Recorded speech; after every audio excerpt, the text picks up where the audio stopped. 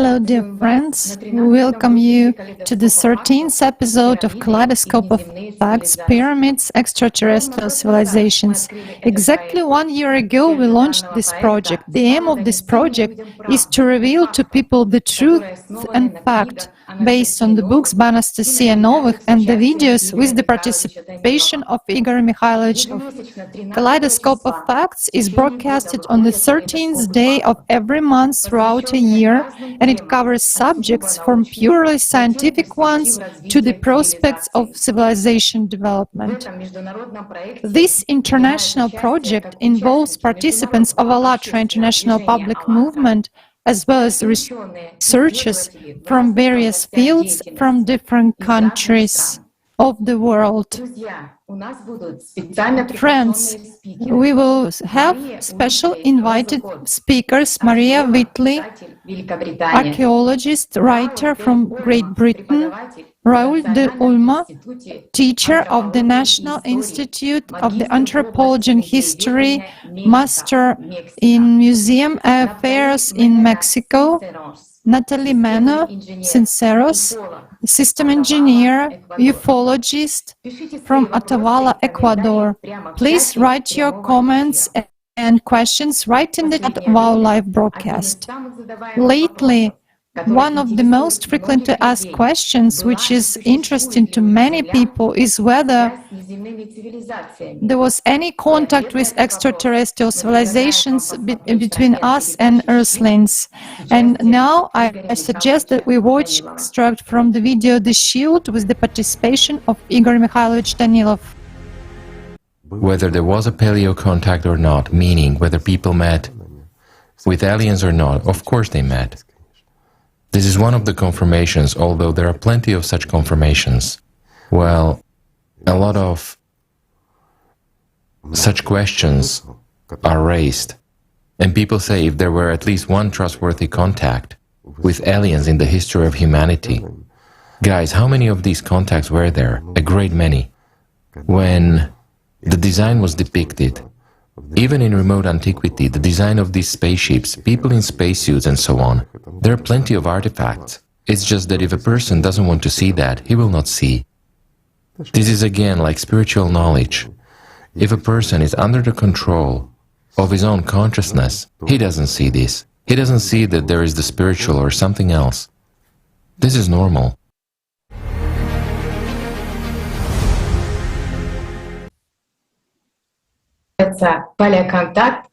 So it turns out that the paleocontact does not ever cease, and there are traces in the antiquity, such as pyramids and specific artifacts, as well as records that evidence communication between Earthlings and extraterrestrial civilizations. Such facts are found on almost all the continents of our planets, and one of such confirmation is a stone of extraterrestrial origin, which was named after by the ancient Egyptians Ben.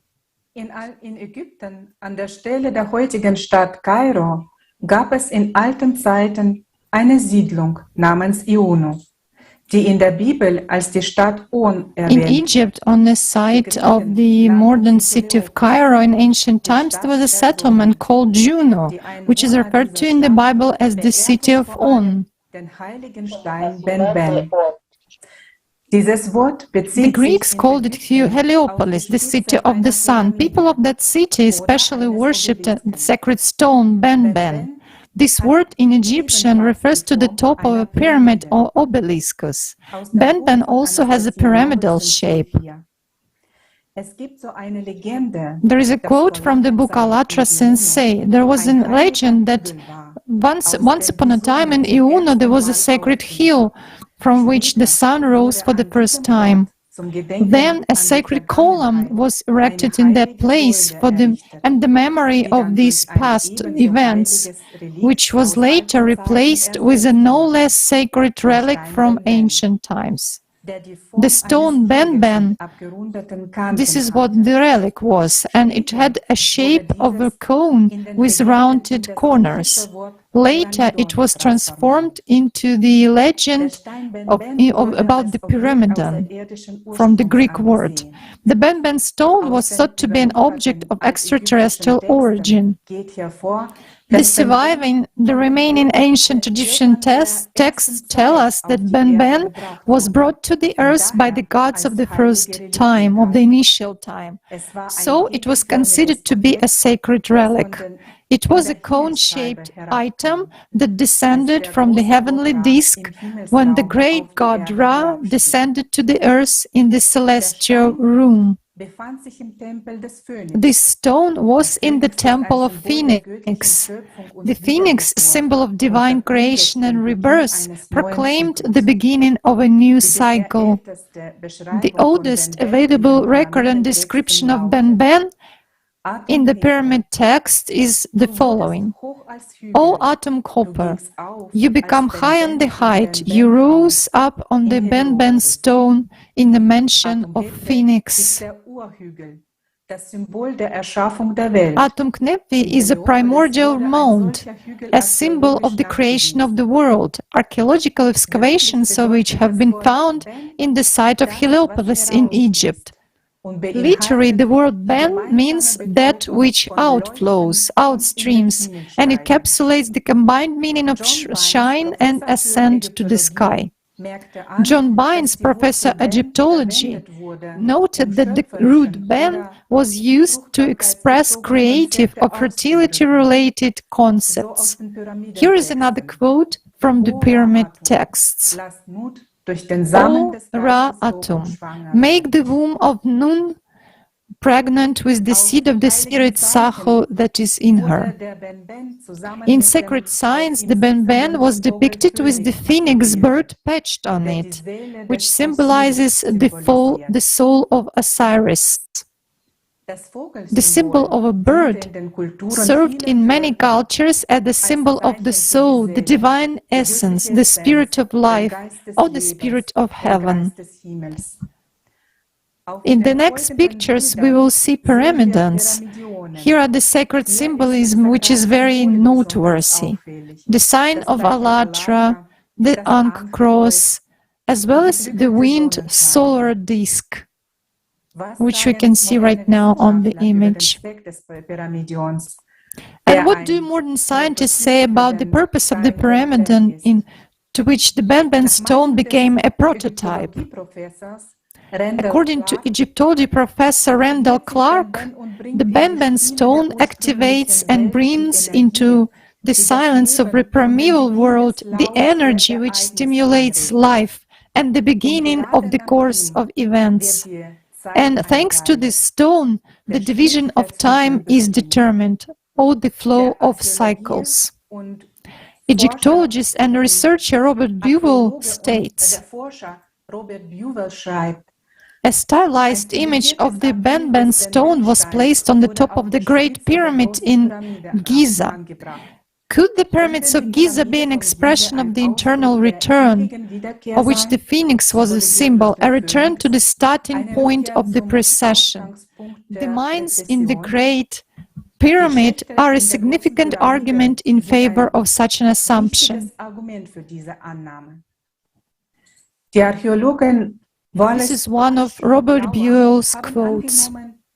Egyptologist Wallace Budge and lawyer have suggested that the Ben stone is a relic similar to the black stone of the Kaaba in Mecca. According to the opinion of Valery Uvarov, scientist and expert in the field of paleotechnologies, amplification of the Earth's energy flow by means of pyramids and Ben stones in a specific range of frequencies revealed an opportunity to manifest a special kind of energies, which can influence evolutionary processes on the Earth and reveal the potential of inner energy and mental abilities of a human being. As we know, according to the Encyclopedia of Primordial Knowledge in the book Alatra, one has an energy structure shaped as a pyramid with a truncated top. At the top of the pyramid, there is personality, the one who a human being really is, whom he perceives himself, the one who makes a choice between the animal and the spiritual natures. in the pyramidal structures such as a top on the Benben stone, noch zu lösen ist. whose mystery we still have to reveal. Today's Kaleidoscope of Facts is a continuation of a topic that was presented and discussed last December last year. There was a lot of information about the pyramids and it was collected. It was so important, but it was just impossible to include everything in one episode of Kaleidoscope of Facts. So before we continue, let's recall what was discussed at the Kaleidoscope of Facts, Pyramids, Part 1.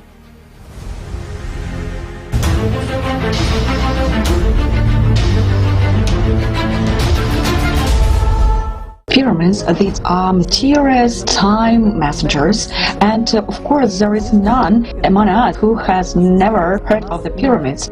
Pyramids. They are found on many planets of the solar system. They are on Mars,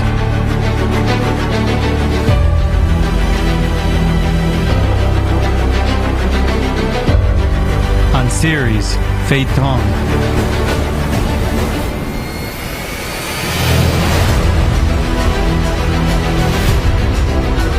on the Moon,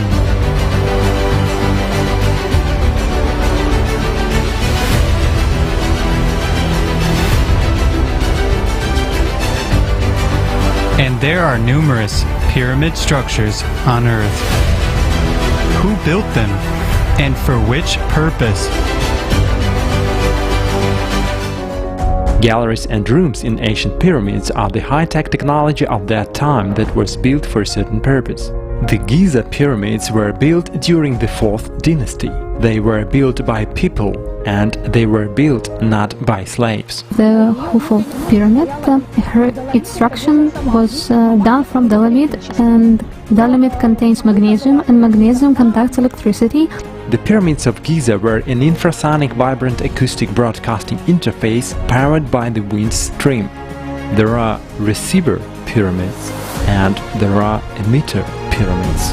In ancient times, levitation was used just for practical purposes. With the help of it, the blocks, stones, and sculptures were moved. Scientist Joseph Davidovich, he proved that the blocks of the pyramids were made not of natural stone but of G-polymer. How about Bosnian pyramids?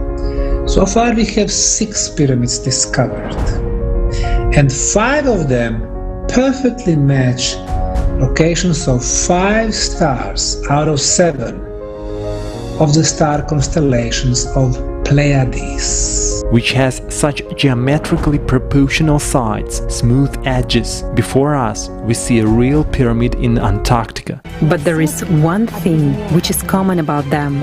These unique grand objects were built in ancient times and represent a single global complex linked to Kailash.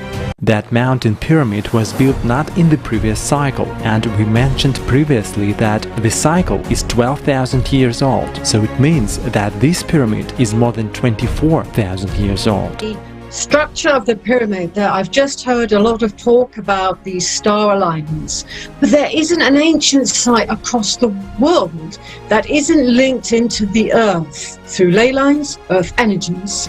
Many pyramidal and temple complexes are a projection of the starscape on Earth. For instance, the pyramidal complex in Giza and Teotihuacan are a projection of the Orion constellation. The Pyramid of the Magician in the Mayan city of Uzmal is a projection of Scorpius constellation. The Angkor Wat temple complex is a projection of the Draco constellation. It turns out that the location for the construction of the sacred buildings were chosen not by chance. They provided for an essential condition for meeting a certain engineering task. Pyramids are connected with the core of Earth and were built in order to prevent climate catastrophes. All pyramids, in essence, are artificial or man-made or by some beings not from Earth. But then all of a sudden you start looking at other planets and you start to see the same exact types of pyramids on other planets. Now you really have to scratch your head because you can't just say coincidence anymore. This is obviously leading to one architect. Some of these influences from beyond, some of these influences that really seemed very striking in a lot of ancient texts. I'm sure, guys, that when all of humanity unites into one society, a creative society, we will be able not only to build thousands of pyramids, we will also have free energy, and we will be able to go beyond this sphere.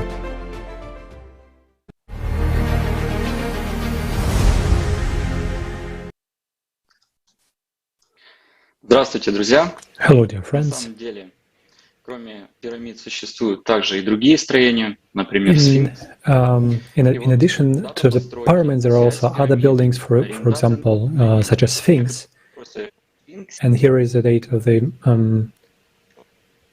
construction, and the construction date, correlation with the pyramids, alignment with the stars. Those are just some of the questions about the things that are still haunting scientists. According to the official version, the Sphinx was constructed 4,500 years ago by the pharaoh Khafre. The inventory still at the period of the Sphinx state, the pharaoh Khufu, who discovered the Sphinx, inspected it, witnessed damage from the lightning, repaired the damage, and had been cleaning the statue from sand drifts later on. In the 1930s, Egyptologist Salim Hassan found evidence of lightning strike on the Sphinx, described it in the text of the stele, and evidence of repairs of the statues by the pharaohs. Thus, the pharaohs maintained the ancient monuments in proper condition. The text of the stele does not state that the Sphinx was built by a pharaoh, but there is the first syllable of Khafre's name, Khaf. Therefore, the construction of the Sphinx is associated with the name of the pharaoh. Even if the syllable Khaf refers to the pharaoh Khafre, it doesn't mean that was him who built the Sphinx. Fact number 2. Wherever the text of the inventory stele was analyzed by the philological point of view, it was discovered that spelling of the hieroglyph doesn't correspond to the time of Cheops, but to an earlier era. Fact number 3. In 1993, Frank Domingo, well-known forensic artist of the New York Police Department, conducted a comparative analysis of the face of the Sphinx and the statue of Khafre and concluded that these works depict two different people. Fact number 4. Tokyo archaeologists led by Professor Yoshimura proved that the Sphinx stone had been processed long before the blocks of the Cheops pyramid. Fact number 5. Disproportionality, small head of the Sphinx. Robert Shaw, professor of geology at Boston University, believed that the original head had been seriously affected by weathering and erosion, and the pharaohs might have made a new head by the recarving the original head, so it became smaller. Fact number 6. In 1992, geologist John Anthony West, the geology professor Robert Shaw, studying the destruction of the base of the Sphinx, discovered evidence of water erosion. The basis is concluded that the Sphinx was built earlier than 10,000 BC. At that time of Nile Valley areas were experiencing heavy rainfalls. That is, the Sphinx was built before the period of human climate in Egypt. Thus, taking into account the arguments of the above-mentioned experts, we can state that the Sphinx was built during a much earlier period, more than 12,000 years ago. The Sphinx is highly advanced construction. For example, there are 3 facts about that. The Sphinx is carved out of the rock of the Giza Plateau, as a monolith. Friends, simply, as we know, we in our civilization haven't done such kind of thing. Second, it is a highly artistic monument. Third, it is found that its eyes are depicted precisely at the point of sunrise on the day of the vernal equinox. It is more than obvious that the builders of the pyramids, the Sphinx builders were the good astronomers and paid significant attention to the relative position of the shape of the pyramids. Fact number 8. Correlation with the pyramids. If we consider the proportions of the pyramids and the Sphinx, these proportions will coincide exactly with the proportions of the distances between the planets and of the solar system. The pyramid of Cheops points to Venus, the pyramid of Khafre points to Earth, the pyramid of Menkaure points to Mars, and the symbolic center is pointed to the Sun. Second, the Japanese scientists using electronic equipment discovered a tunnel under the left pole of the stone state leading to the pyramid of Khafre. The technology behind the construction of monuments on the Giza Plateau has not been surpassed or improved even ever since. On the contrary, the later the constructions were built, the more primitive they became. Could hunter-gainers have a megalithic science with strict proportions in alignment with the stars? Why the information about this age is hidden? Why don't they speak up about the water erosion gutters, and why were those gutters immediately polished? Why aren't people allowed to enter the underground corridors under the Sphinx? Could it be beneficial to someone that we don't even look for any evidence of the connection is highly evolved civilization? This was announced in the Kaleidoscope of Facts. Thank you very much. I pass the board to Tatiana. What can be the provement of the sphinx that was found on Mars, which almost repeat the features of the terrestrial Egyptian sphinx, serve as a real proof of the connection of extraterrestrial civilizations with the pyramids on Earth. In 1976, the Viking orbital station took pictures of Mars in the region of Cydonia. One of them showed something similar to a human face, but NASA saw it as a play of light and shadow. In 35 Martian days after the first picture was taken, another one was taken under different lighting conditions. A giant face was clearly visible on the picture. When the face was studied by American artist Jim Shannon, he determined that it is a deliberately created monument, similar to those left by our ancestors, describing it as having classical proportions. Writer Graham Hancock concluded from analysis of the data that the bilateral symmetry of the face is similar to that of humans. It is unlikely to be so just by accident. And comparing the face on Mars and the Great Sphinx, one can see resemble the headdress of the pharaohs and names are clearly distinguishable.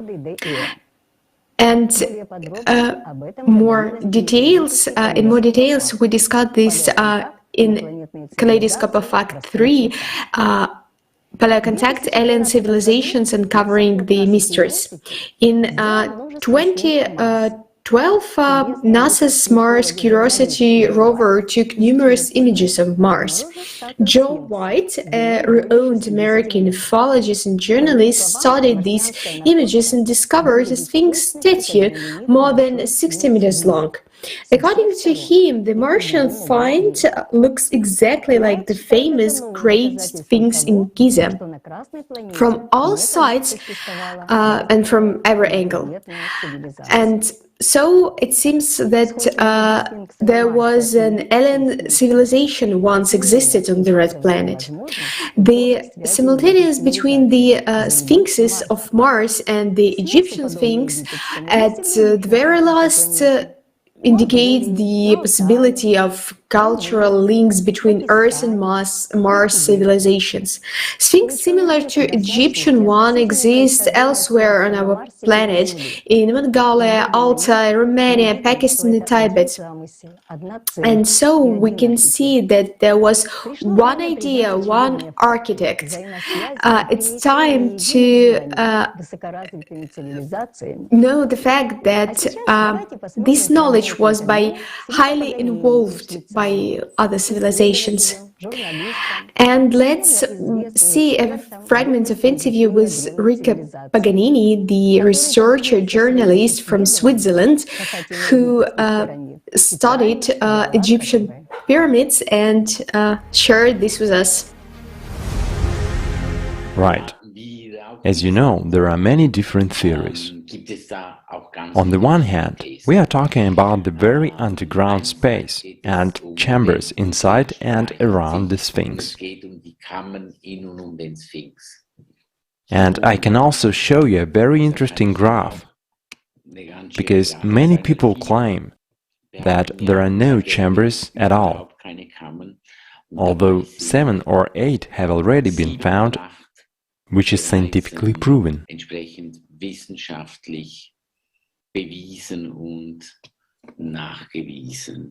So, it's here. And while I'm looking for this picture, I'd like to point out that Egyptology states there are no underground chambers in Giza, except for a complex of tombs. I've been there myself. So now we have a good picture. On the one hand, we have the Osiris mine, which, by the way, Professor Hurtak discovered in the 90s, and the Osiris mine is an undersurface three-story structure that descends 28 meters underground and has three different levels. In the case of the Sphinx, they say that there are no chambers there. Can you see it in this picture now?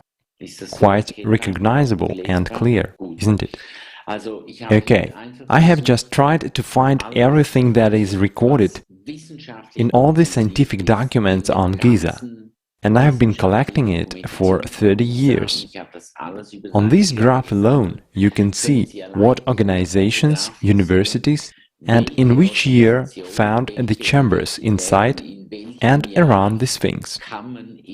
So you can see that there are already 12 different chambers here that are scientifically documented. Under the Sphinx itself, there are 2 chambers that have been measured.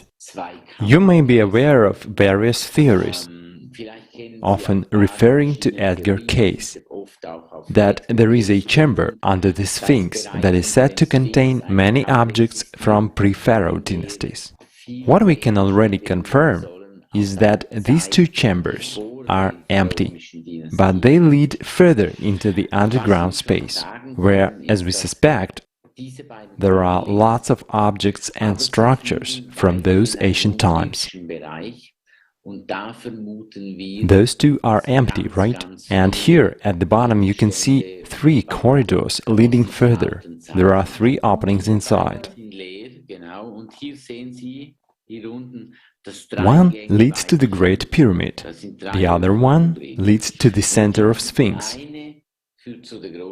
and the third one leads to the desert. The hardest part is to find researchers who will be open to that. And we are lucky that after so many years of work in Giza, professors, archaeologists, and Egyptologists from 2 Egyptian universities are also interested in this. But the process of obtaining permission is extremely complicated. We hope that we will soon obtain it, because we believe that this will once again greatly change the significance of Giza, as then we may be able to recognize and prove the level of advanced civilization that had existed before. Our opinion, they were empty already, just as the chambers in the Great Pyramid always were. This is also somewhat complicated, because the point of view of Egyptology still says that the 3 pyramids were built by 3 pharaohs, Khufu, Khafre, Menkaure, although the design is completely different from all the other 100 pyramids in Egypt. Another point is that these 3 pharaohs were buried not there, but in the Valley of the Kings, where all the pharaohs had been buried, while each tomb of pharaohs was completely covered with hieroglyphic inscriptions, walls, ceilings, and everything else. The inscriptions tell about what they did, how many houses, wives, and children they had, but nothing is mentioned about any of these 3 pharaohs building a pyramid. And as for Khufu, there is a historical reference where he was said to build a small temple for his wife next to the Great Pyramid at the time when he was a pharaoh and was responsible for protecting that place. So all those chambers have always been empty. In the Great Pyramid, you will not find a single hieroglyph, not a single one. Moreover, it is challenging to cut a hieroglyph on a red granite stone using a stone hammer and chisel. It just doesn't work. So for us, it's like another piece of evidence that shows that the technology used there was not available in the time of pharaohs. But I have great respect for the pharaohs' dynasties. It's incredible what they accomplished. All the other 100 pyramids that were built of small stones were also great achievements. But it is important to distinguish and see that the Great Pyramids have a completely different design and a completely different function, because all the other 100 pyramids were actually tombs. Everywhere, mummies and inscriptions were found in tombs, but not in the three Great Pyramids. It is also noteworthy that only in the Great Pyramid there are 4 official chambers: the so-called King's Chamber, the Queen's Chamber, the Grotto, and the Gallery Chamber. The Gallery Chamber is actually the largest one, and the total number of chambers is 12. There are also some chambers which are larger than those that are acknowledged and scientifically documented, but denied. We can say that in the Great Pyramid the only chamber, the well shaft, is under the pyramid in the ground. There you go down about 100 to 120 meters until you come to the so-called grotto. It is a very special space, very special energy, also in terms of vibration. In comparison, in the middle and the small pyramids themselves, not a single room was found even with the most modern equipment. Both structures found in the small and the middle pyramids are located under the pyramids, underground. It is also important to discern that. Answering your question further, the purpose of the Great Pyramid is related to energy interactions. It serves communication, it serves vibration, it serves awareness, it serves initiation, and above all, it is built exactly on the site. We can say it's like crown chakra of the Mother Earth, intended to work with energies, vibrations, and communication. So ultimately, it is a pyramid of consciousness. I mean, different aspect of consciousness that we can recognize and use again.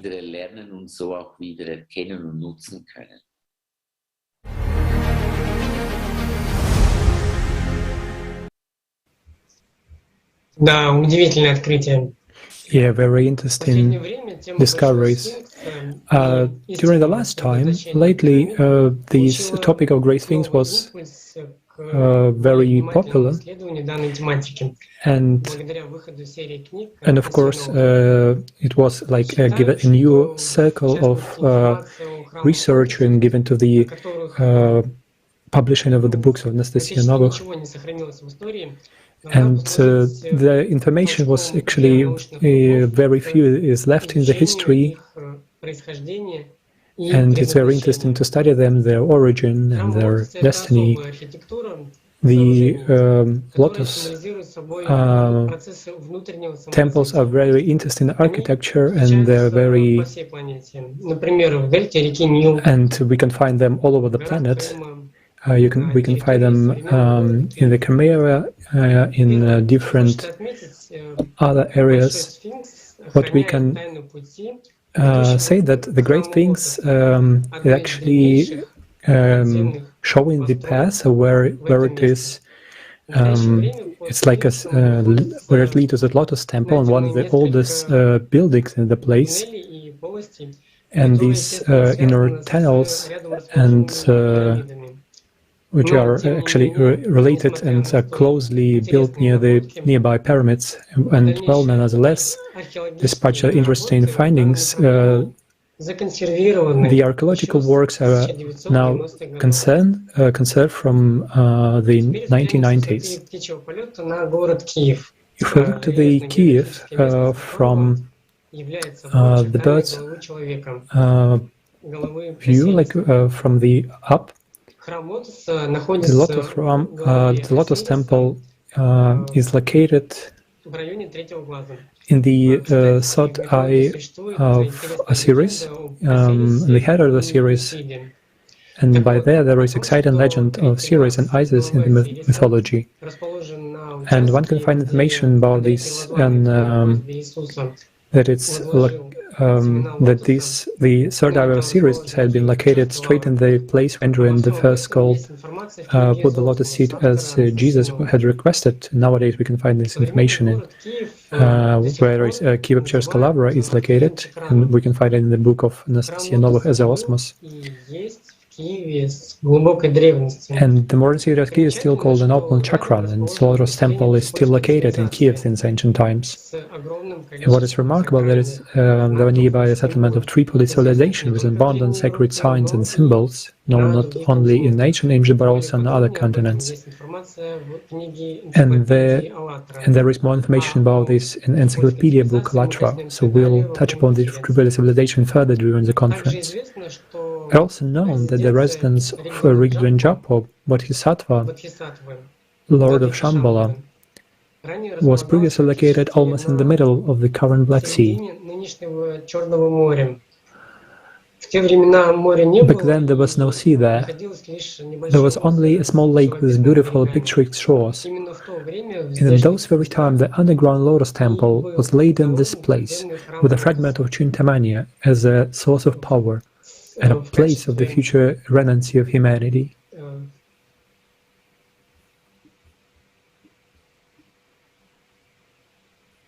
В качестве источника силы и места будущего духовного возрождения человечества. Другой храм Лотоса, не менее древний, Lotus Temple, no less ancient, is located in Mount Crimea and is described in detail in the book As Osmos. Храм Лотоса представляет собой сооружение в виде распускающегося. The Lotus Temple is a structure in the form of a blossoming out lotus flower inside a vast hall, which resembles half a sphere. The temple is made of a stone looking like white marble. It has a diameter of 12 meters and a height of 7 meters, and is placed in the middle of a huge monad, which decorated the floor. В центре огромной монады, украшающей пол. It's certainly no coincidence that the White Lotus Temple are closely related to the pyramid structures. More detailed information on the pyramidal energy structure of a human being will be present a little further in the Kaleidoscope of Facts. And in general, all these grandiose structures play a key role in the development of human civilization.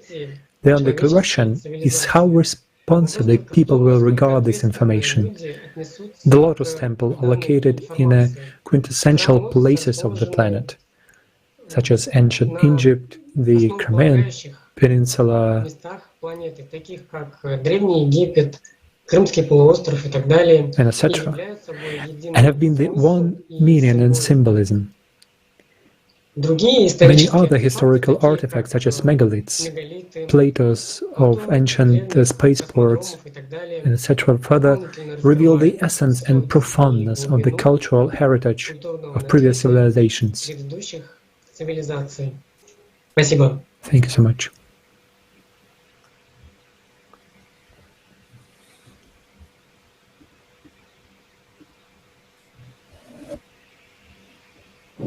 In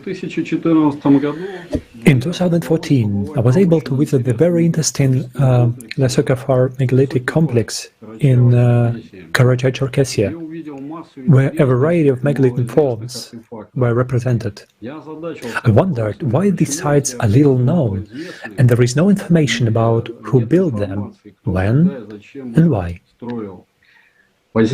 Having studied the question later, it became clear that megalithic complexes exist on all continents and countries. And it's only on the parts of on the planet accessible to mankind. Megalithic structures, like which is a Greek name for big stones, can be in the form of pyramids, dolmens, menhirs, cromlechs, and temple complexes.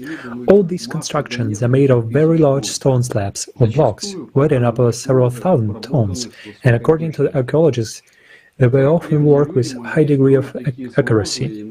How could ancient people have built such complex and knowledge-intensive structures? Judging by the size, technological, and knowledge-intensive nature of these objects, they could not have been made without the involvement of high civilization. The question is, for what purposes? Today there are clear bases to declare about the connection of ancient civilizations with more advanced civilizations not of terrestrial origin. There is evidence not only by the level of knowledge required of the construction of these structures, and now scientists already come to a conclusion that groups of menhirs, cromlechs, and sates are absolutely clearly located in places gravitational and EM anomalies. These facts indicate the ancient possessed of technologies of geolocation.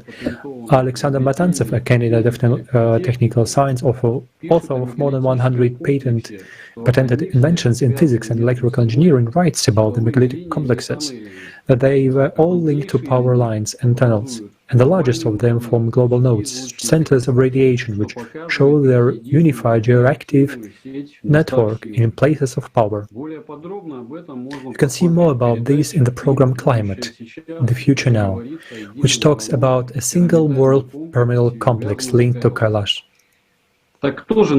So who taught Earthlings how to cultivate the land and make crafts? Who gave them knowledge of medicine and the structure of solar system? It is logical to assume that more advanced beings must live in space. And there is plenty of evidence for this, that in ancient times our planet was actively visited by aliens from outer space. Aliens have left behind not only a long memory, which became a basis of a number of ancient myths and legends, but also quite tangible traces. This includes ancient structures of a mass of archaeological artifacts. Those origins cannot be explained by science.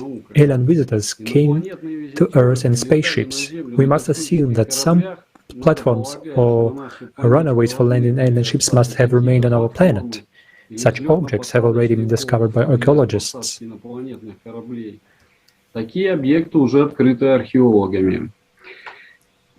most preserved dolmens in the world, and we can see that the largest assemblage of about 30,000 of them were found in Korea. They tend to watersheds, karst areas, slopes with river, mountainous or forested areas. The chambers of a dolmen is trapezoidal or rectangular, sometimes circular. The shape of a dolmen makes it an acoustic device, reflecting off the stone wall, sound, vibration, overlap, resonate and intensify. There are dolmens which cover plate alone weigh 20 tons. It means so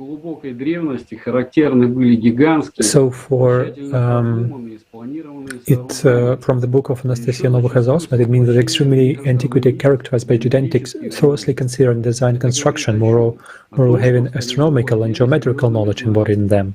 What was this indicate? It indicates that in all the times people did possess serious knowledge. So dolmens basically served as acoustic resonators for people to influence their energy structure. So why? And here a completely logical picture emerges. Cosmodromes for constant visits to our planet by more highly developed civilizations that shared knowledge and help in the construction of such a huge number of objects. And dolmens were constructed for preparing people for some important energy exchange processes.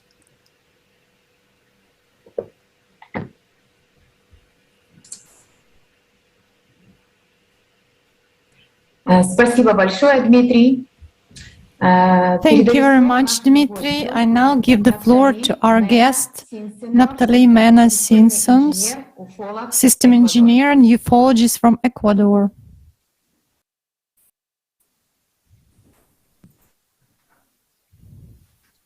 Saludos amigos, me es grato acompañarlos en esta transmisión Hello, dear friends. Kaleidoscopio de Hechos.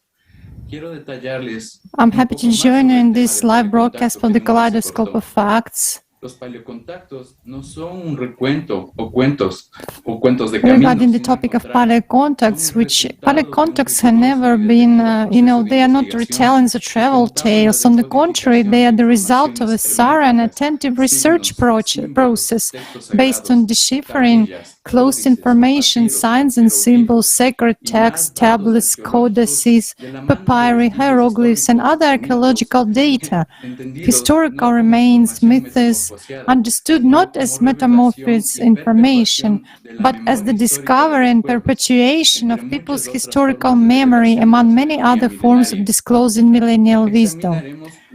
Let's consider more or less probable traces that some disappeared civilizations could have left on the Earth. And it doesn't exclude any hypothesis about a civilization with extremely advanced technologies that would even surpass our modern technology in an era preceding what we call prehistory. Atomic radiation thousands of years ago, teaching coming from beings from beyond the Earth, high intelligence in our development, and aliens as source of our species. We offer to your attention the analysis and our own research, a number of great riddles that official science had not yet been able to explain enough in a sufficient scope, and ambiguous remnants that indicate that before the civilization, which people are nowadays studying and consider it to be the first in the world, but basically there are older civilizations which are completely unknown to mainstream historians. The planet Earth is marked here and there with irrefutable traces. Probably you have already heard that there are very interesting clues in Nazca, and there are rock paintings depicting astronauts in spacesuits in the prehistoric caves of Tassili. And also there are colossal statues on the Easter Island in the Pacific, which cannot be explained.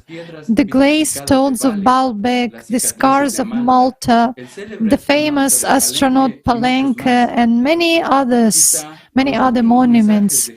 Perhaps the last messages left by the stellar predecessors whose civilization preceded our civilization. Science has already given quite accurate and specific archaeological data on the visits or the presence of extraterrestrial civilizations on our planet, such as, for example, the famous ancient 12,000-year-old stone discs, 716 stone discs, each of which has a metal hole in the center made of an alloy of cobalt and another unknown magnetic metal that emits strange vibrations, with special carved letters and inscriptions, as well as high images in permanent colors, thin gray or yellow creatures depicted on them. These discs were discovered by the Chinese archaeologist and researcher Tsum Omnui in the caves and underground galleries of the mountainous Sino-Tibetan border region of Bayan Hai-U, also called Bayan Hargstan, 770 kilometers away from Lhasa, northwest. Lhasa is the capital of Tibet. However, as it is known, cobalt is a grayish, hard and flexible metal which was discovered by the Swedish scientist Georg Brandt in the mid-18th century, in particular in 1735.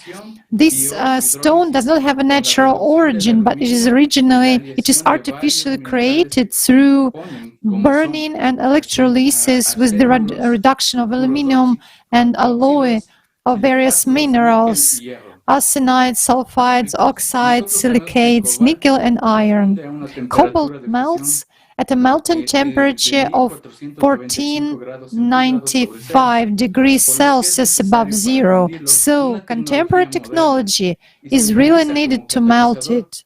only contemporary technologies, and this material is used as a catalyst, as an oxidizer for electrical resistors, for electroplastin, for metallurgical alloys of 40% cobalt with steel, for the manufacture of superpermanent magnets, and for the manufacture of steel tools connecting cobalt and chromium, for metals with high speed, such as those used in the aviation and meteorological industry, of UFOs also that fly at dazzling at high speeds, and probably with electromagnetic energy. As far as we know right now, neither China nor Tibet are exactly the producers of cobalt in our world, but other countries like America and Europe, they do produce it.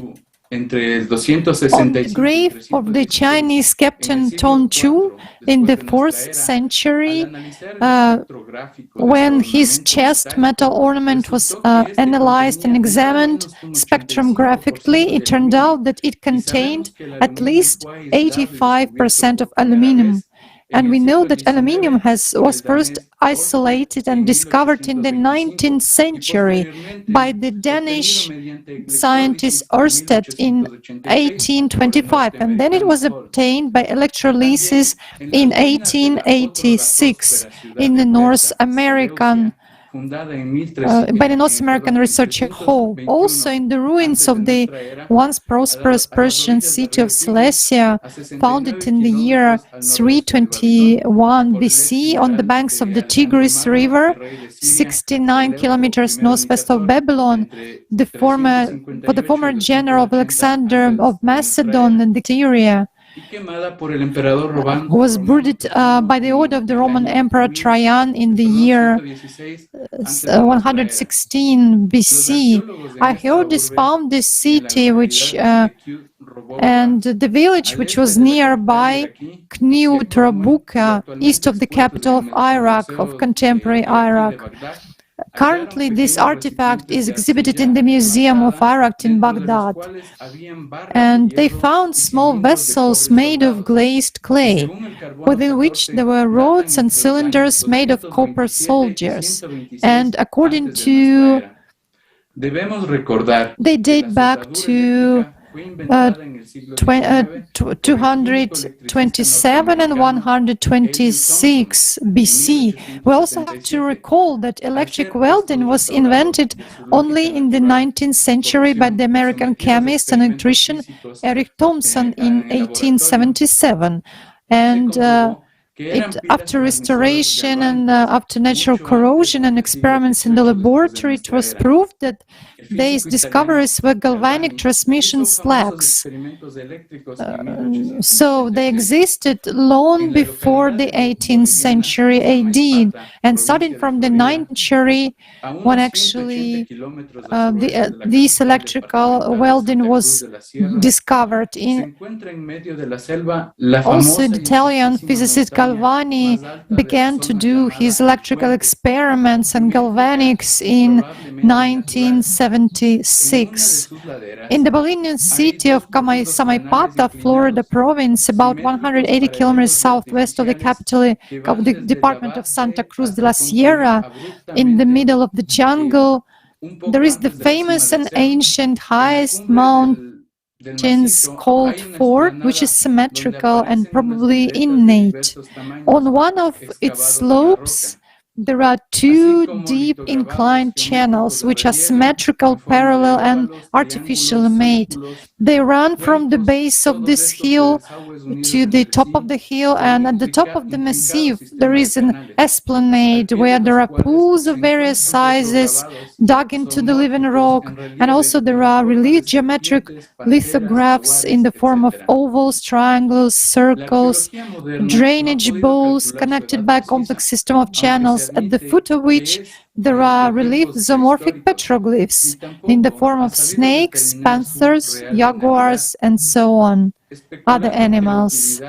Modern archaeology has not been able to determine the exact age of these artifacts, although it admits that it dates back to prehistoric times. Also, they failed to determine the real purpose because they are attributed to indigenous people. Funniest thing is that among the ontological legends of the Aborigines, there is one that says that from this peak, the primeval gods ascended to the heaven. Can these ditches be real and ancient launch ramps for spaceships, actually? All these intriguing archaeological data undoubtedly prove, according to the logic of historical and technological conclusions, that at the dawn of our human civilization, we probably were already visited by extraterrestrial civilization at least 100 times. And they were intergalactic visitors who actually introduced, offered, and gave us access to some modern meteorological technology, the use of which did not correspond to the technology existing at that time on the Earth. From everything which was mentioned today at this conference, we can conclude that paleocontact has never been lost on the Earth, and today it is even more relevant and powerful because it continues to teach us to rediscover humanity, starting with new facets of knowledge from our past to the present. Thank you very much. We are so happy that in our Scope of Facts we have scientists and we can hear information from first-hand information about paleocontact. Let's watch a fragment of the program 30's material with the participation of Igor Mikhailovich. The next question: will there be contact with aliens? What does it mean, will be? Well, they write this way: will there be contact with aliens? But it has never interrupted. It's like, you know, may I talk to you sometime? And what are we doing with you now? Or haven't we been talking or what? Or were there times when there was no such contact with aliens?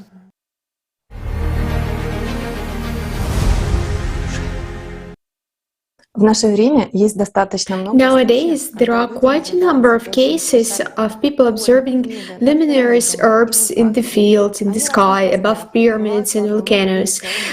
They vary in size, come alone or in whole groups, and their behavior and movement is rather strange. They can suddenly appear and disappear.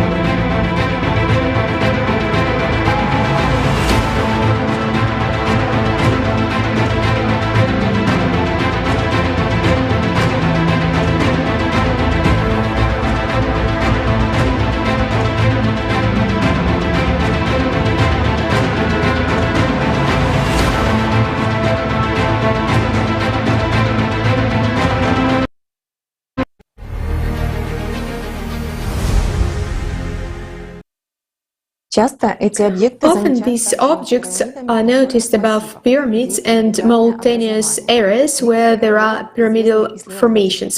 Viktor Kotlarov, a well-known researcher and writer from Kabardino-Balkaria, has not once witnessed such phenomena. There are many pyramids in Kabardino-Balkaria. Let's just say there are many pyramids in quotation marks or natural formations of the pyramidal image.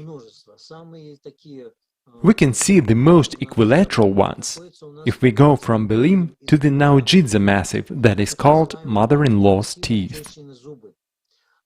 Indeed, on the way there are two pyramids that we've examined and inspected, but in my opinion they are natural ones. If we talk about Karasu, At some moment, it seemed to me there was a manifestation of human handwork. Maybe they aligned them, maybe did something else. The pyramid, which is located on a plateau in the Karakora Massif, also, in my opinion, is of artificial origin. Many believed that we also have pyramids in the Elbrus region. This has also been repeatedly written about. But no one has conducted any targeted research. If we talk about pyramids, then people, this may sound too wrong, people who are not involved there. Either it is different technologies, or it is different knowledge, but it is difficult to assert that people could construct such pyramids. I do not believe this. We have repeatedly witnessed incomprehensible bunches of energies, these luminous balls. They leave like a trace or something circular in our photos. We shot them. I do not know what this energy mass, this clot is. I find it difficult. I have never encountered them directly, but I saw them from afar, including in the Karakora Massif. I believe that our world is not the only one, that there are several parallel worlds that exist practically next to ours, maybe for some few minutes. If it is the world from which mysterious devices called UFOs, unidentified flying objects, come to us, if I have met dozens of people who have seen UFOs, if I myself, among many other people, have seen UFOs, why should I not trust my perception and my vision? I have interviewed UFO witnesses. Why shouldn't I believe? When a UFO appeared in the Baksan Gorge and then went to the Chagim one, dozens of people saw it. There was evidence in the front of reports from police officers claiming to observe a certain object in a certain place. When these reports are in my hands, try to make a person who has not seen come up with something. If these reports were collected at the Ministry of Internal Affairs of the Republic, doesn't it mean that something is wrong here? This is the world from which they come to us. Well, let's just say the world ahead of us. The world is ahead in time, and not only in time, so to say, in the development of mankind. Well, I don't know who lives there. I think it's a humankind.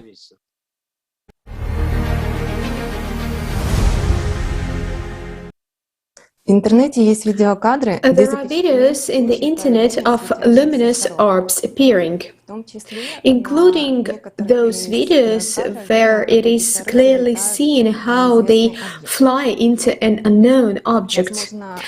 Such an object could be an alien craft.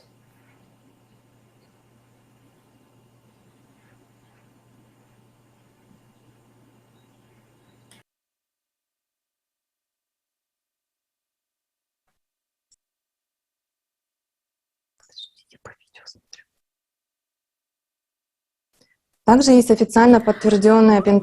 there is an official confirmed by Pentagon video dated 2019, which shows a pyramid-shaped object hovering above a US destroyer in a glowing field. It looks like a glowing orb.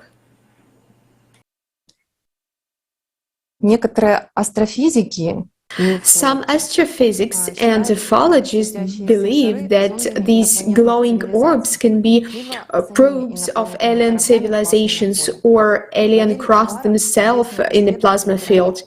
Valery Uvarov, a renowned pyramid researcher and ufologist who has been studying these issues for more than 30 years, have the same point of view. When we discuss such kinds of stories that people have seen some spherical objects, I must admit that these objects look like balls, but they are different in nature. There are small objects of this size, there are large objects, but they also look like a ball outwardly. The question is, what are we talking about? Do such objects exist in principle? Of course they do. On the other hand, this small ball is an information probe. Indeed, someone is watching people, space and some kind of process through it. A probe. On the other hand, it is a large ball, up to 40 meters in diameter. This is a plasma ball. A UFO, a flying object, is inside it. It's a source. The source generates this plasma ball. It uses plasma in order to push through space and move to another dimension. There can be lots of such plasma objects.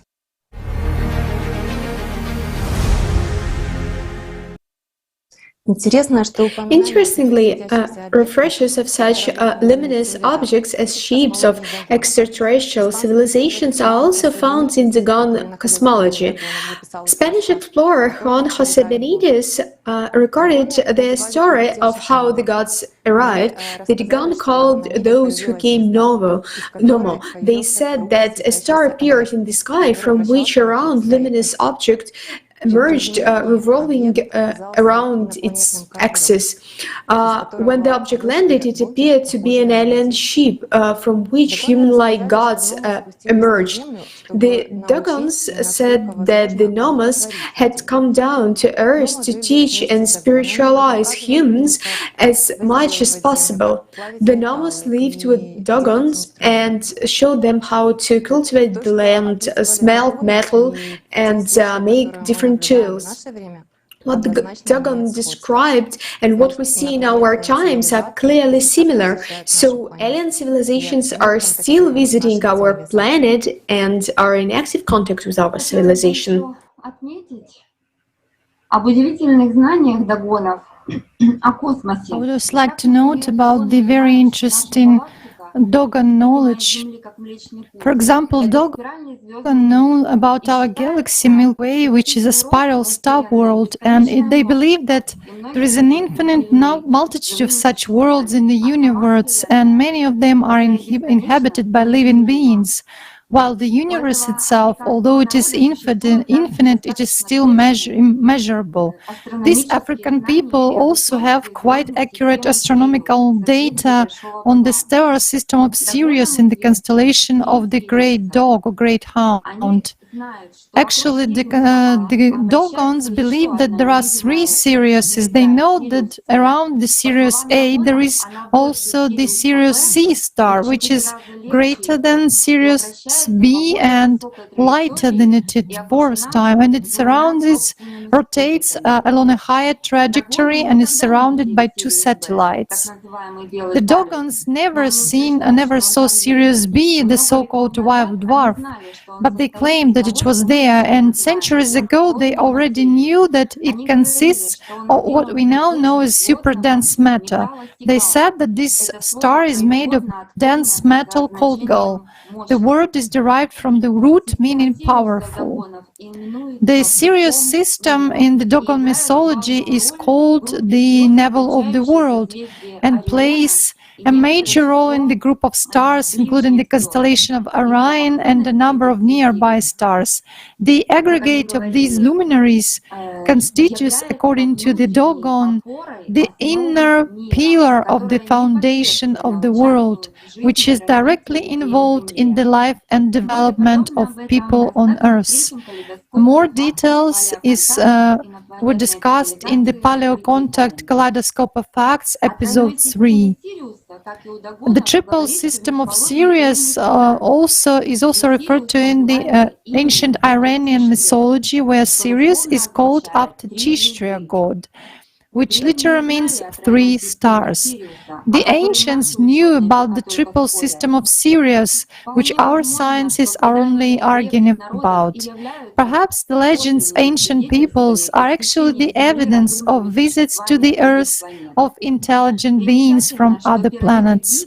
And it is remarkable that the pyramids of Giza are located as an earthly reflection of the stars of the Orion's belt, and many ancient megaliths and other structures found on the planet were also designed according to the stellar map or built as observatories for watching and examining stellar systems, mostly of Orion and Sirius.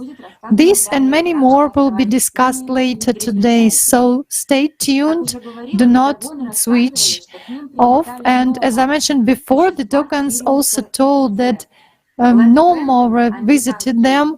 Such creatures from Sirius sea. Let Scranton, an American researcher and writer, noted that Nomar were not like humans, and originally they were not material.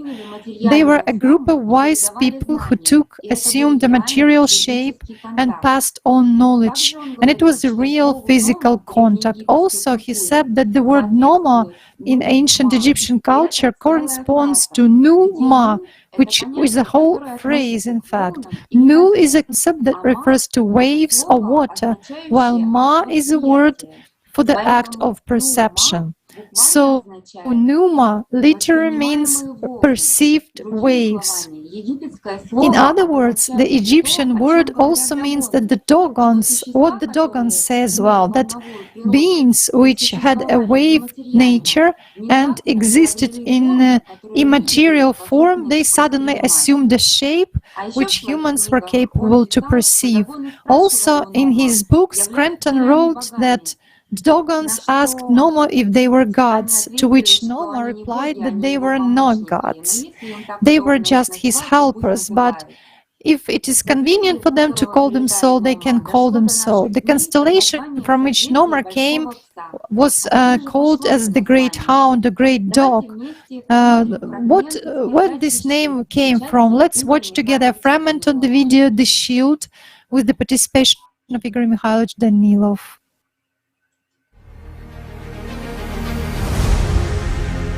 I recall that once you told about the African tribe of the Dogon.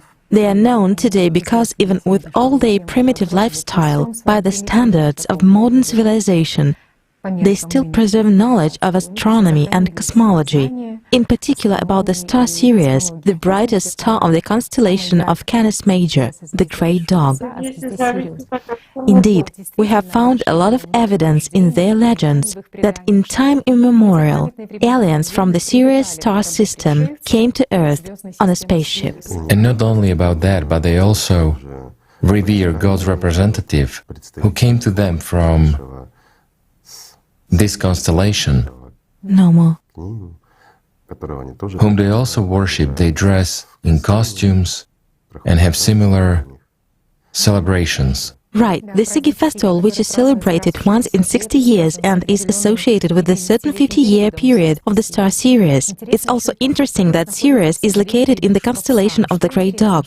What's interesting is how they explain why this name of the Great Dog originated. Ancient Sumerians called the Sirius constellation the Dog of the Sun, and already much later Greeks and Romans started calling it simply Dog. They started calling it the Dog constellation. Right, it was already a distorted name. Exactly because God had come. An alien from Sirius, right? Who was teaching and instructing them, giving them knowledge, including cosmological, spiritual, and practical knowledge in this world. And according to their legends, he was called Ker. By one legend it was dog, by another one it was Ker. Well, that's how it got distorted. While another thing is interesting here, the play on words. Yet what was that man called in actual fact? Sabah. Meaning this relates to something completely different, and a dog has nothing to do with this. So they confuse Sabah with a dog, Sabaka, in Slavic languages, and later on it was also called a cur. And if we look into ancient texts, well, of the times of Sanskrit, then exactly Sabah, Sabaka, dog, it got twisted. So, precisely Ba is the same as the soul. Of course. Are external shells. Right. Sah means spirit, will, highest enlightenment, meaning an enlightened soul came into this world. This referred to spiritual notions. Well, this is described in the books. Yes, in the books by Anastasia Novych. Who they were and why. It just turns out to be such a seemingly little, insignificant by the system standards, well, surely. Such a little substitution, but it totally distorts the spiritual meaning of what was initially inherent. Well, there is not actually spiritual, but rather practical meaning there. The spiritual is secondary there. It was specific knowledge which was conveyed, including knowledge of the world structure, well, such a purely materialistic understanding. Yet that knowledge was accurate. At least this eliminates the question whether there was a paleocontact or not, meaning whether people met with aliens or not. Of course they met. This is one of the confirmations, although there are plenty of such confirmations.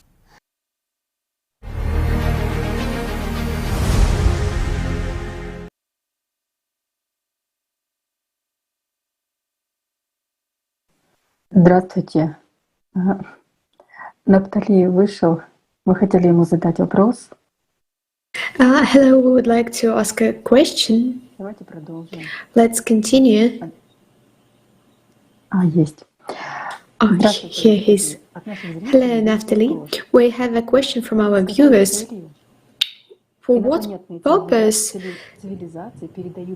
the alien civilizations share with us different knowledges, and what role plays the megalithic buildings on our planet?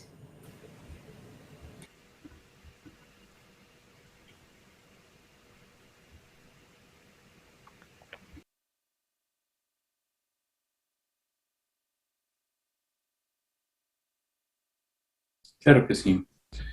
Bueno, según lo que nosotros las personas Yes, of course, I will answer. la ufología, According to what we are studying, like in mythology, we have a large number of hypotheses and theories about what the purpose for which aliens come to Earth, to us on Earth, and give knowledge to our civilization. And these messages that people received in direct contact, who are contacted with UFOs,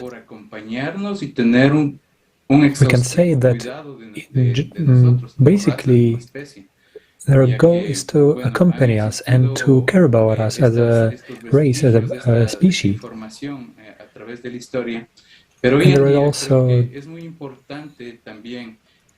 also present an information like that in our history, and we can say that they came in order to orient us in this world, give us an orientation. They teach us, they show us how are we as a human species. And I think that they, in sort of sense, they give us impetus, and they give us information about the future, and we expect that we accept this information about the aliens, and they expect us that we accept this information as a present in history. Thank you so much.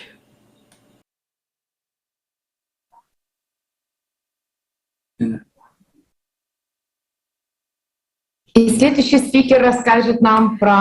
our next speaker will tell us about the knowledge that were brought by spiritual creatures in myth and legends. Dila, please, the floor is yours. We can find different myths and legends about certain beings who brought to a particular people and contributed to the spiritual and moral development of them. People called these creatures either teachers or gods. We'll especially know the myth of those people where historians and archaeologists find megalithic structures and pyramids. In the mythology of Ainu, Japan, there is a god Iona, and he engaged people in cannibalism, and during his repetitive visits, Iona taught people how to handle fire and various crafts, and most important, he weaned them from cannibalism, and he destroyed all the weapons. Yes, Dila, when we turn to the mythology and legends, we see that some creatures built pyramidal and megalithic structures. The so-called gods had great knowledge in astronomy, astrophysics, mathematics, physics, geodesy, and other sciences. For example, in Chinese mythology, the patron saint of construction is mentioned, Lu Ban. One's skill was so great that the gods commissioned him to repair the pillars supporting the sky itself. He invented various tools, organized the construction of many famous structures, including the corner towers of the Imperial Forbidden City in Beijing. Pay attention to their shape. According to legends, the construction of the pyramids of China took place at the time when the first emperors ruled, the sons of heaven, who arrived from Sanyuan star system and descended to Earth on their pyramidal dragons. There were 7 of them, including the legendary Huangdi. They had great knowledge and gave people calendar, abilities of making star maps, treating people, building boats, digging wells, and much more. We also find mention of 7 sages in the chronicles of other ancient civilizations. For example, representatives of ancient Egypt believed that their gods descended from heaven, arrived from Orion and Sirius in human form. The texts of the builders carved on the walls of the temple of Edfu in Upper Egypt tell us about some 7 wise men, including Thoth, who was later transformed into the god of science and wisdom. The temple of Edfu was erected by these 7 sages and was called the Palace of God, all quickly erected. Legends about the gods in Serbia tell about the life of the god Ra and the mysterious pyramidal mountain Urtan. 7 rich sages also appear in Indian legends. Myth and legend of Mesopotamia tell about how their ancestors were visited by creatures, half people, half fish. They were called the 7 sages, and the name of the main one was Oans. And now we see, in the architecture of Mesopotamia, characteristic giant step pyramid ziggurats suddenly appear. Many researchers know an amazing, high level of astronomical knowledge about the agrarian civilizations of Mesopotamia. In 1944, Benno Landsberger, one of the most prominent sumerologists of the 20th century, wrote that the legend of the 7 sages may well have a historical basis. It is curious that another name of the mysterious Oans, Ea, was the name of the fishman Feta, who brought knowledge to the inhabitants of Oceania. By the way, the drawings of the man-fish belong to the oldest rock paintings in Australia.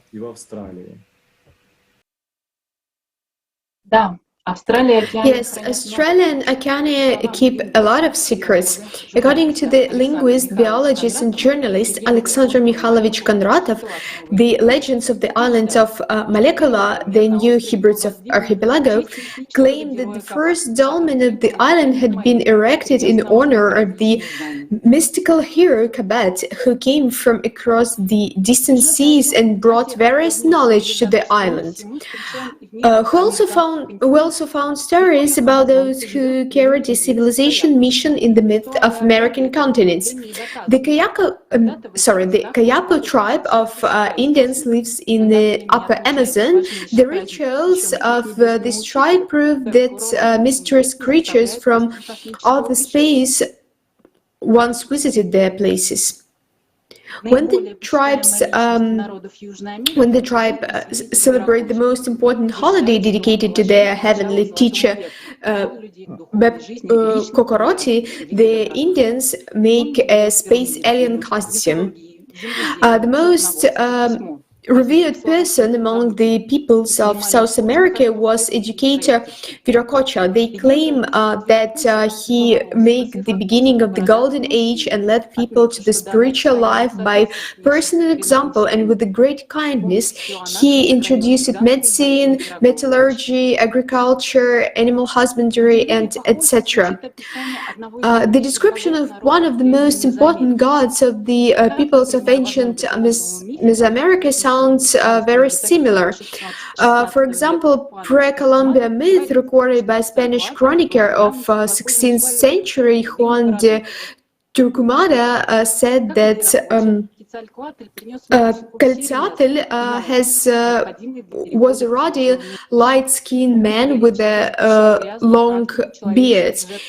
Like Viracota, Quetzalcoatl brought to Mexico all the crafts and sciences necessary for the transition to civilized life. He categorically forbade the dirty practice of human sacrifice during during his reign, and of course, many of us have heard about an ancient city of Teotihuacan and the secretary Quetzalcoatl.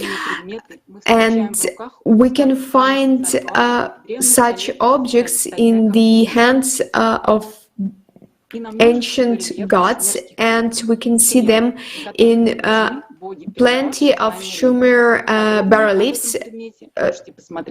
You can read more about this subject in the Kaleidoscope of Facts, Paleocontact, Ancient Civilization, Disclosure of Secrets. Friends, as we can see, in the mythology of different peoples, there is information confirming the introduction of knowledge to humanity by highly spiritual beings, and this knowledge gave rise to the sudden appearance of the most ancient civilizations, that is confirmed by the result of archaeological excavation on our planet. It turned out that the most ancient cultural layers of civilizations suddenly begin and suddenly end. No traces of the gradual preliminary development of civilizations have been found. This fact forced archaeologists to introduce a special term for the oldest civilizations of the Earth, civilizations that have no roots. Or there are still roots, but they are from other star systems. And there are plenty of artifacts that led us, like threads from ancient civilizations and their legends about mysterious sages, to the stars. Yes, friends, on our planet there are many artifacts that attest to the use of sophisticated technological process that the humans practiced. However, why have not these technologies survived to this day? If we consider the application of technologies in terms of timeline, we'll see that they occur in a fragmented way, or in a particular place. Then technology is abruptly discontinued and does not spread to the entire continent or even to nearby areas. Who can provide such a large-scale construction as the construction of pyramids, sphinxes, megaliths, with the machinery and engineering knowledge at one time? Where did the experts who brought their mechanisms to implement these constructions come from? After all, these mechanisms had not been created before in these territories. This fact is confirmed by the majority of modern scientists and researchers. There is only one option left: the emergence of experts and machinery from the outside. And as nobody and nothing to build that construction on the whole planet means that it came from outside the Earth. Someone came to our planet and for some purpose built these objects, and then flew away with equipment. If based on this theory, then it becomes clear why they found ancient artifacts and drawings abound with strange features. The explanation is simple. The witnesses to the arrival of aliens describe process facilities through the concept familiar to the local population. And those who heard the stories drew the images the way they could imagine those facilities.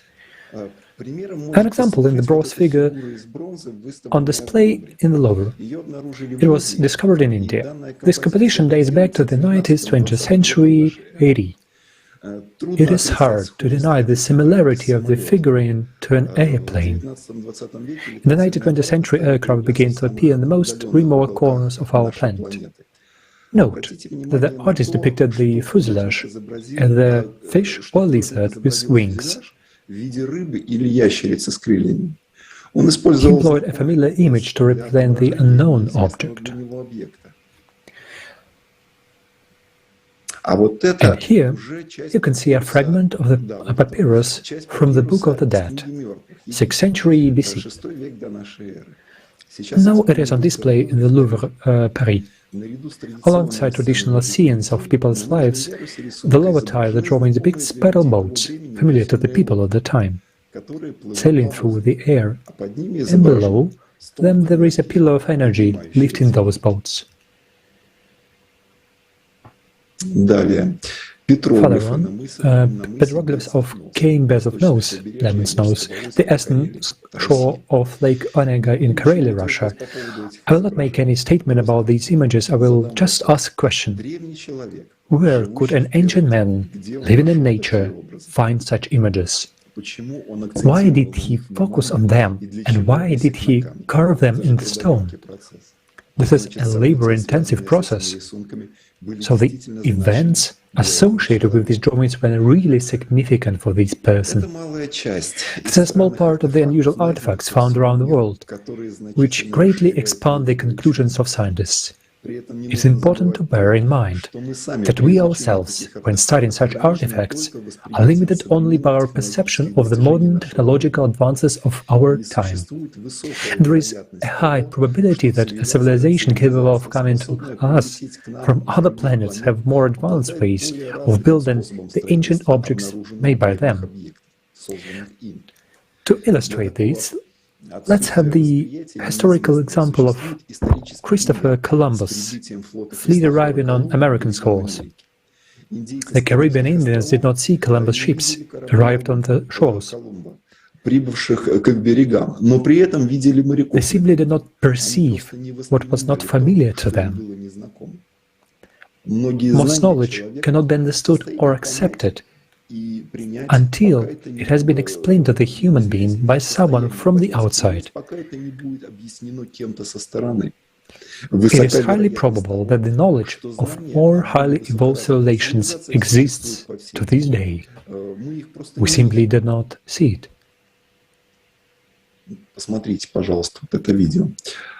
Please look at it. The video.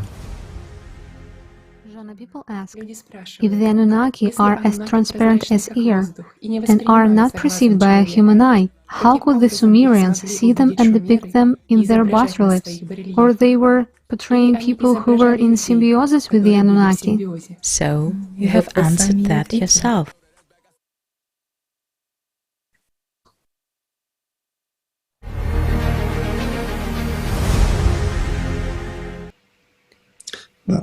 Yes, this information has already been featured on Alatra TV and the Kaleidoscope of Facts, the truth about the Anunnaki. Here is another example.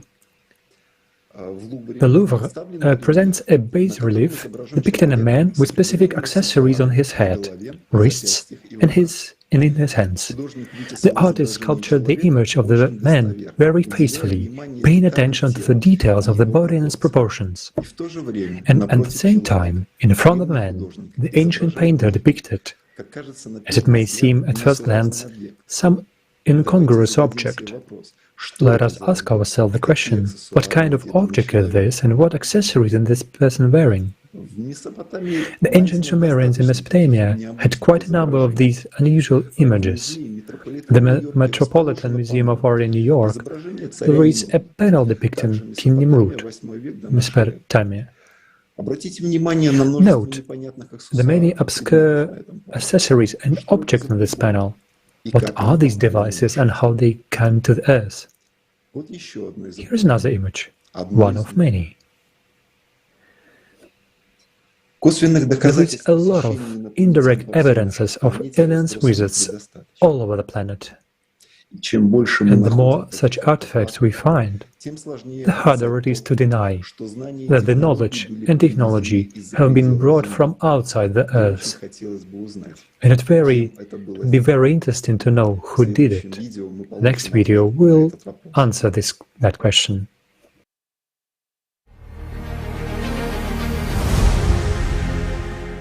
Jana, could you please tell us, do representatives of extraterrestrial civilizations live on our planet besides the Anunnaki?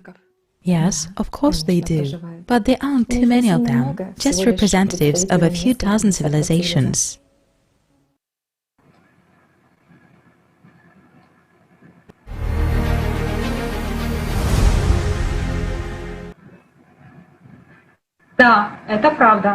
Yes, it's true. Representatives of extraterrestrial civilizations have always been among us, and they were depicted in drawings on ancient peoples, on bas-reliefs, and in their honor there are temples built. One of the such temples is the Hathor temple in Dendera in Egypt.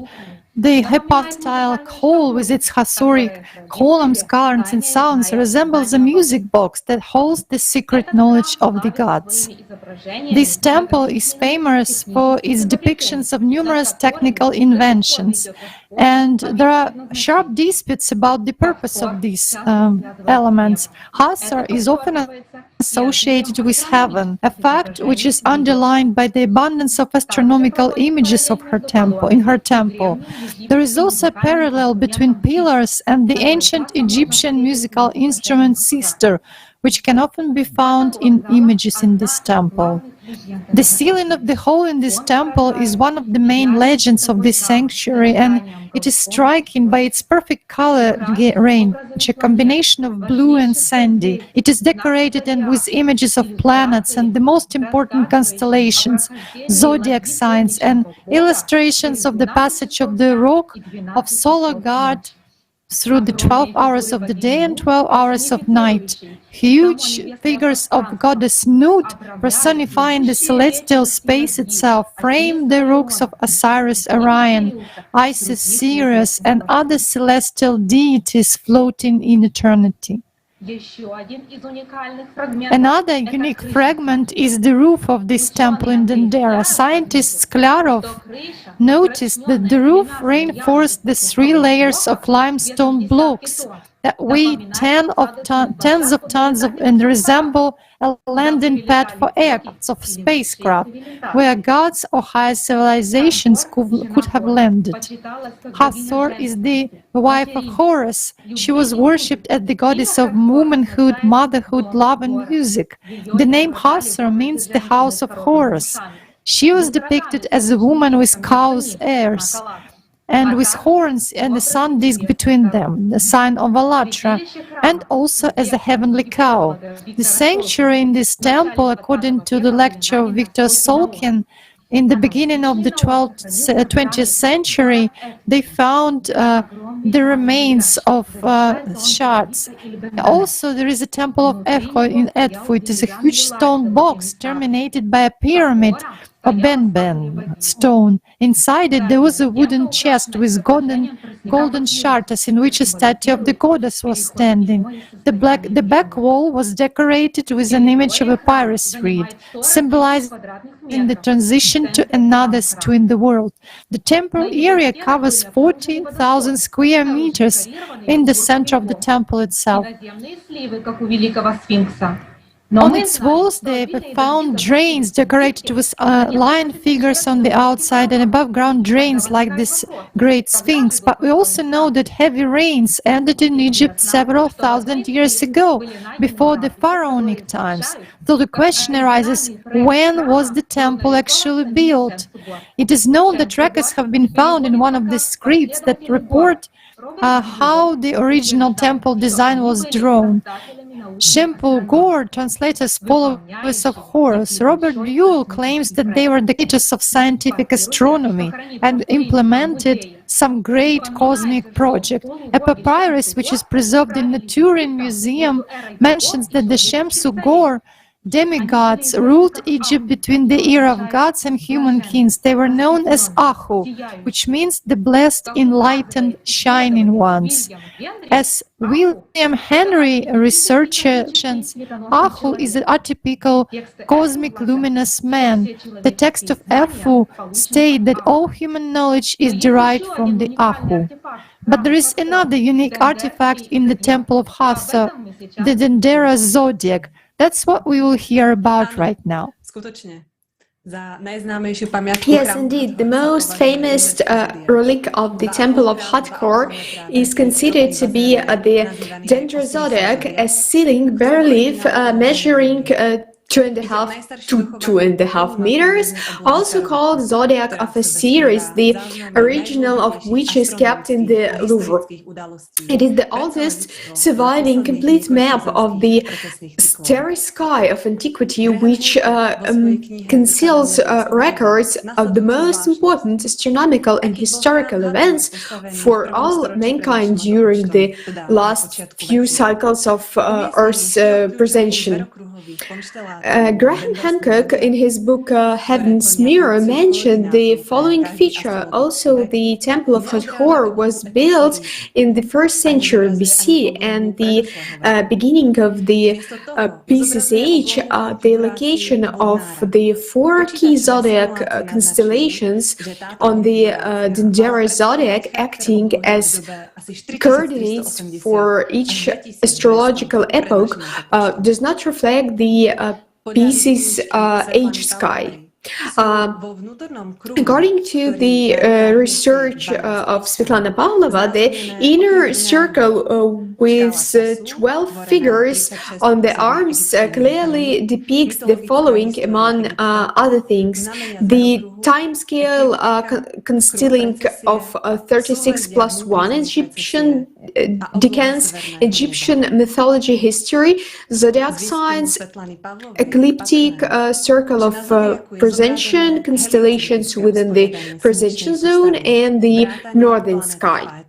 As became clear thanks to Svetlana Pavlova research, the zodiac clearly depicts the heliocentric structure of the solar system, including the planet Phaeton, as well as the so-called unknown planet Nubira, depicted as a sitting figure who puts his finger to his mouth as a symbol of something secret hidden.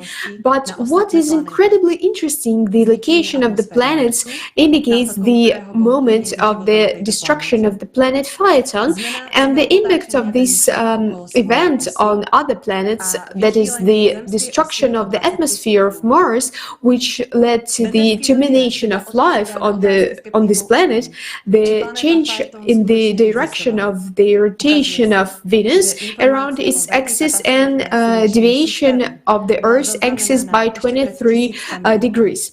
Thus, the Dendera zodiac answers the questions of skeptics as to whether the planet Phaeton actually existed. It turns out that information about a major catastrophe in the solar system was recorded thousands of years ago. Based on the findings of expert scientists, as well as our own research, we can say that the builders of the Dendera zodiac had knowledge in areas such as astronomy and mathematics. This knowledge made it possible to capture in this bas-relief multi-layered information for future generations, for you and me. And this is not the only phenomena artifact that we have discovered in the Temple of Hathor. Archaeologists discovered. Hello, dear friends.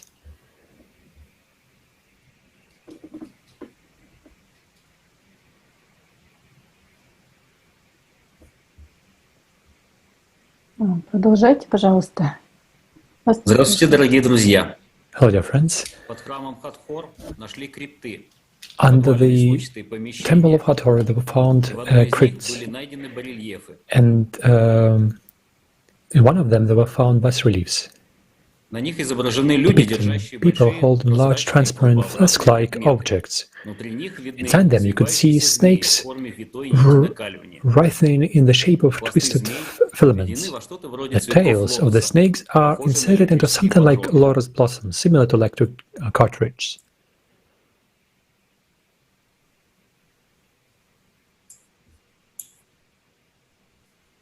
On the 3 bas-reliefs, below the lamps, are objects called in the text jet. It is a pillar or column with a slightly widened base and 4 transverse boards on the upper end, arranged in tiers, on which the bulbs and wires rest.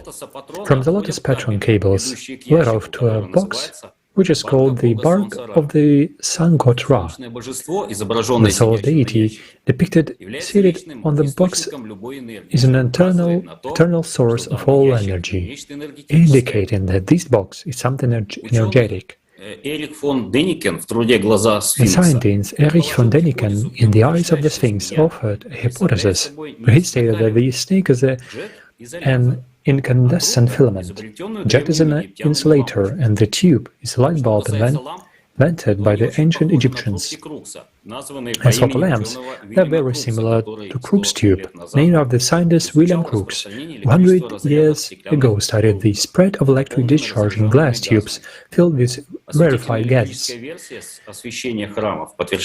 electric version of the consecration of temples is confirmed by the absence of traces or soot on the walls of the premises from oil lamps or torches. Modern electric engineer Walton Hahn of Austria compared photographs of jet piles with modern high-voltage package insulators. In the box of the solar god, he thought there could be a ribbon electrostatic generator in which charges are introduced inside the ball on an insulated ribbon. It is energized to hundreds of thousands of volts. Engineer Walter Hahn speculated that the Egyptian priests used generators similar to one of their carved devices, in which electric discharge were introduced along a certain insulated band, accumulating in an area that was charged and constantly energized. Devices on this plan could receive voltage of several hundred thousand volts. Many Egyptologists agree that the ancient Egypt invented the world's first generator independent of open flame. Even Auguste Mariette, who discovered a strange bas-relief in the 60s, noted that the objects depicted of them exactly replicate modern electric lamps. There is scientific evidence that in the 1st century AD not only used electrical energy but also found ways to generate it. In 1966, during excavations near Baghdad, archaeologists found a vessel called the Baghdad battery. Its internal structure indicated that it could serve as an accumulator of electrical energy. All the metal parts in the vessel were insulated with biomethan and seawater. Wine or vinegar were poured at the electrolyte. Also, such depictions of batteries were depicted on the Egyptian houses. In this fact, there's mostly like evidence that Baghdad battery was used specifically for medical purposes. Similar images of similar base batteries were found on these Egyptian houses. And the luminescence period of some temples' lamps were counted in hundreds of years. Scientists believe that along with incandescent lamps and fluorescent lamps working from a particular power generator in ancient times were used lamps of permanent luminescence based on phosphorus. In the book of Afanasian Kircher, that was published in 1642 in Rome by Jesus. It was referred to a lamp found in the dungeons of Memphis, which did not go out for several centuries without requiring any maintenance. If electricity was familiar to the Egyptians, then why have they subsequently lost this knowledge? What is the reason? According to one of the hypotheses, the Egyptians did not invent electricity, they were simply taught how to use it. But who were the people who gave them electricity? The found artifacts are showing that these civilizations are highly developed. Victoria? Thank you very much, Alex. There are many megalithic structures around the world and also artifacts which are found and cause many questions in researches. Many of these questions are not answered by modern science still, and as our answers distort the reality. However, in the world of science there are different opinions as well on those technologies which are applied at the creation of ancient structures. Many scientists and modern engineering experts confirm that such megalithic complexes cannot be constructed not only by people of antiquity, but also of our contemporary civilization with all its technologies. Why does modern science refuse to recognize the fact that on our planet there are objects created by alien civilizations, given the increasing number of all finds? This fact is difficult to hide now, and the secret information begins to be accessible to the masses of people.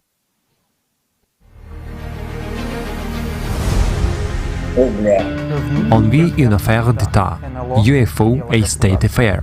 A journalistic investigation with this name was released on July the 15th as part of the news project Temps Présent on the central Swiss television channel RTS.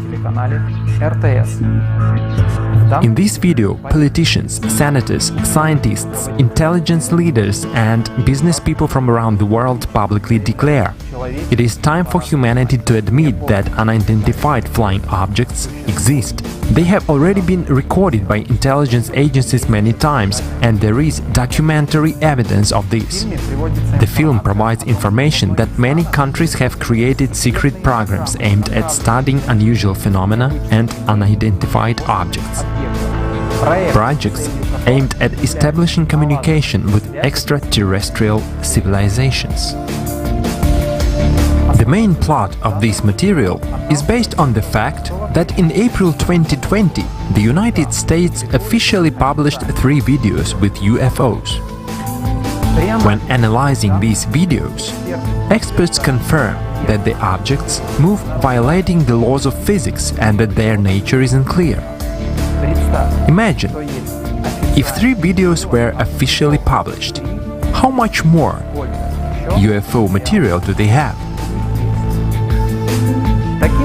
Thus, through such an investigation, they supposedly hint that there is still some information that could create a sensation for humanity and change people's views. Nevertheless, this information is not new to us.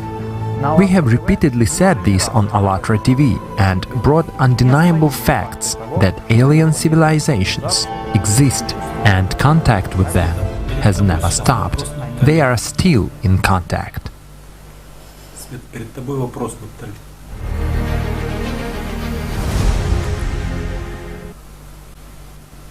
Друзья, у нас еще один вопрос для Нептали ufologa. Friends, we have another question for our ufologist. Нептали, у нас еще один вопрос к вам. Neptali, we have another question for you. Why are different artifacts which confirm the presence of paleocontacts are being hidden and or destroyed?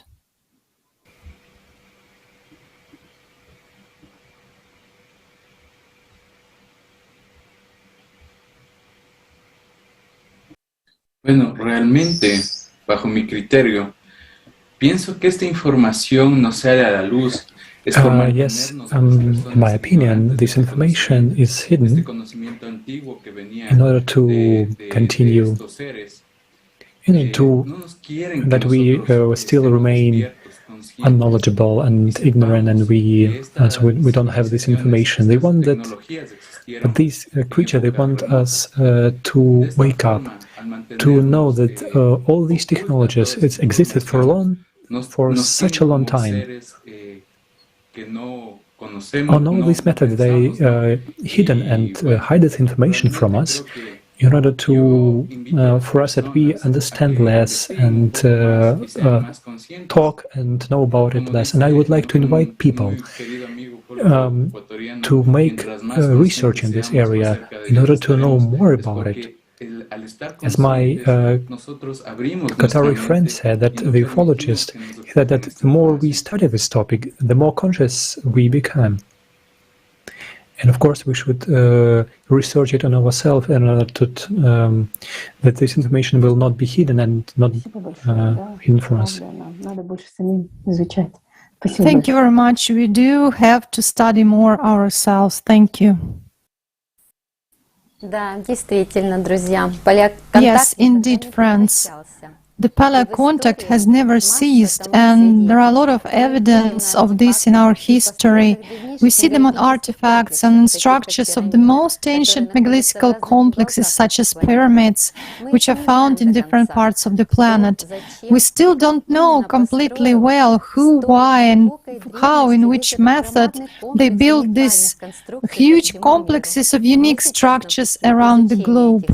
We are now on our way to explore these secret discoveries of the past, and today's Kaleidoscope of Facts is one of the steps towards on this way. We invite scientists, researchers, experts to join us and study our history all together, because knowing the past, we know about the future.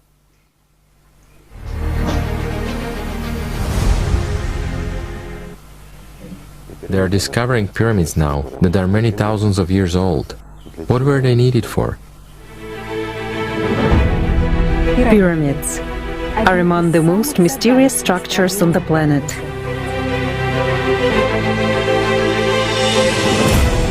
Around the world, on all continents, from America to Europe, from Australia to Africa and Asia, hundreds of pyramidal stone structures have been found. Regular pyramids, truncated pyramids, stepped pyramids, and pyramidal mountain complexes. Multi-tone structures, unique megalithic masonry, precise orientation to the cardinal points. Pyramids, the construction of which require tremendous amount of force, time and resources, as well as knowledge of exact sciences. The pyramids continue to be found to this day. Some are hidden under the sands, others under the ground. The third ones became overgrown with forests. The fourth are hidden underwater. But there is one thing which is common about them. These unique grand objects were built in ancient times and represent a single global complex linked to Kailash. And this raises many questions, the main of which is, for what purpose? Why were people willing to go to such enormous expense? It's clear that it was done for something global and super important that concerns all humankind. But this raises another question. How does it work? However, humanity has yet to answer these questions.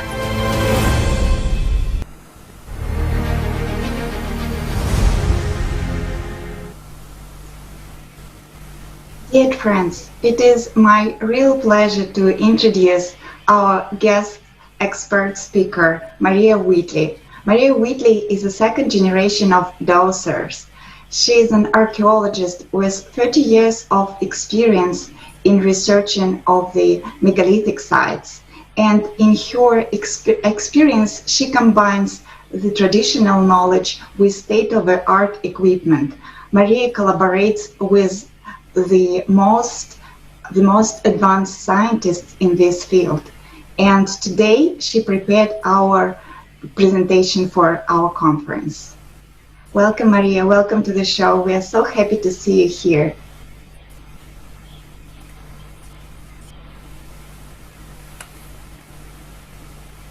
Maria, I think your microphone is off. Can you hear me now?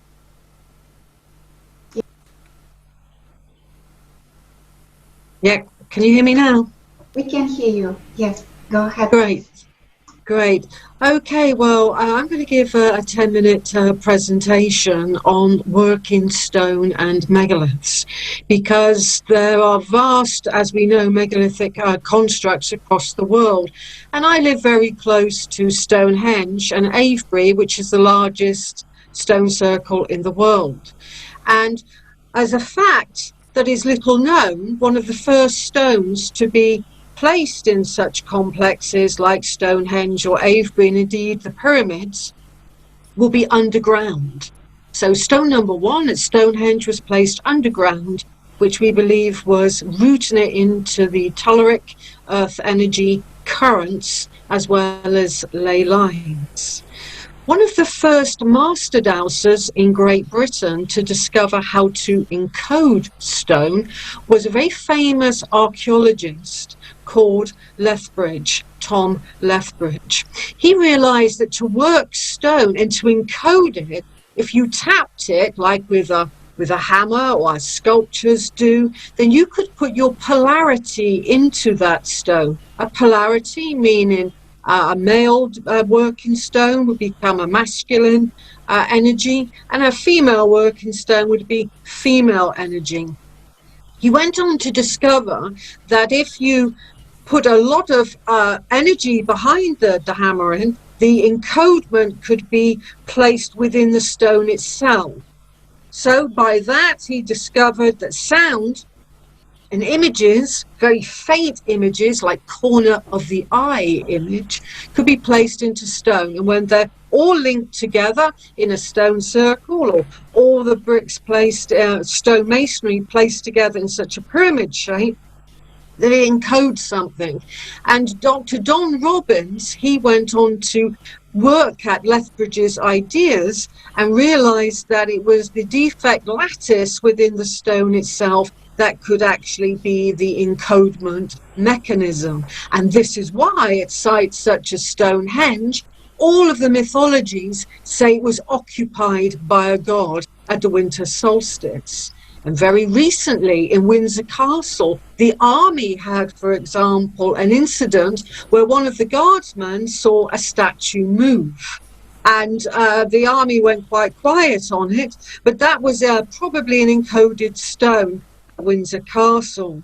The stones of Stonehenge have been hit a multitude of times to get them into the lozenge shape.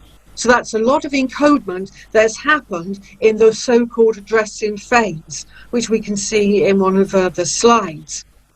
So the idea behind encodement of stone is if you place some beneath the ground as well as on top, they start to function as one. We know also as master dowsers that you have a numerous amount of ley lines going around the globe, but some ley lines that are really powerful, that are called a ley system, rather than just a line, have two currents entwining them. One is male and one is female, and they look like the caduceus symbol used for healing, for example, on paramedics across the world. So to really get an ancient site functioning and to be releasing energy, then you really do need these earth currents. We've measured these earth currents. They tend to have a DC hertz frequency, some of them. And when we come to measuring some of the mounds, which were, for example, like Silbury Hill, not far from Avebury Henge, which I mentioned earlier, was the world's largest hill in this area. It's also a step pyramid beneath that, so it's a 7-layered step pyramid. And the electrostatic field on top of that pyramid shape, which is now grassed over, so it looks just like a mound, but it's very large, can emit an electrostatic field 1,000 times rather greater than at the bottom. That's what we've recorded after 4,500 years of erosion and of it losing its pyramid shape. So if we go back to antiquity times, in the Neolithic and the Bronze Ages, for example, as well as the Chalcolithic transitional phase of the Copper phase, then we can realize that these monuments could have emitted a lot of light. The electrostatic field tends to emit a kind of blue tinge of light, and that has been photographed recently, which I put on my other presentation, by people in the area who have seen this.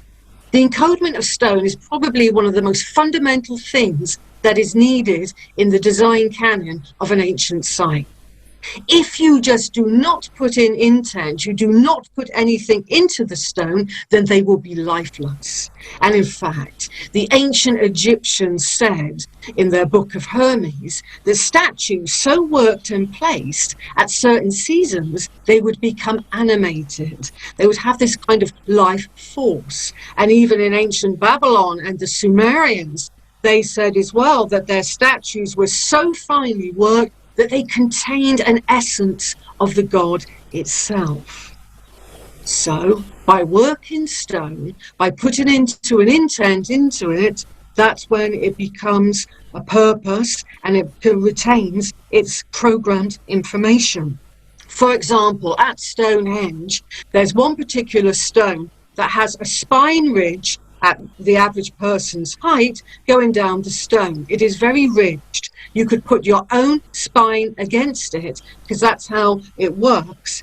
And a lot of people that have done that in the past have felt a huge healing emphasis on their whole spinal and chakra system. So the encodement into these so-called ridge stones, which archaeologists call broad tooling, actually have healing virtue about them in the way that they were sculptured. Spheres as well. That's another way of really getting an encodement into an object. When we look at some that were found in Aberdeenshire called the Towie sphere, it contains harmonics, which are mathematical ratios, which relate to musical intervals. And on quite a lot of these spheres from Scotland, for example, they really do retain that harmonic. And one of the strongest harmonics is the perfect fifth, because the perfect fifth allows the ease of music to roll, the ease of energy to flow. And when we look at the King's Chamber inside of the Great Pyramid, for instance, or other spheres alike, they tend to incorporate these particular harmonics of the perfect fifth or the perfect fourth. So when we look at how energy flows, it does need mathematical ratio as well. And all ancient sites across the British Isles and Europe contain these mathematical ratios. When we return to somewhere, for example, like Stonehenge, we know that if you root a stone into an earth current, which are far, far more powerful than a ley line, a ley will transmit the energy. When you place something on an earth current, the standing stone absorbs it. So it's not transmitting it, it's absorbing it. And it absorbs it in a particular manner, of which, if you imagine a standing stone has energetic points on it, the energy rises up through the crystal lattice structure. And we have recorded these frequencies at those points. Interestingly so, they're around 18 hertz. We hear at 20 hertz. I propose and hypothesize that in ancient stone circles, ancient man and woman alike could hear the stone's transmission rather than just have a visual look at the monument. I discovered at Stonehenge in 2015 that Stonehenge was associated with long-skulled, elongated-skulled people, and I went to Cambridge University to photograph these people. When you look at their long skulls, which we have typical round skulls, these long-skulled people had offset ear placements. Their ears were further along than what ours would be in relationship to our skull. So I think with these elongated skulls, a bigger brain capacity in the past, a different possibility of hearing 18 hertz rather than the standard 20 hertz would give a real different perception to ancient sites. Also at ancient sites, when it comes to sound, Dr. Don Robbins, he was a member of what was called the British Dragon Project, working with engineers such as Rodney Hale, who I have worked with, recorded particular sounds being released by standing stone circles in Oxfordshire called the Rollright Ring. Stonehenge is world famous. The Rollright Ring doesn't necessarily have that fame, but it is still a circle. Now, when you have a circle that retains its circular shape, it behaves like a stone circle proper. Stonehenge is ruinous. Avebury is ruinous. It no longer retains that circular shape. Rollright, Swinside and Castle Rigg in the British Isles retain that. And what Dr. Don Robbins discovered was at particular moments of the solar year, for example, around the time of the spring equinox, especially so, all of the standing stones would start to release ultrasound in big waves of energy going out of the stone circle, not inside of the stone circle. So we realized that sound, harmonics, earth energies, and leys play a paramount role in the transmission of energy.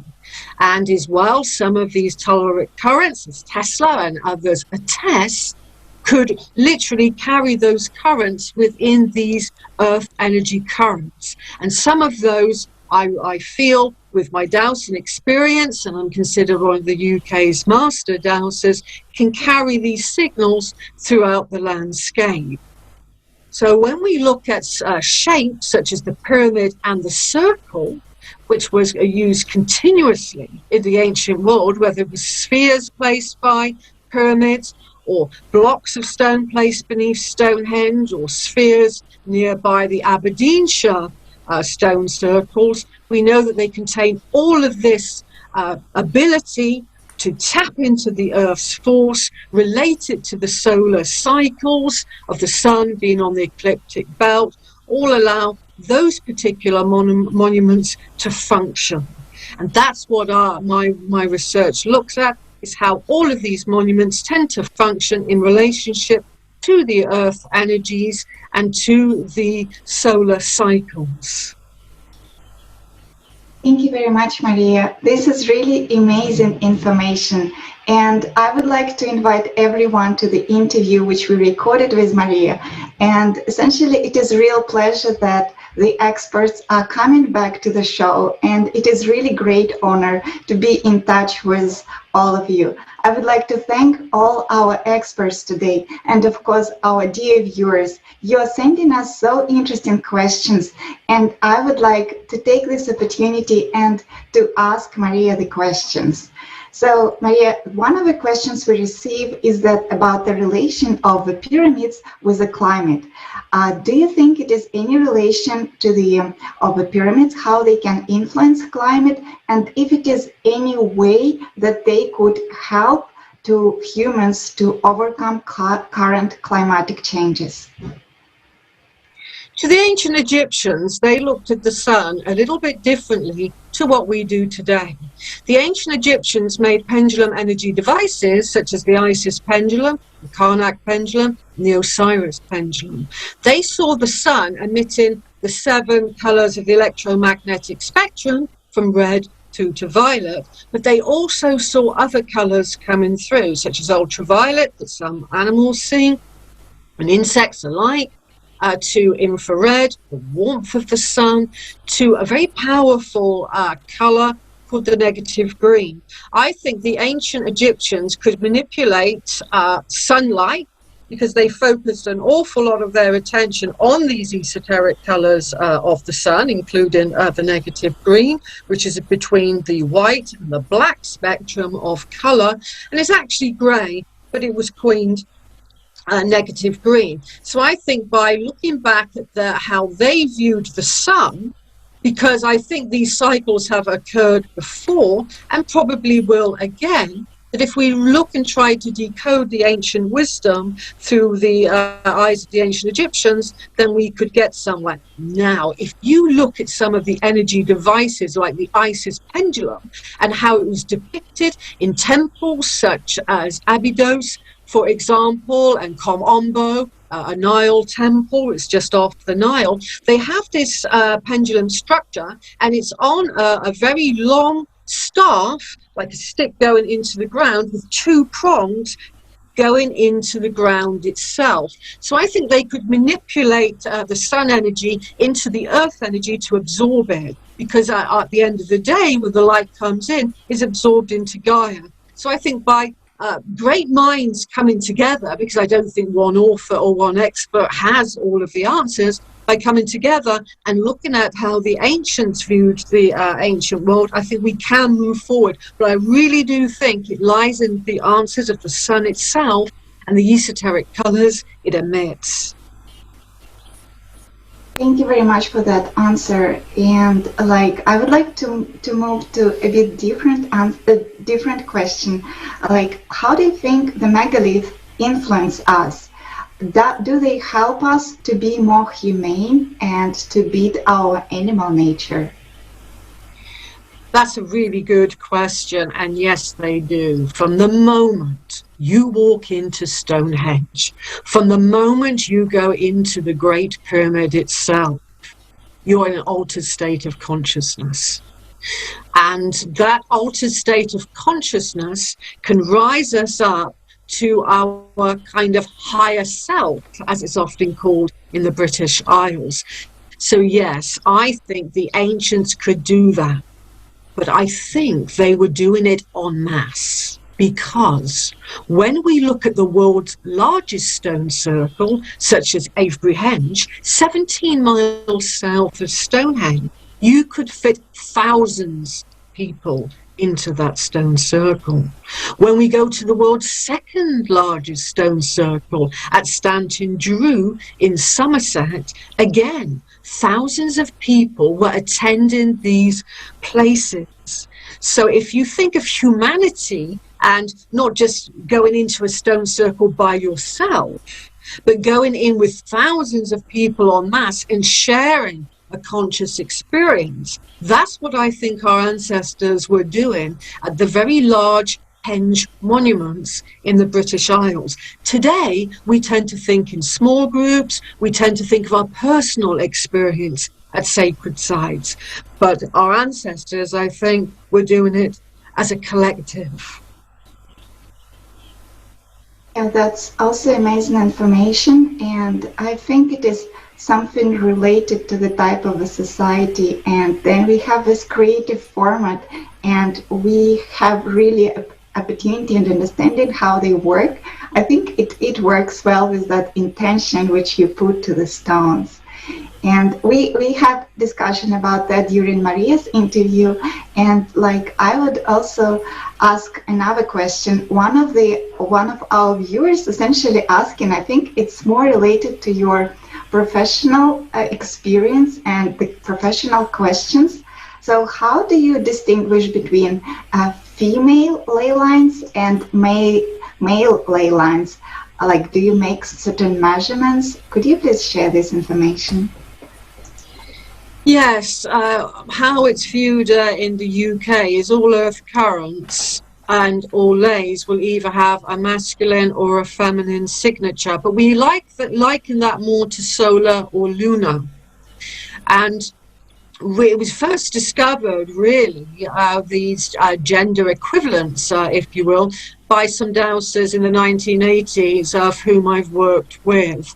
And they realized that the currents all flowed through not just ancient sites like Stonehenge and Avebury I've mentioned, but churches were aligned upon them. I mean, hundreds of churches on a 300 mile ley line. Then every, if you imagine that ley line's entwined by two earth currents, one's male and one's female, every 8 kilometers on the female earth current entwining the ley, you had a church dedicated to Mary Magdalene or the Virgin Mary. So that was the feminine line. The other way that you can dowse, if you use a dowsing instrument, for example, such as a copper L-rod, if it's a masculine ley, it will go towards your body like this, and if it's a female one, it will go away. Or if you're using a pendulum dowsing device, it will go clockwise for a male ley line or male earth current, and it will go counterclockwise for the feminine. And the moon will influence the female currents and lays, and the sun will influence the masculine. Maria, please continue. There is some technical. That's okay. And also what we need to remember as well, that's one type of ley system, but there are other earth energies associated with particular monuments in the British Isles and Europe and Egypt, where I have dowsed as well, that combined both. They are male and female, and these are called hermaphrodite lines or Genesis lines. So we can have them independent of one another, or we can have them co-joined. Now, when they're co-joined as a hermaphrodite line, that is instantaneous balance that one can experience at these sites. A Genesis line, for instance, is born of two vortexes that are in close proximity. They don't have to be parallel, but they're in close proximity, and one of the vortexes will be male and the other female, and the energy will be joined together and will flow as one. That's a hermaphrodite line, of which again we've measured, and the frequency, the Hertz frequency rather, coming out is about 7 Hertz, which again influences our brains to go into the alpha mode rather than in the beta mode. So from the moment you just walk towards a standing stone, some of the tests have revealed your brainwaves instantly change. So they are very healing and very soothing, conscious raising sites, and some people just look at them as a lump of stone. That's how most archaeologists see them. Oh, it's just a rock. But when we delve deeper, we realize that they are encoded and that they have gender, and the lines associated with them can influence the stone. So if there's a feminine earth current or ley associated with a part of an ancient site, that's its feminine side. And if it's a masculine, likewise, that will be deemed that stone, if it goes through that, to be masculine. And this is why churches across Europe and in England, if they have a male ley line flowing down the axis line of the church, or a male earth current, the church will have a male saint's name, such as, for example, St. Michael, St. George. Whereas if the church, or it could be an ancient site, if the church, my example is within a Christian church, who put their churches on leys and earth currents, if a female one flows through that site, likewise it will be dedicated to a female saint. So just by the name of a church alone will start to indicate the dominant energy in and associated to that construct. Thank you very much. That's really comprehensive answer. And like you mentioned about this alpha brain waves, and later we will have presentation on that. So stay tuned. And I would really like to thank Maria for your presentation and for joining our conference. And we are really welcoming you to all our projects as well. We are inviting all our scientists. Thank you very much, Maria. Thank you. Thank you.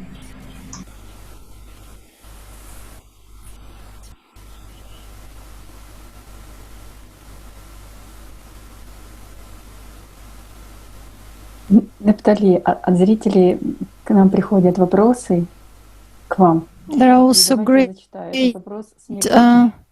many questions for Naphtali, and we have a question from Mexico. There are pyramids all around the world.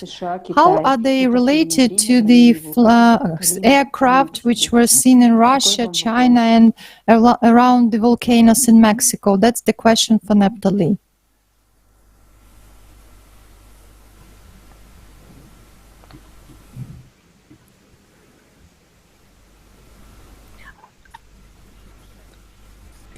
Хорошо. Can you please repeat the question? Пирамиды есть по всему миру. Как они связаны с летательными аппаратами, которые видели в России, США, Китае и в последнее время в районе вулкана Колима в Мексике? I'm again repeating the question about how these aircraft are related to the volcanoes which were in Mexico and the aircraft which were visible in China and in Russia. This is the question which came from Mexico.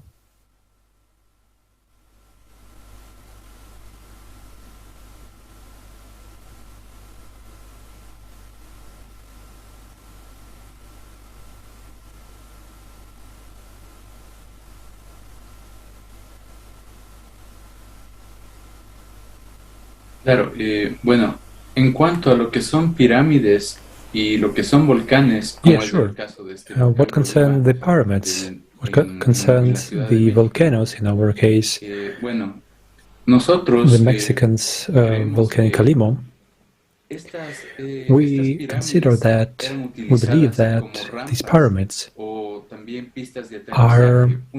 were used as a pandas, the runaway for UFOs. And for example, in Teotihuacan or Mexico, there are some places, and there is a theory that says that these such places were used for up and down paths of these flying objects, and we also see that there are a lot of big, much activity around the volcanoes of UFOs, of flying objects, and we see that we consider that these tectonic energy, it is used by these UFOs, and there are many other theories. But the only thing that, the only connection that can be between pyramids and the volcanoes and UFOs are in like that. That they use tectonic energy and appear there often near the volcanoes during the activation, especially during the activation. Thank you very much, Natalie. It's very interesting.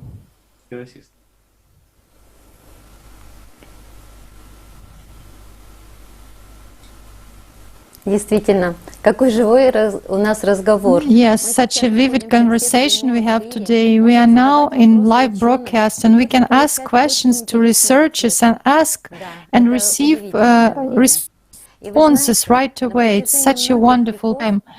And you know, for many centuries, pyramids located in different parts of the world provoked interest in many people. Can we use our modern science to reproduce the technology of these ancient structures? Do we actually know their purpose and their real purpose? Tatiana, the floor is yours now. Здравствуйте, друзья. Я очень рада быть сегодня с вами. Знаете, в Турции найдено 5 огромных... Greetings, dear friends. I'm very glad to be with you. And you know, in Turkey it was found many pyramids, and people who are not interested in this topic. Большая пирамида расположена в самом центре. In the center there is the big pyramid, and if we use the line from the center of the pyramid, we can find the other like borders of pyramids. And the excavations in Göbekli Tepe show that in ancient times there were highly developed civilizations, and creators of the temples were highly developed society. The construction of such a huge temple complex was in accordance with a joint plan, and it was impossible to build it without knowing astronomy, physics, geography, and geometry. And in our times, even in our modern times, this project would require huge expenses, but at that time this temple didn't bring any profit. Probably the purpose of this construction was to inform the future generations. And also there are H or N-shaped signs in the middle of the temple, and also the Alatra sign, the crescent with horns pointing upwards. These symbols indicate that the structure reminds people of the main goal of human life, spiritual development. On various artifacts, there were human hands and belts. This means that these columns were not just a structural element of the buildings, but also the purpose of this building. And the building was just like a frame for this overall structure. And this structure consists of several circles, big circle and 2 small circles, which form an ideal equilateral triangle. Where did ancient people get this knowledge? The territory of this temple equals to 5 football fields. Probably this was an observatory, and this hypothesis of Giulia Milano from Milano Technical University supports this idea that the main temple of Göbekli Tepe is strictly oriented to the Sirius star. At that time, it used to rise in the colonnade near the colonnade of the temple. And who actually built Göbekli Tepe? What are the versions? There are various versions. For example, British archaeologist and researcher Graham Hancock wrote that 13,000 years old, 1,000 before Göbekli Tepe was built, a highly developed pro-civilization was destroyed due to the planetary cataclysm. And a researcher from Edinburgh University compared the Göbekli Tepe images with the stellar map, and the images actually coincided with constellations, and also told about the comet which fell down to the Earth in the 10th millennia BC. Also, scientists ascertained that there is the rotation of the Earth's axis, and it correlates with the structure of Göbekli Tepe. And this year, in June, Turkish archaeologists not far from the Göbekli Tepe temple also found 11 pyramidal mounds created artificially, and excavations continue, and I'm sure that in the near future we'll know even more about our past and make the main choice in our life, spiritual development, just as our ancestors used to make this choice. And now I give the floor to the next speaker, Barbara Spako from Slovakia. She will tell us about the Egyptian civilization.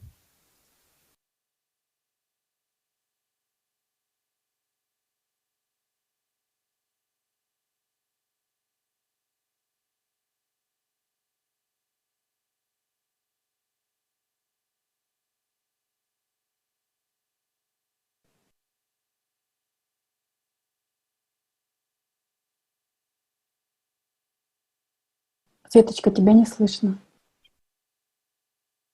Sorry, Sveta, we can hear you. Pozdravujem vás. Som veľmi rada a som vďačná, že môžem rozprávať o egyptskej civilizácii. Greetings to you. I'm very glad and grateful that you can tell about the Egyptian civilization, which was very developed in the time of Imhotep. The people of ancient Egypt created masterpieces, the perfection of which cannot be compared with the creations of the latest dynasties. Perfect underground and ground structures were built, especially temples and palaces. Unknown technologies were used to process and transport the huge multi-ton stone blocks. This ancient culture was extensive knowledge in mathematics, geometry, medicine, civil engineering, and other disciplines. Egypt used a perfect calendar system. They had a developed infrastructure and irrigation system. Laws were adopted to the civil service where was reorganized. Order was restored in the country. The Egyptian civilization used different hieroglyphs and symbolic writing. Education was available to everyone. People became interested in improving their professional level. They respected professional discipline and valued law and order. There was equality between people in society. Works of art of extraordinary quality were created. The Egyptian civilization was brought to such an advanced level by Imhotep. His name means the wise man who comes in peace. He played a significant role in the history of mankind. He was something like the prime minister, vizier, and the chancellor of the Pharaoh Djoser, who ruled the third dynasty around 2800 BC. This position allowed Imhotep to understand what was important not only for the society society of the time, but also for us contemporaries. We are taking about an architectural project of world significant, namely of pyramid complex in Giza. He achieved all these together with the best men and women in whom he saw the essence of spirituality and humanity. He called this community symbolically Freemasons. This is obvious that the Egyptian civilization has built it, had extensive specific knowledge. According to the references on the walls of the pyramid about the paleocontacts, we can, they can help us in understanding.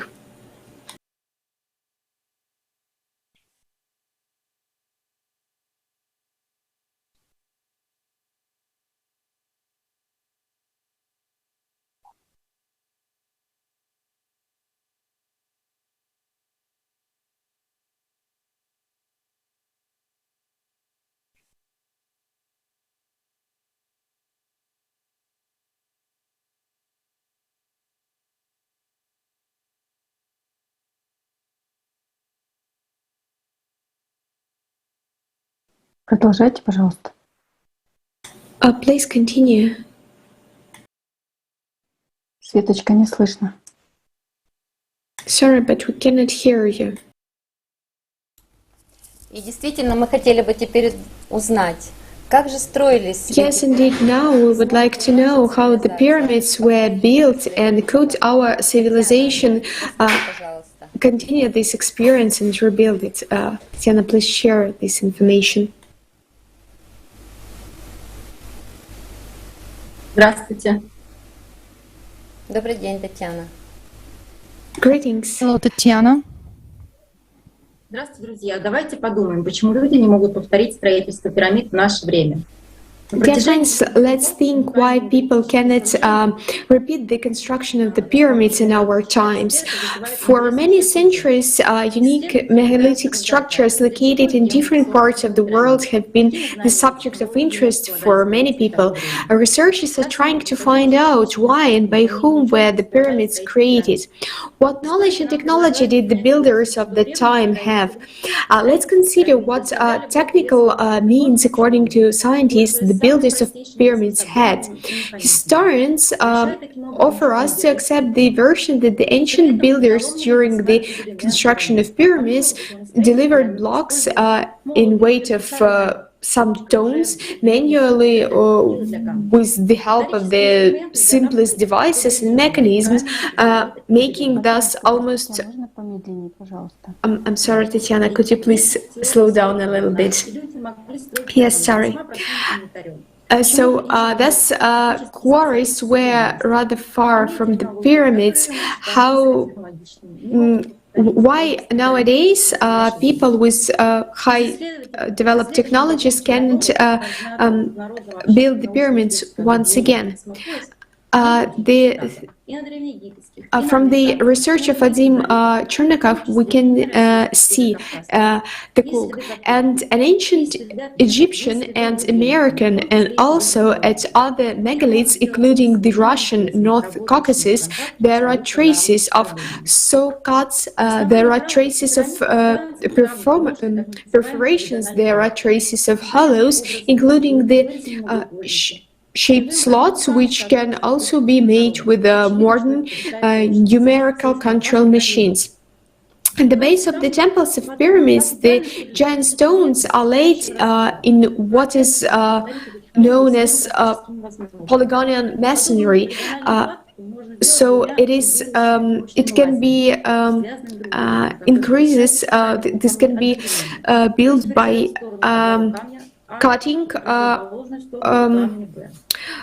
opposite sides from the stone R and opposite at the same time of the stone B and B, and maybe it's was done by lasers.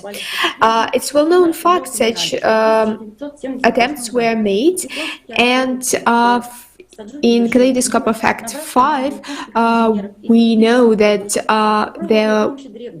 that in 1978, a Japanese archaeologist and Egyptologist, Sajuki Yokoshima, recruited a team of Japanese engineers and Egyptian workers and tried to build a pyramid 15 times smaller than Cheops, but this venture failed. By examining the approaches that were used in the construction and site selection of the pyramids, researchers have noted many similarities that have led to the understanding that all of these unique archaeological finds have some common purpose and are inherently connected. So, what do we know about the pyramids of the world, and what do they have in common? The monumentary and grandeur of the pyramids, durability. They were built at the intersection of the ley lines. They were located in the immediate proximity to water sources. Clear orientation of the pyramids to the cardinal points. Their construction was based on complicated mathematical calculations. Their orientation according to the stars with an accuracy with only space technology can achieve. They hold many of the mathematical mysteries of the universe. So if we turn to research of Raymond of the University of Manchester on the text of the Egyptian city of Edfu, from this Egyptian text, there are references about the 7 wise men have survived in this day, as well as the Edfu building text. And 7 sages, they were believed to be the only driving beings who knew how the temples and sacred places were to be created. So also from the mythology, we know about 7 sages and 7 builders of the city Uruk in Mesopotamia. And there was only one fact concept of 7 sages and 7 deities. This says about the one common original source of information. And we need to find out many interesting things more. And now we this knowledge that was brought by teachers to the earth, but the time flows and this knowledge were forgotten, and now we're faced with an important choice. If we choose the consumer format and we disappear as a civilization, which has happened more than once in human history, or we'll accept the knowledge and open which is open to us and develop a creative format. And let's watch a video. Thank you.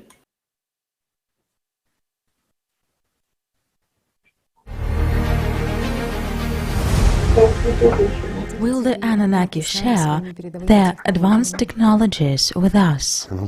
Well, my friends, just imagine to give some advanced technologies to our humanity with our consumer system, with our attitude to each other. Well, what we will do with them? Will we be deciding how to treat incurable diseases? Will we use these technologies to give free electricity to every house? Well, what we will do with them? Or will we use it to create even larger bludgeon than nuclear weapons so as to hit one another on the head? You yourselves give an honest answer, and you will also understand my answer, which I will not voice. You yourself will figure it out.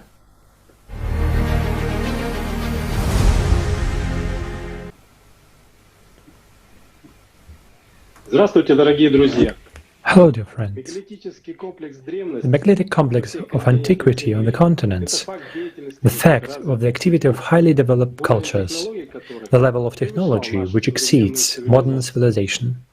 The famous Scottish engineer, for example, Alexander Thom, famous in the 20th century, determined that the structures of the end of the Stone Age were built using a standard measure of measurements and a measure whose error did not exceed the thickness of human hair.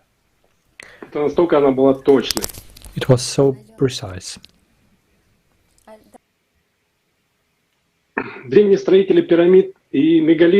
The ancient builders of pyramids and megaliths possessed unique technologies and knowledge that said about them that they raise interest for us, and we wonder why these the values and how did these people live, what was important to them, how was their society organized. So let's try to find out from famous archaeological sites and artifacts, legends and myths that became the left to our time.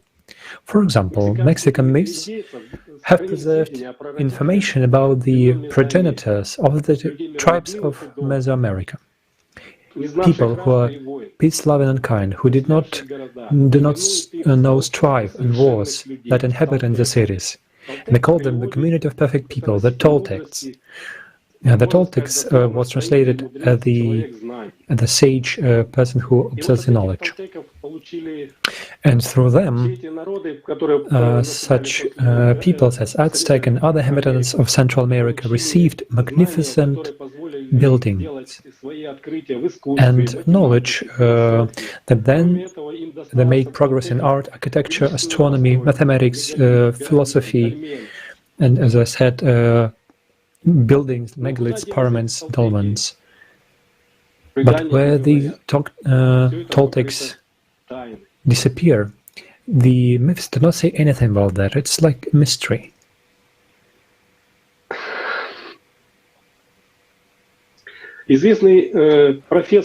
Well-known professor of the University of California, John Grove, author of books on Spain, Latin America, Italy and Greece, found the main thing in the social order of ancient tribes: cooperation for the public welfare rather than competition for profit was the mainspring of Inca economy. When we study further this knowledge of the semantic meaning of sources and artifacts of ancient cultures allows us to assert that the main meaning of life for the peoples of these cultures was spiritual development. The absence of signs of social stratification, inequality between men and women and leadership issues in the public, everyday spheres of society we observe in the burials and cultures. Hachla, Catalhuyuk, Alajahuyuk in the territory of today's Turkey. A high level of economy and collective relations. The culture of Tripoli-Kokutini stands out in the area of Dnieper-Danube region. Tripilians were peaceful, benevolent, calm, creative people. Judging by the artifacts found, by the signs and symbols depicted on the vessel, the inhabitants of Tripilia knew about the pyramidal structures and spiritual practices. They erected pyramids in certain places according to a certain star orientation.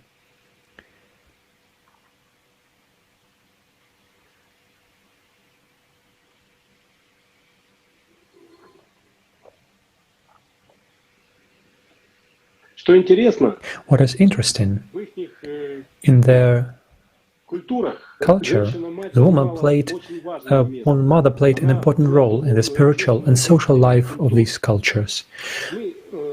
We know from these myths that this period is left in our memory, and the memory remained in the memory of our ancestors as the golden millennium, which is what the progressive people want today. In Egyptian, Indian, and Chinese cultures, we see a similar picture. Archaeological monuments and artifacts, it is said that people knew about temporality of earthly existence, about the presence of the world of God.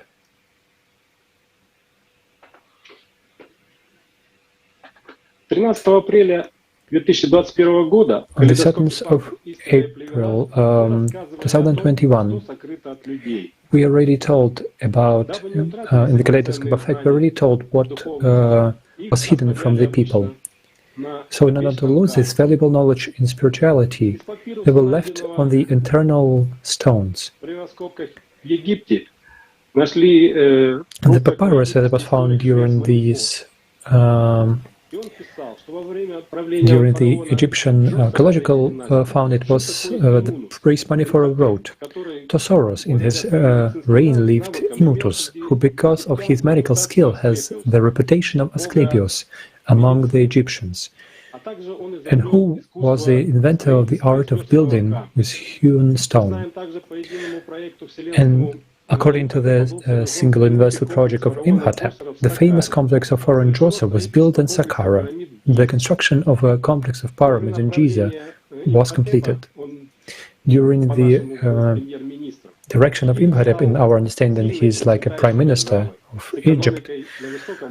The economy, the Egypt was a strong and prosperous state, and the people lived well and have everybody has a right for education. They were, doesn't matter of their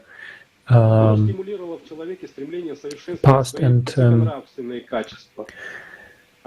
and all people had equal opportunities for professional spiritual development, and thanks to a spiritual outlook, they stimulated in a person to desire to improve high moral qualities, create goods for others in this world, not to be afraid of death. Lofty moral principles began to prevail in society. It has become popular to be highly moral, educated, polite, intelligent, literate, to set noble goals for oneself. In this society, there was peace, friendship, harmony, and mutual assistance prevailed. This is a real example for us that such a constructive form of society is not new. People already lived like that. I would like to emphasize that they lived peacefully and happily. They created unique buildings and left behind a rich spiritual and cultural heritage. Creative society. Creative society, so is what we can build. It is a creative society that can lead us out of the swamp of consumerist existence and provide a decent future for us and our children.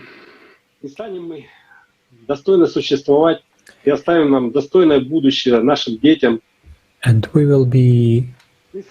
will have opportunity to live this decent future for our children and for ourselves. We will be able to live in such a development, such a developed society. So everything depends on our choice right now. That's what we do now. As though nothing more significant had existed before.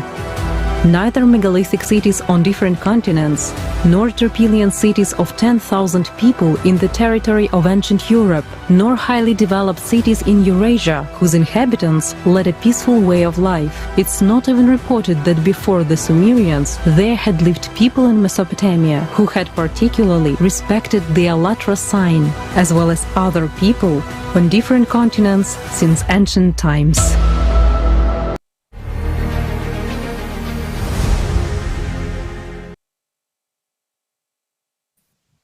Рассказать на примере древних культур.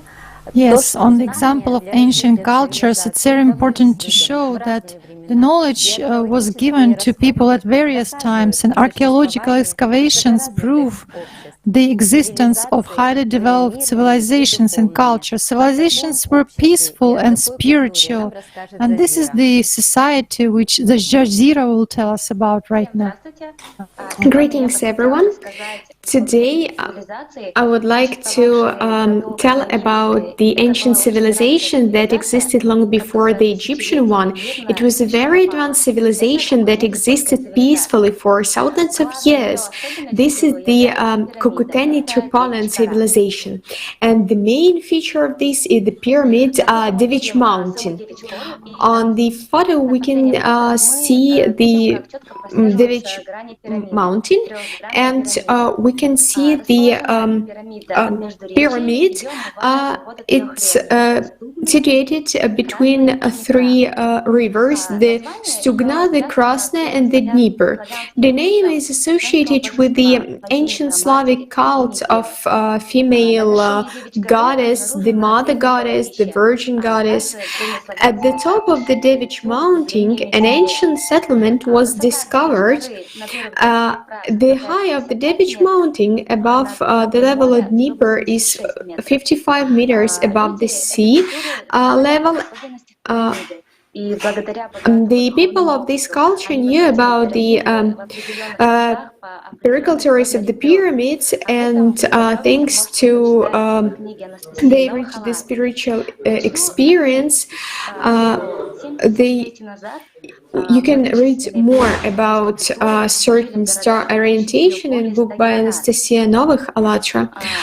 I want to know that 7 millennia ago, numerous tribes of the Tripolitan culture lived in the cities with an area of more than 100 hectares. Much attention of scientists is attracted by clay female figures which with testes of veneration of the creative feminine principles, and this topic was discussed with more details in the Kaleidoscope of Facts, the Mother of God, the creative power of love. From these figures, if we continue our topic of Tripolitan exponents, we can see interesting artifacts that looks like a cross symbolized person, and we can see that there is also a mark on the place where it should be a soul. Symbols and signs of Tripolitan culture, they showed us that the spiritual context in the society was the dominated one, and they try to save this knowledge for future generations. Their houses and burials did not differ much from each other. Ordinary household items and decorations were found in them. There was no hierarchy in society, and we can see the fact that on our planet there was a society with a high level of self-organization, a society in which there were no divisions into classes, there were no official bureaucracy. Scientists didn't find any weapons, defensive systems, or traces of invasions. The settlements coexisted peacefully, not only among themselves but also with their neighbors, and we can know and use this experience of our of ancient people and use it in building a creative society. And let's watch a video fragments. In all parts of the world, without exception, the same signs are found. Well, even our ALLATRA. It is everywhere. And these are evidences that people used to communicate in a single language and were free when Tripolitan culture existed in our lands. As many researchers note, there was no war mood in these settlements. That is, people did not fight, and it was the same in all over the world. Some 7,000 to 8,000 years ago, there were rather civilized, rather developed settlements, but there was not even a hint that they fought with each other.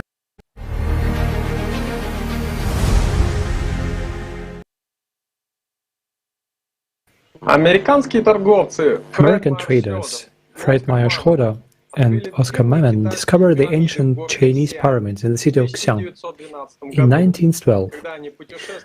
When they were traveling through China, the Taoist priest told them about 7 pyramids in the city of Xi'an.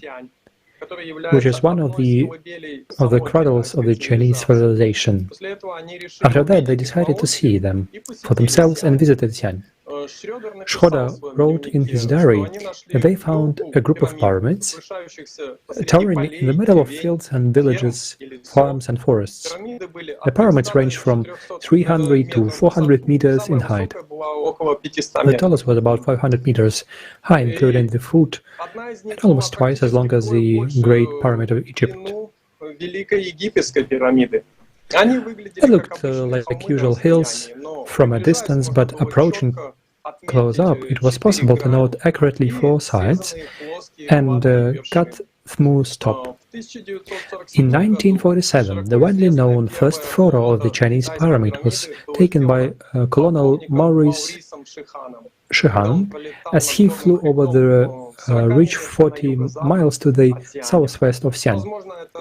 This may be the first documented photo, confirmation of these pyramidal structures on the plains of the central ancient civilization, Chinese civilization.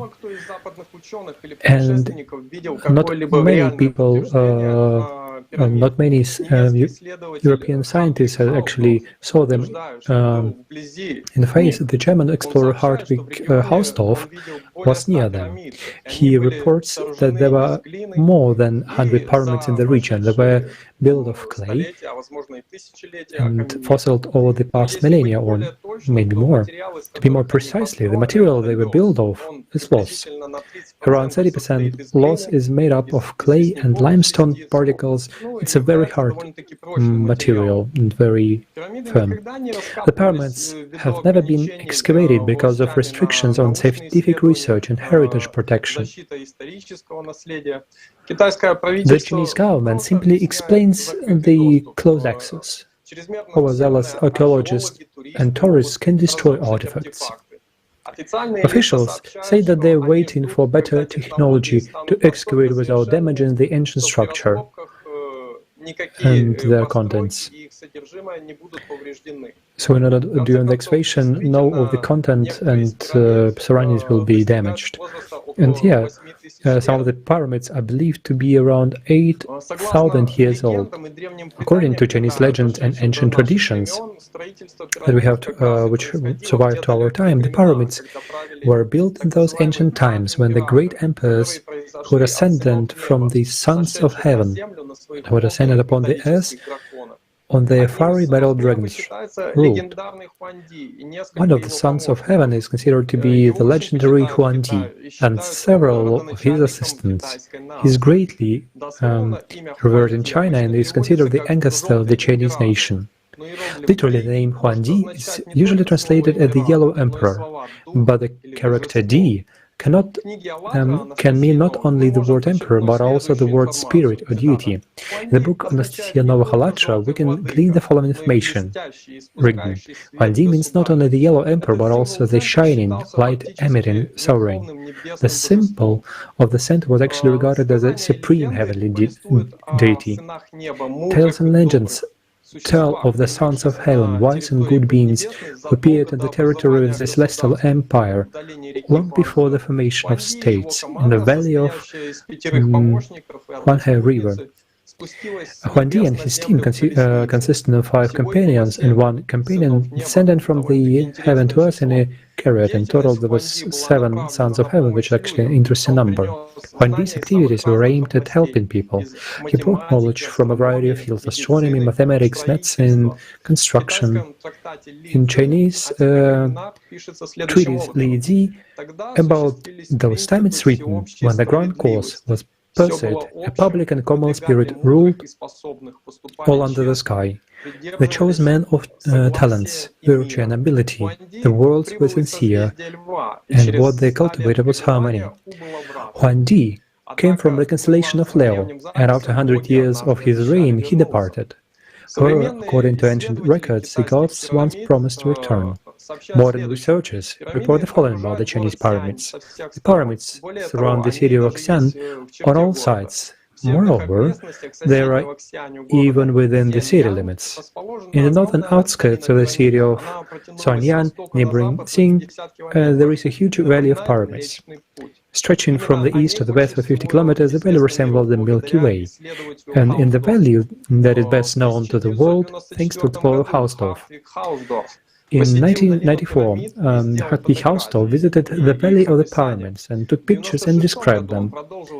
In 1996, he continued his research, and Hausdorff believed that the origin of these structures were extraterrestrial, that the Chinese pyramids has precise mathematical calculation and astronomical landmarks. One of them, according to Hausdorff, is very similar to the Pyramid of the Sun in Teotihuacan, Mexico. With modern technology, the researchers were able to correlate and analyze the location of dozens of pyramids in Xi'an County, and the locations are of particular interest. While most of the structures correspond to the side of the world, some of them have a deviation of 14 degrees. Computer analysis showed that it coincides with the point of a vernal equinox of the constellation of Gemini, 10,500 years BC. They also drew parallels with the Chinese and Egyptian pyramids. The researcher Maxim Yakovenko writes, in both cases the pyramids are placed in the same schematical way, aligned to the cardinal points. The distance ratios between the pyramids of Egypt and the Janssen Park are also striking in their similarity. It allows us to conclude that the builders of these pyramids possessed a common knowledge. I would also like to draw attention to Graham Hancock's research. Graham also found that the Chinese pyramids represents the sky 10,500 years BC, the day of the equinox constellation of Gemini, where there was a global disaster. And this is a further evidence of what shows us Orion Dragon pendulum. And so the coming global disaster is imminent. From all these facts, we can conclude the following. About the pyramids of China became known outside of China only at the end of the 20th century. The version that pyramids were created exactly by the order of Chinese dynastic emperors for burial has no clear evidence. Не имеет явных доказательств, так как сами пирамиды не раскапывались. Because their pyramids are not discovered, and it's also quite difficult to assume how in this distant time they were built with such a simple tools and many laborers. The excavation around the pyramids deal with the dynastic periods of Chinese civilization, but this is obvious, and there is obvious and indirect evidence indicating that the pyramids themselves are one of the ancient origin, the so-called pre-Neolithic period. It is practically another world, another reality which is poorly studied by modern scientists. Accordingly to the given pyramids have more global and scale value than simply a mausoleum of dynastic emperors. Another thought-provoking fact is that the most pyramids in China are strictly oriented along the side of the world, including the ancient North Pole and the Upper Paleolithic times, have rather strict proportion based on what can be understood from the images from space. Science structures such as pyramids were often a reflection of the sky and the earth and were of great importance for conveying information about the coming events to the people of the future. And we see that the ancient civilization of China has come some kind of people from heaven who come at the dawn of civilization to help people gain knowledge about the spiritual life and life on earth. And now let's see a fragment from the interview with Hartwig Hausdorff, a German researcher, which he gave especially for Alatra TV.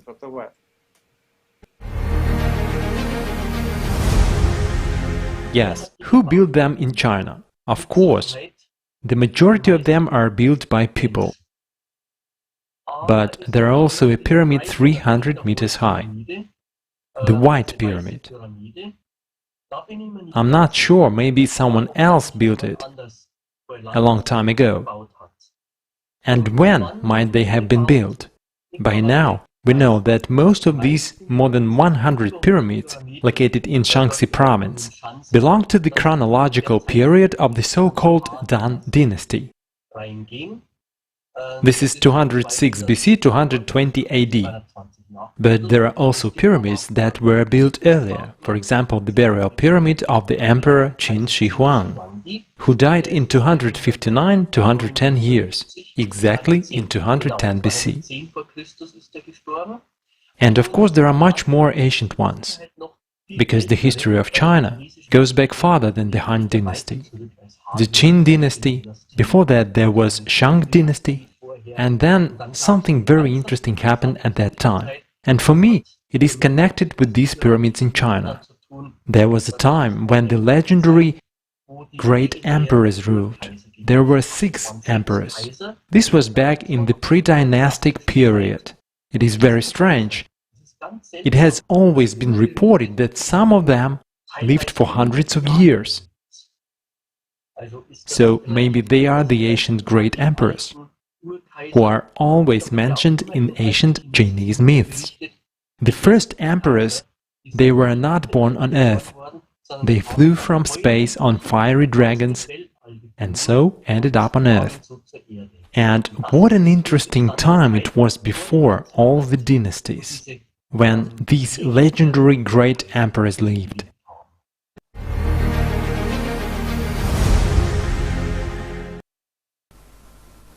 Друзья, а теперь я хочу Now I would like to introduce our guest, Raul Del Olmo, professor at the National Institute of Archaeology and History and Master in Museum Studies. And this is Raul Del Olmo. Hello, Raul. The word goes to you. Hola, buen día a todos. Gracias por la invitación. Hello everyone, thank you very much for the invitation, and I would like to talk about the construction of the Mexico territory. The territory that the Mexican Republic occupies today is the result of historical process that has lasted for more than 5 centuries. Mexico is a relatively young country, containing within its borders archaeological remains belong to more than one culture, with geographical and time differences that have determined much of its behavior, beliefs, and what interests us here. Architectural styles that today allow us to identify them more easily. Despite the differences between these ancient cultures, there is a coincidence in the construction of buildings. And this coincidence in the necessity of lifting the pyramids. Some are more decorated than others, but they always remain a very accurate connection with the environment, and above all, the location and movement of celestial objects, such as the sun, the moon, and the most prominent planets and stars of the firmament. We must admit that in some cases we don't know who built or how the monumental buildings, such as the Pyramid of the Sun at Teotihuacan, were constructed. However, we can get a very clear idea of the construction process of the vast majority of pyramids.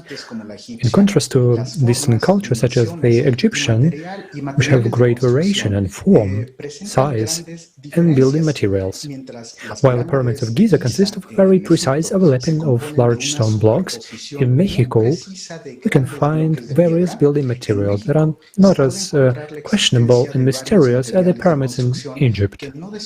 Tantas dudas y misterio como si lo hacen las pirámides en Egipto. Pero no por ello son menos interesantes. No less interesting are the pyramids that we find in Mexico, since they are separated by millennia and geographic distance that make us find 2 completely different worlds. First, we can emphasize the simplicity of material resources with which the construction of the pyramids was started. Natural elevation of the terrain, volcanic stone, clay, mud, they were used, and so on. So let us give an example of the Pyramid of Great Temple, erected in the heart of today's Mexico City, in which gives the name to the whole country. The pyramid reached a height of 45 meters, but initially it was not intended for a temple of such a large size. I will tell you very briefly the history of the construction of this pyramid, which will allow us to understand how the vast majority of the pyramids found in Mexico were built. Los aztecas eligieron una saliente natural en el terreno para construir un pequeño templo con piedra volcánica encontrada en el mismo sitio. The Aztec chose a small natural ledge on the ground to build a small temple from the volcanic stones found on the same site. This happened in the year 1325 AD, and it was the beginning of what would reach a larger size years later.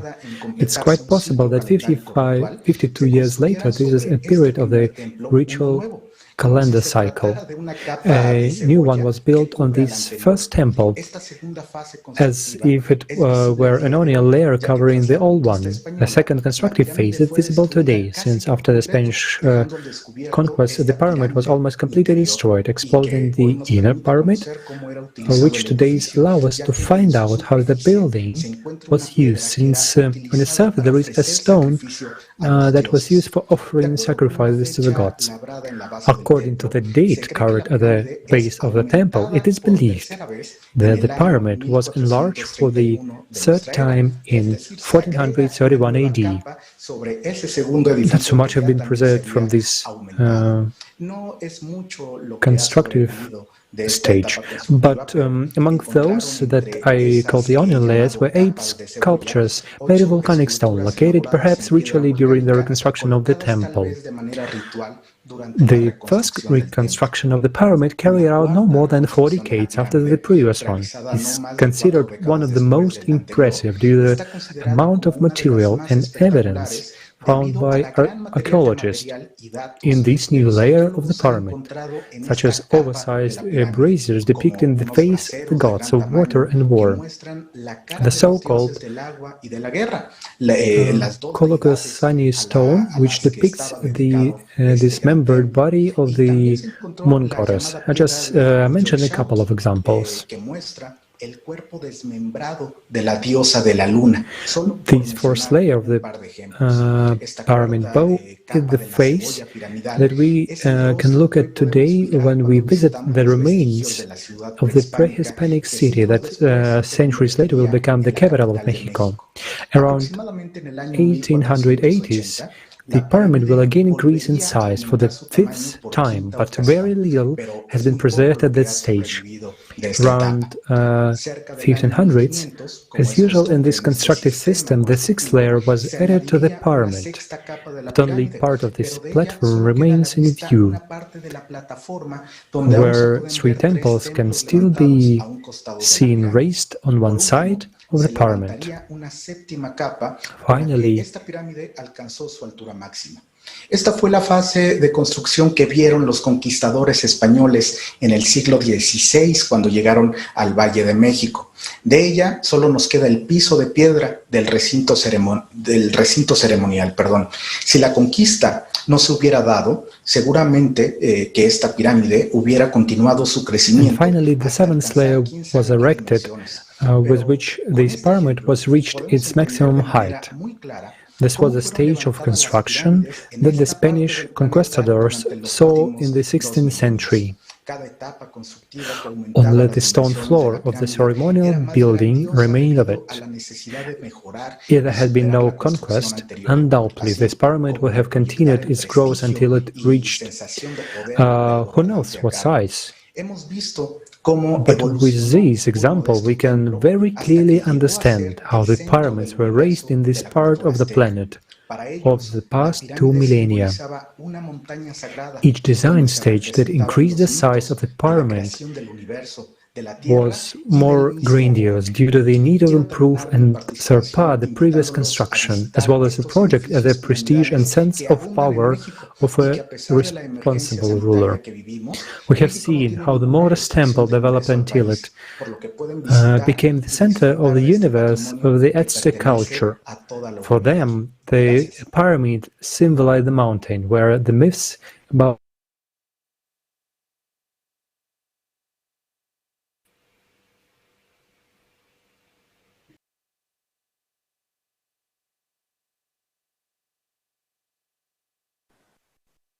Здравствуйте, Рауль. От наших зрителей мы Hello, Ro. Our viewers have got just a question for you. just for even from your previous participating in Kaleidoscope Facts. And I'm going to ask you this question from Chile. If one of the functions of constructing pyramids were just influencing the climate change, so could we be using this technology in our times? What do you think? In order to influence the climate change.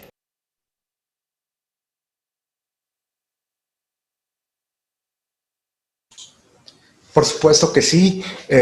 Gracias por la pregunta y saludos a la hermana República de Chile.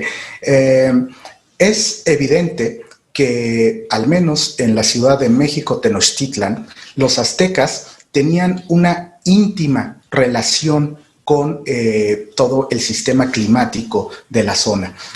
Lograron convivir en una laguna que presentaba características hidráulicas, for this question, and hello, just send my hello to Chile, to our dear viewers, and we could say that it is truly so to use all the resources that we have today, water, land, air, sun, in order to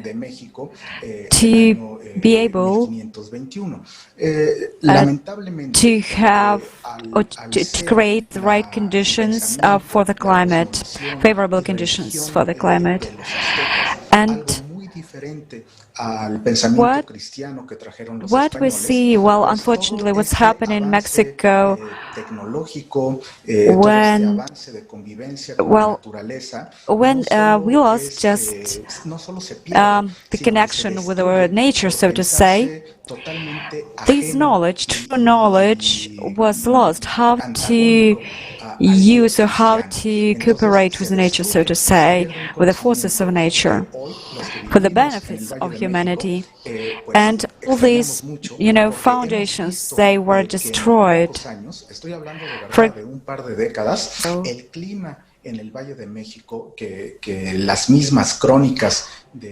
I'm saying about, this, well, literally this latest decade, that many experts have described, and they describe these lands as kind of unfavorable for just climate and conditions. And today we see that changes are taking place every day, and people are suffering from these changes, and people are really very influenced by these changes. And I believe that these points that were described and in the structure or with the new of building the pyramids, right? They could be used alongside with the technologies for the benefit of humanity, and they must be used. Thank you, Raul, for your just great answer. Lots of thanks, Raul, to you. And right now, I would like to introduce you our next speaker. This is Luca De Santa. The floor is yours. Per avermi invitato a questa conferenza. La civiltà Harappa è una civiltà dell'età del bronzo. Thank you very much. Thank you for inviting for the conference. Harappan civilization is a Bronze Era civilization that flourished between 3000 and 1800 BC. At the same time, as other civilizations were also flourishing in other parts of the world. Akkadian, Sumerian in Iraq, Egypt, China, and so on. The civilization is considered by modern scientists very mysterious, because on the contrary of almost all other civilizations, in its ruins there were no signs of kings, palaces, ziggurats, or monuments of kings. Also, most of the so-called weapons found seem to be instruments used in daily activities. Hence, there is no sign or clear evidence of war. Un'altra cosa molto interessante di questa civiltà, ricordiamo The che stiamo Indus or Harappan civilization was discovered in early 1920s when the excavation started in Harappa and Mohenjo-daro. The civilization, as many of that era, flourished on the banks of great rivers as Nile for Egypt, Tiger and Euphrates for Iraq, and this case of the Indus. It was composed in several hundred cities of different sizes, up to 50 and to 75,000 inhabitants, and its estimated population up to 5 million people. Harappans were busy making fine jewelry, craft work, dressing with cotton, one of the first populations known to have grown cotton, with fine dresses. They were busy with agriculture, trade, and also navigation as far as reaching Oman. Complessivamente questa civiltà si pensa che sia stata The city has a very impressive water delivery system to almost each house, and also one of the first sewage systems found in history. It seems evident from the remains that in this society all people had houses with water supply, food, and lived in an egalitarian type of society. A filare il cotone. Una cosa molto interessante è appunto che gli Arappani, come si dice in italiano, erano una delle prime popolazioni che coltivavano il There were cotone. also found many examples of artistic objects such as vase, pottery with decoration, jewelry, seal tablets made of bakelite with many symbols on them representing animals. Among other, the unicorn has been found in 600 small tablets. Women in typical meditation pose of lotus and others. What is astonishing is that war actions are never represented in any art object found. That is the opposite of what we can see in the contemporary remains of other bronze civilizations.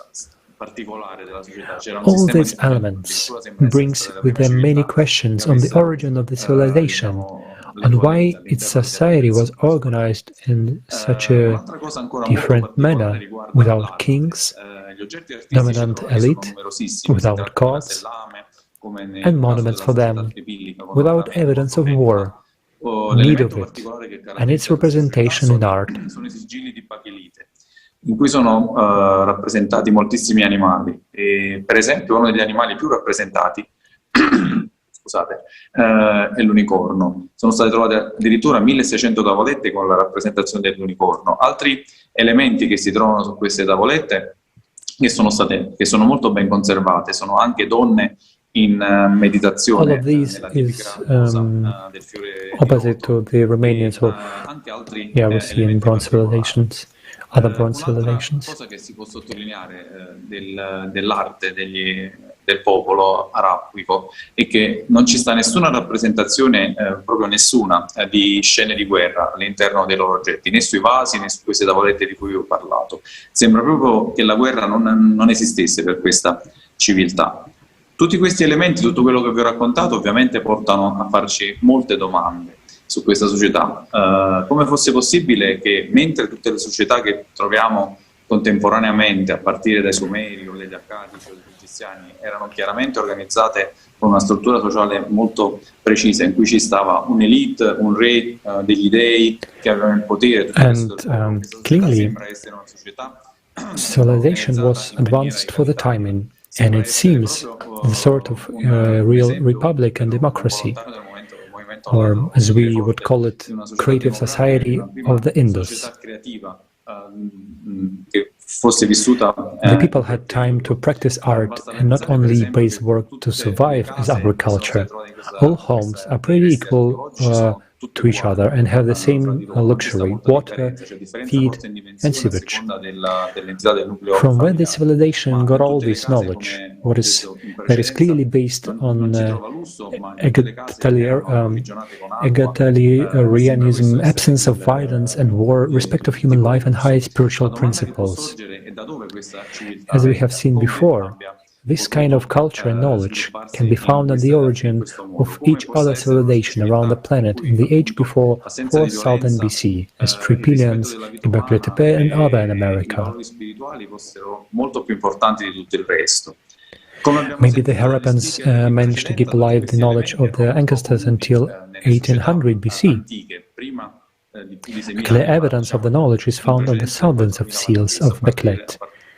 There are thousands of them, and all are indicating the importance of meditation practices, the connection to the spiritual world, and other clear elements of a society where spirituality is more important than material values. Maybe Harappans moved to urban society from more isolated housing to create big communities and allow people to have time for their own spiritual development, safe from natural and human dangers. Thanks to them, we can now see the wonderful findings that they left to us as a great real example of how it was possible to charge also our modern society from consumeric to creative and live a more valuable life with all need for our spiritual and creative development. In struttura collettiva proprio per consentire ad ogni individuo di poter avere più tempo libero per poter sviluppare la propria anima, per le proprie attività creative e non soltanto per pensare alle attività di base di sopravvivenza, che ovviamente sono molto più impegnative quando non si vive in una comunità. Per me, per concludere il mio discorso, è molto bello vedere che nel passato esisteva una società di tipo conclude my speech. It's very nice to see that in the past there were such examples. Che viveva contemporaneamente anche a società che vivevano di guerra, di ineguaglianza e di materialismo. The society was equality and absence of wars. The materialism was not so important. E creare anche noi una società creativa in cui si possa vivere una vita più piena ed avere più tempo per il nostro sviluppo spirituale e creativo. Grazie. And showed an example that right now we can also build a great society. I will give the word to other speakers. Thank you.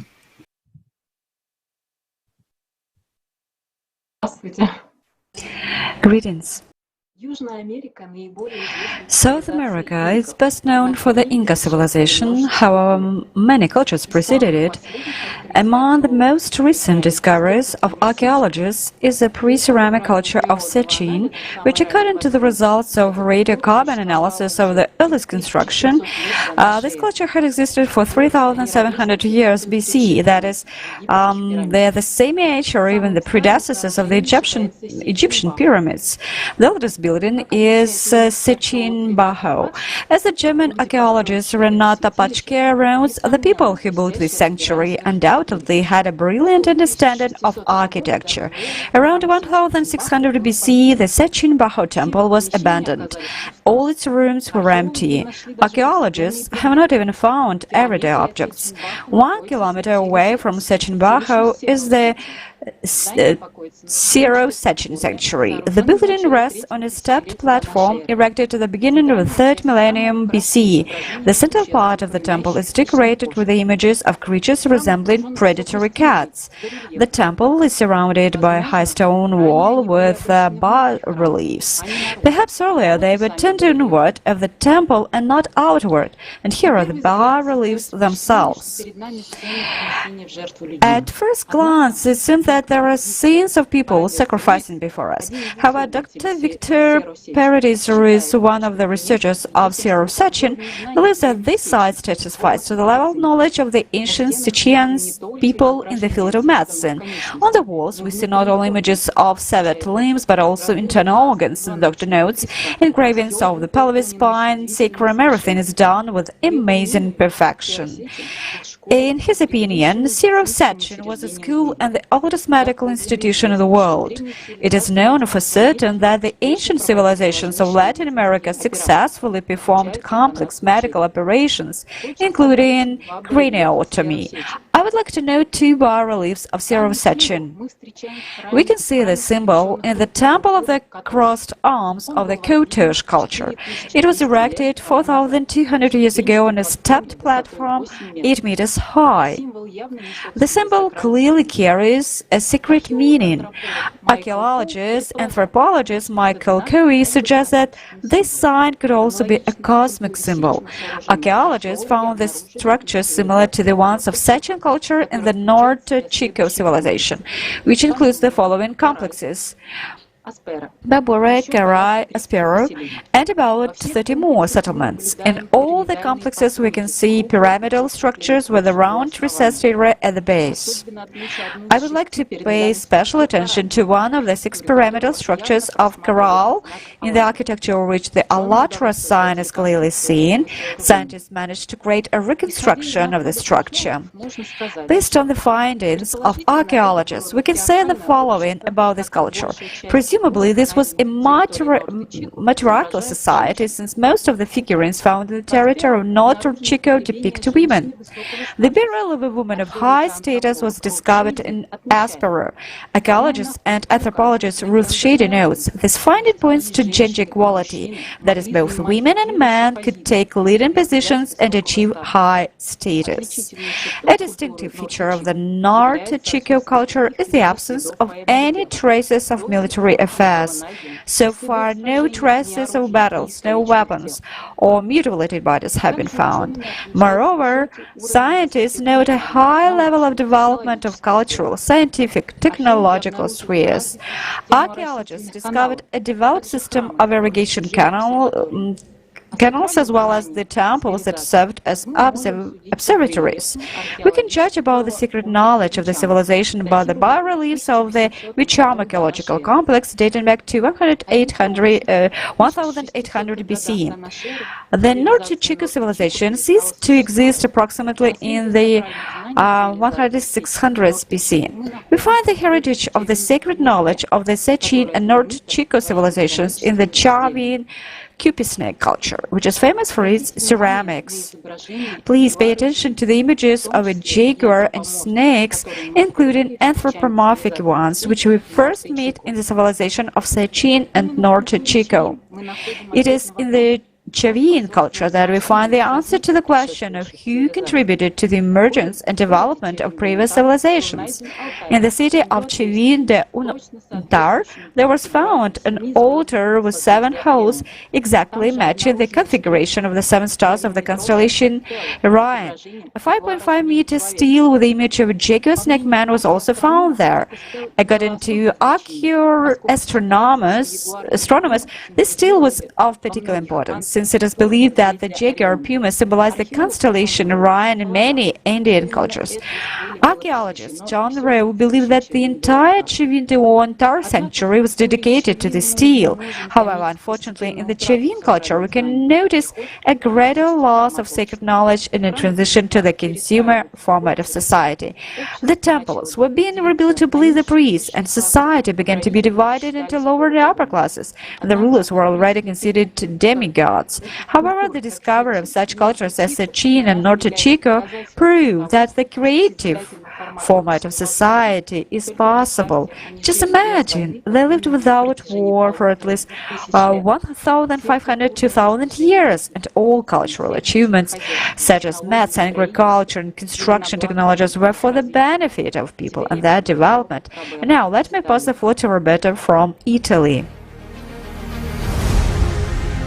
Greetings, friends. A project for the construction of pyramids was also implemented in Italy at the turn of the Neolithic, as well as in most countries of Western and Northern Europe. And the monuments of this global architectural project have been preserved to this day. Among many megalithic structures there are pyramids. These are the most famous of them: Lombardy, Ravaniate LC, the 3 pyramids of Montevecchia. The time of construction of these structures is around 3000 BC. These are stepped giant pyramids, one of which has a base 100 meters long and reaches a height of 50 meters. The faces of all three pyramids are oriented to the cardinal points. Researchers claim that the pyramids are oriented towards the constellation of Orion when it appears during the sunrise on the day of the summer solstice. Now we are in Sant'Agata dei Goti and you see the pyramid of Ariel behind me.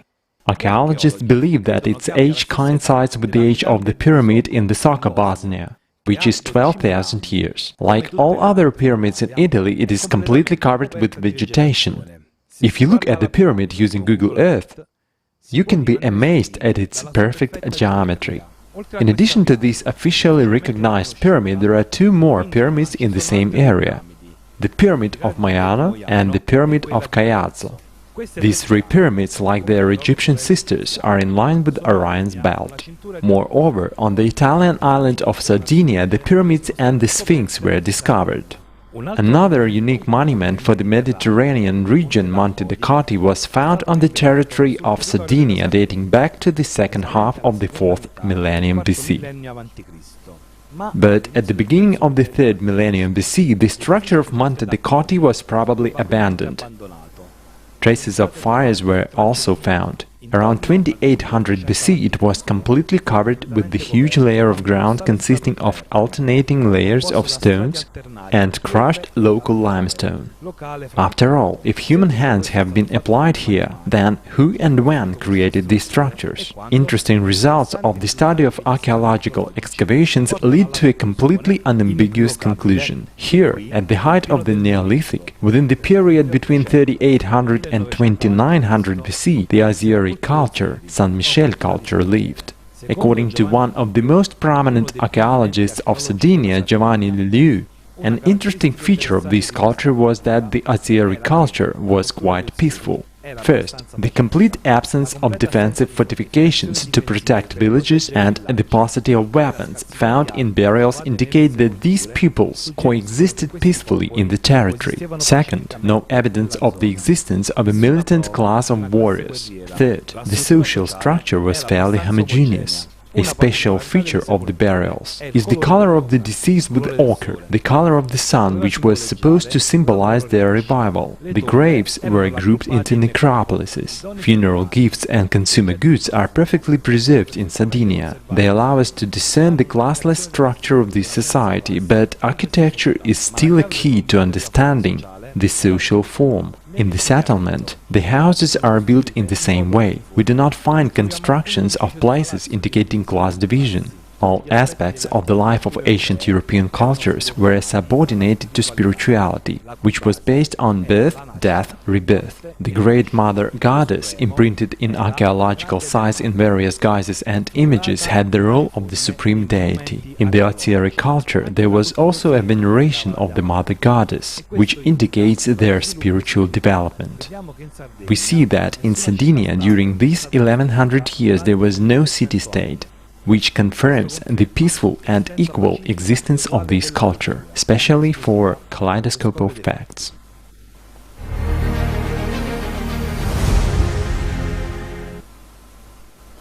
Сегодня мы узнали о многих культурах, которые еще в Today, we have learned about many cultures that lived according to the foundations of the creative society in ancient times.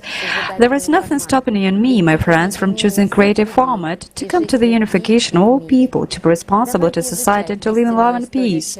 Whoever does not know his history is condemned to relive it again. So let us study the true history of humanity.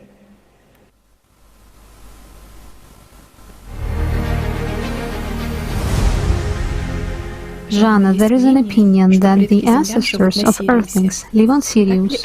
Is this true? Well, the ancestors of Earthlings live in almost every galaxy, throughout the universe.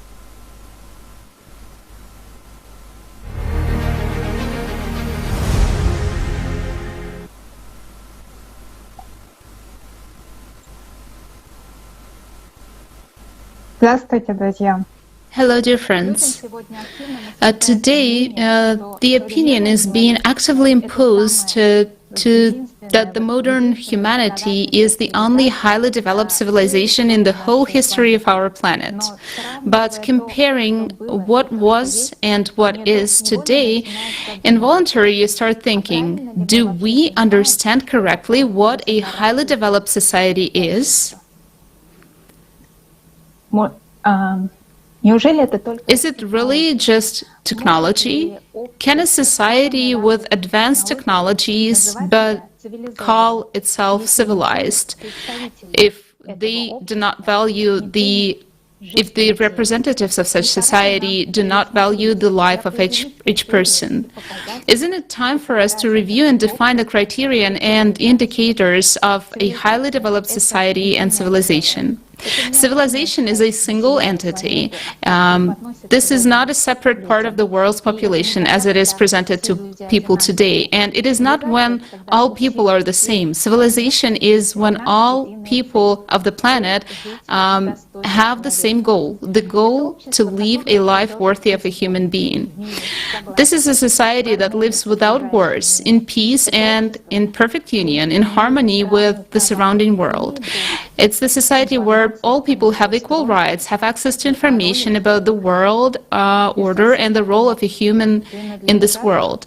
The resources of such society belong to everyone. In such society, spirituality does not imply dogma or worship of any deity.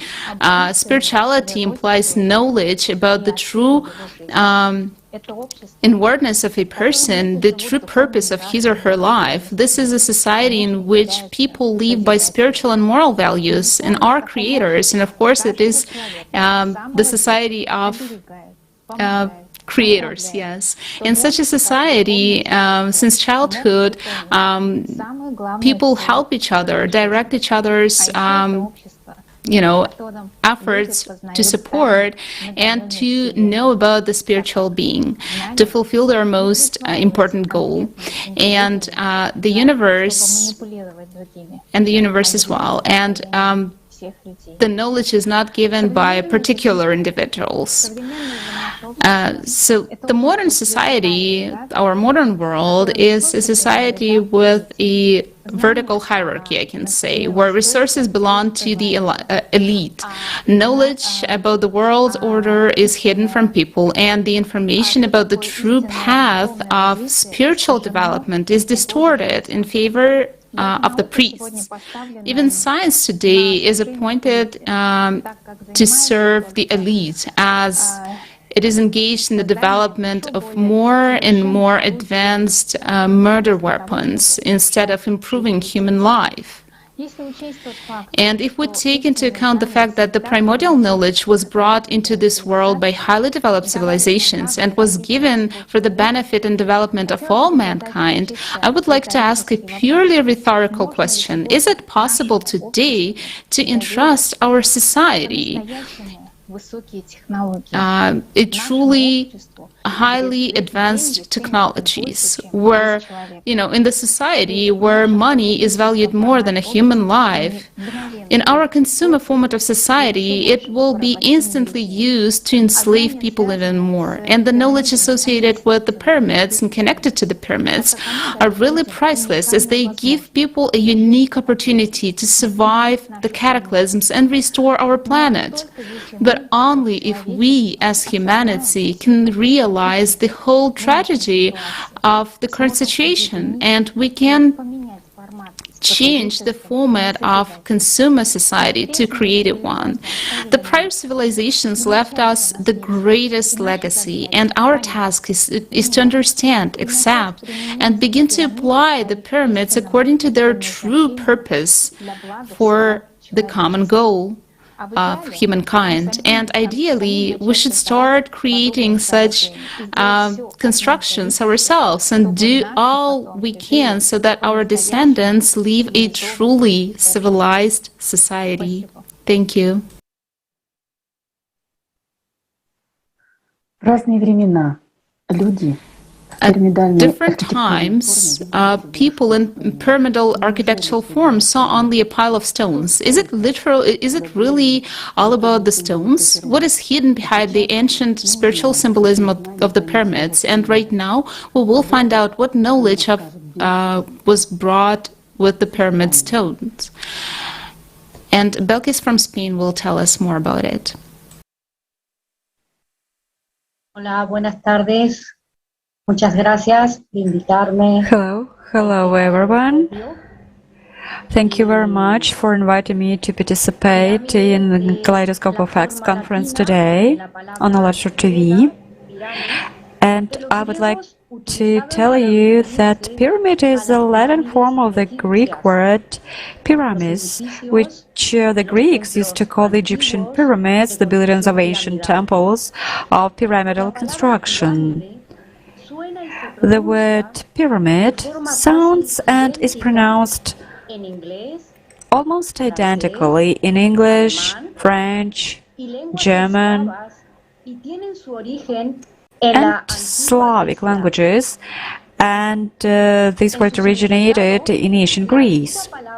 In its meaning, the ancient Greek word pyramids, and its plural pyramidus, is a monumental structure with a square area at the base and with sloping sides meeting at the top.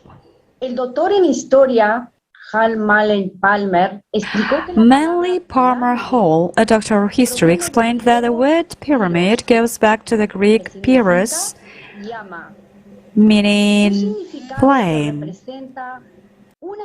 This meaning being a symbolic expression of the one divine fire, the symbol of life of every living thing.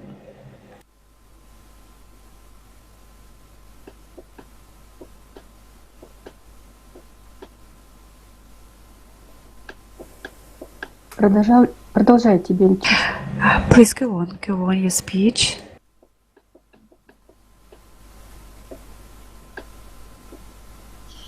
Como estructura, la pirámide se designaba en el antiguo Egipto con la palabra Nes.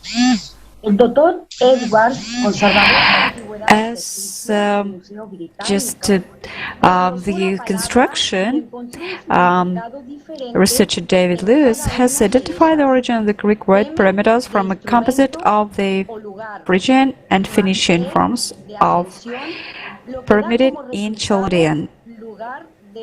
So a pyramid was defined as the place of kind of enlightenment. So as a structure, pyramid was referred to in ancient Egyptian language by the word meg. And here in this picture, we can see the graphic representation of the symbols of per neter, that is pyramid, and per ba, temple.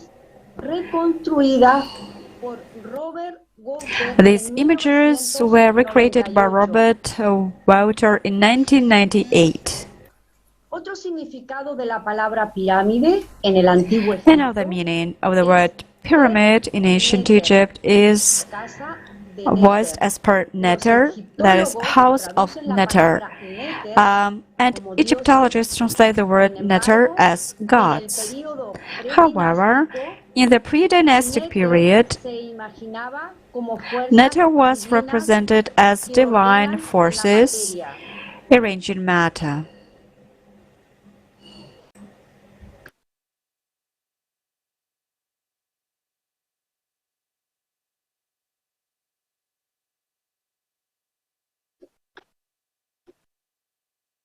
Pirámides en árabe se llamaba Pyramids in Arabic were called Il al-Hram, meaning ancient age or ancient structure. Garam comes from the verbs to crumble, to grow old. This word is the same as the word mind. The Coptic expressions pir mon and pirami mean the splendor of the sun. Doctor en ciencias, The Egyptologist, Doctor of Sciences Nikolai Sergeyevich Petrovsky has expressed the opinion that the basis of the Egyptian word pyramid, taking into account the absence of vowels in hieroglyphic writing, is pronounced decir, idéntico al nombre that is identical to the pre-Indo-European name of sacred mountain Meru, y en consecuencia denota el mundo and accordingly means the world, the universe. En la siguiente imagen, en la antigua civilización china, And right now we are going to see the next image, and I would like to say that in ancient Chinese civilization the word pyramid contains the meaning Jin Sita is the most used and consists of 3 characters. Jin means gold and is shaped like a triangle on top. es un signo, Z, símbolo, it means sign, a written symbol. torre. Ta means tower. Así, pirámide en chino es Thus, the pyramid in Chinese is the golden symbol or sign in the tower. significado de la palabra pirámide, jiaxui, The second meaning of the word pyramid, jiaozu, literal translation sounds like this: horn that drills the earth, and this can refer to inverted pyramids.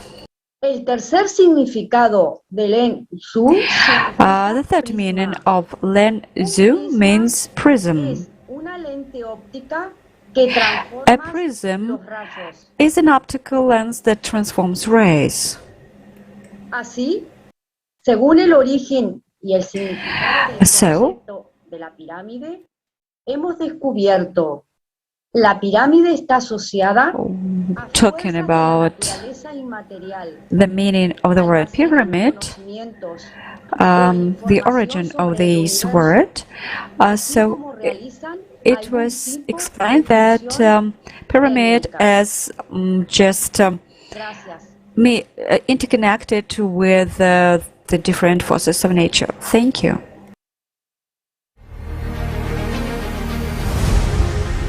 The word for pyramid works that way. The Egyptian word for pyramid is a very simple word. It's written with 2 bent arm glyphs. A bent arm is a symbol for the concept of measure or the concept of a cubit. The final glyph that's not pronounced is a picture of a pyramid. There are 2 ways to read those leading glyphs. One is to say measure of measures. The other way is to say comparative measures.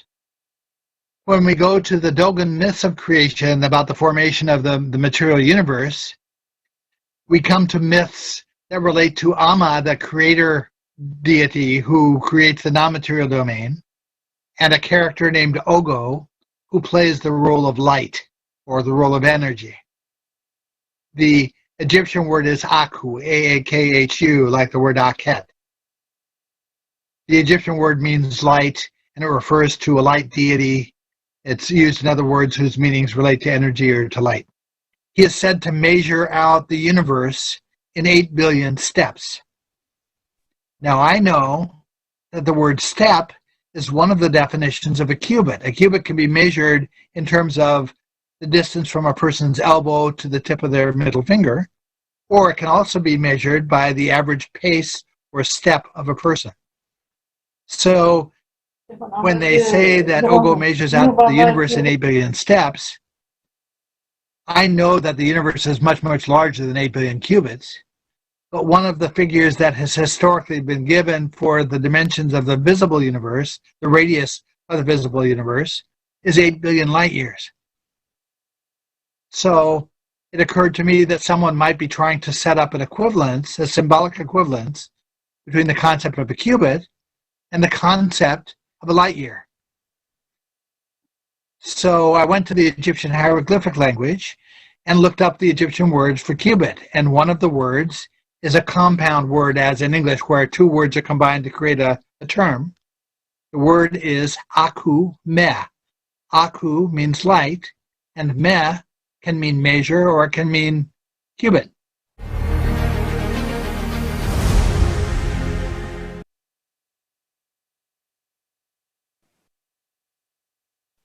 Согласитесь, что числа... Agree that numbers are an integral part of our life, but not everyone thinks about the fact that the numbers can have not just a quantitative value, but carry something more important in it. What is the sacred meaning of numbers, including in relation to the pyramids? I give the floor to the next speaker, Natalia and Oksana. Hello, dear participants of the conference. It is really interesting to listen to our today's speakers because you really, with such a pleasure, listen to them when a person did such a research. And right now, I will take you by the hand and I'll let you follow to the pyramids of the ancient Egypt, where, thanks to the research, we understood that the numbers are sacred: 2, 3, 4, 5, and 7. My colleagues, historians Bauer, Dumas, Golovin, determined the correlation of numbers as symbols with the physical movements of astronomical bodies and with the creative universal principles on Earth from the content of myth. Yes, you got it right. The historians are talking about the creative universal principles of the numbers. And the ones that we can find on the surface of different ancient monuments. The sacred triangle is a ratio of 3 to 4 to 5. And why, you would ask? Because 3 is Isis, 4 is Osiris, and 5 is their son Horus. And let's take a look in more detail. The long-term research of candidate of sciences Alexandra Valegova, the architectural historian, shown that the understanding of numerical symbols contributes to the knowledge of hidden meanings encrypted in space. So it turns out 4, during the movement of a celestial body with a trajectory, is identified as 4 cardinal points of space and 4 nodes of the time cycle, which coincide with each other. People of ancient times expressed this idea as the connection between the multitude and unity, time and eternity. And can you feel that the ancient people has given us the message? And moreover, we can see on a unique monument of archaeology is the Djoser pyramid. Horus is identified as number 5, a symbol of harmony, symbol of universe. 5 basically unites the principles of polarity, number 2, and reconciliation of number 3. So it turns out that 3 plus 2, and we have the reconciliation and harmony. This is what the ancient Egyptians believed in. This is just a number, but it fulfilled the life of each person so deeply because people didn't use spare words to pass the knowledge. And let's continue. So the number 5 is called as the first universal number. In ancient Egypt, stars were drawn with 5 points, and this is not a coincidence. The star was the Egyptian designation of destiny, and I think that a lot of people thought about that. And when person realized themselves, he had to become a star and become an equal to Ra. And let's have a look at the seal of the step pyramid of Djoser. This is the 3rd millennia BC, and we can see the number 7 right here, because this is the union of spirit 3, and substance 4, substance from material world. And the form that expresses the meaning of 7 is a pyramid that combines a square base, symbolizing the 4 elements, and triangular sides, symbolizing the spirit. And historians found that out thanks to the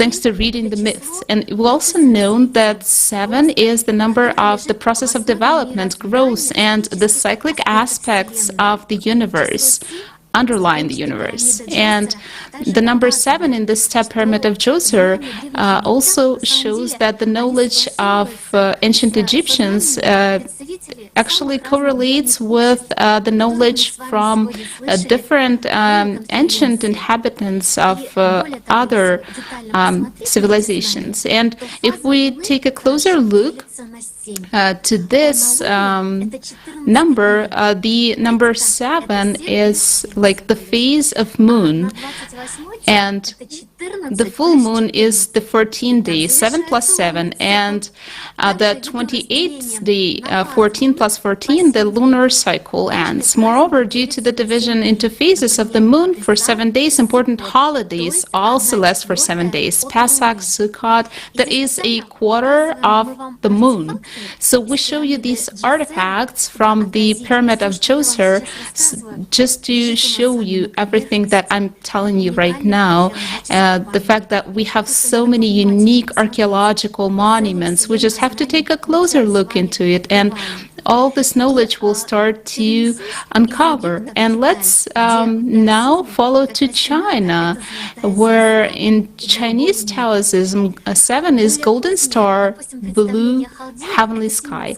The representations of the Chaldean Semitic group, there are 7 planets in the sky arranged in the ascending apparent velocity relative to the stars: Saturn, Jupiter, Mars, Sun, Venus, Mercury, and Moon.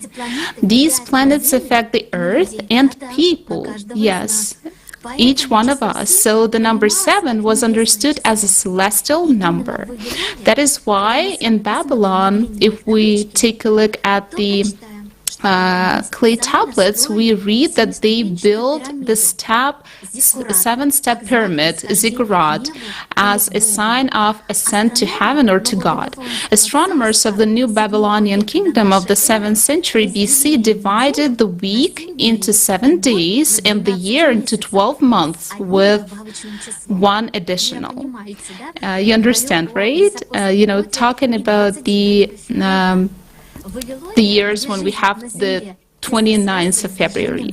And in Babylon, life on Earth was closely associated with the movement of the stars. And in China, the ideas of harmony were transferred to the entire universe. And due to the knowledge of harmony, people designed harmonious architecture on different continents and at different times in our world.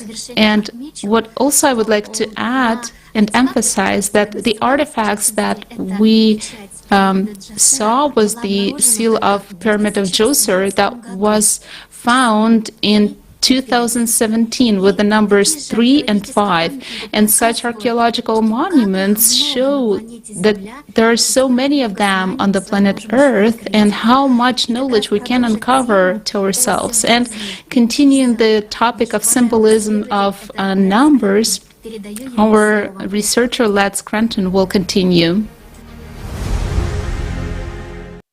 In Dogon numerology, 3 is the number of the male, and 4 is the number of the female. 7 is the number of the individual. When the Dogon talk about universes, the non-material and material domains, they tell us that 4 is the number of the material domain. And they stop there. They don't say any more. They say 4 is the number of the material domain. Well, we know that the material domain is considered to be masculine. We know that the non-material domain is considered to be feminine. So the implication that is not spoken is that 3 is the number of the non-material domain, and that together the 3 and the 4 constitute an individual. It turns out that the energetic dynamics that exist between non-materiality and materiality are very, very similar to the energetic dynamics of consciousness. In other words, it looks as if those universal domains constitute a primordial consciousness that none of these original traditions deify. In Kabbalism, it's referred to as the primordial individual. Budge, Sir E. A. Wallace Budge, who developed an Egyptian hieroglyphic dictionary, refers to it as the spirit body of Orion.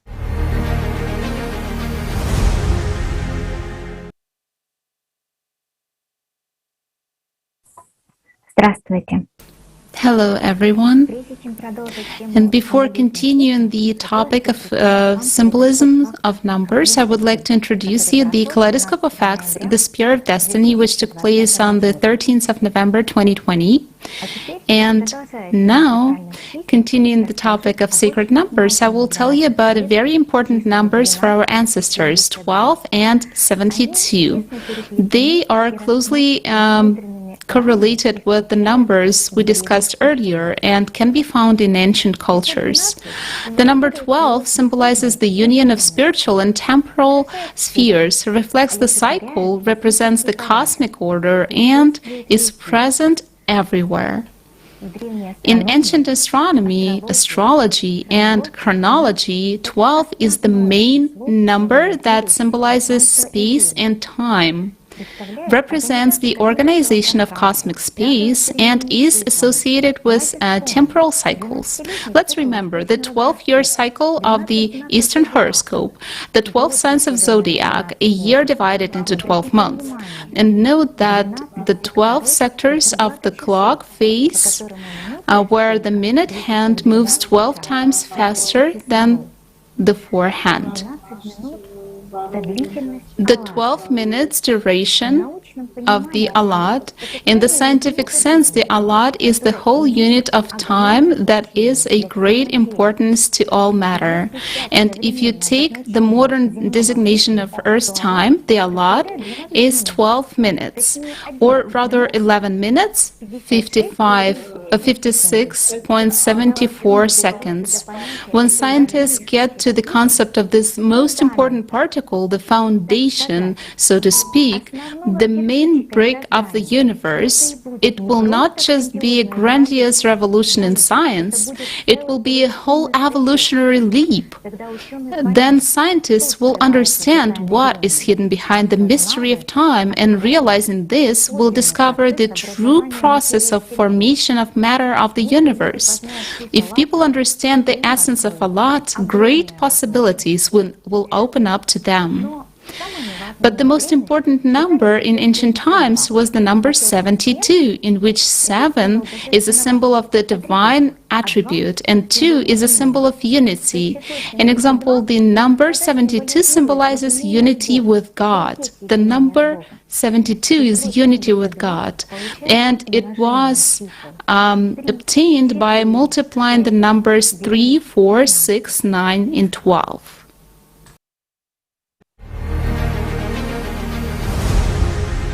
These numbers are constantly found in ancient myths and iconic architecture, and they are a kind of code. The most important number in this series is 72. This number is found in many ancient cultures of Mexico, China, and Egypt. It is an important unit in the Mayan calendar. Why was it so important in ancient times? And what is hidden behind the number 72? Let's turn to the book Allatra. Anastasia. Amazing, because the number 72 is combination of numbers 12 times cycles of 6. Rigdon. Exactly right.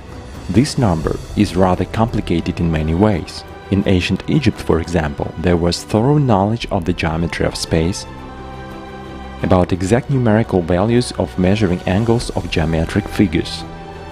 The latter formed the basis of knowledge in the implementation of various projects in construction and architecture, including unique ones, thanks to which certain conditions for changing the physics of space were formed.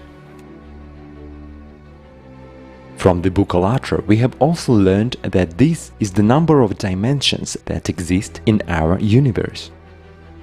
These 72 dimensions are represented mainly by subtle and coarse energies, which form certain energy fields that form one or another dimension. There is no clear distinction in them. The same energies may be present in one dimension, in the other, and in the third. It turns out that in the ancient times people had knowledge that our universe, there are 72 dimensions in it. There is a cycle of precision, 25,920 years, during which every 13,000 years there was a sharp change of climate on the planet. And pyramids formed conditions for change of space physics, i.e., could influence the material world.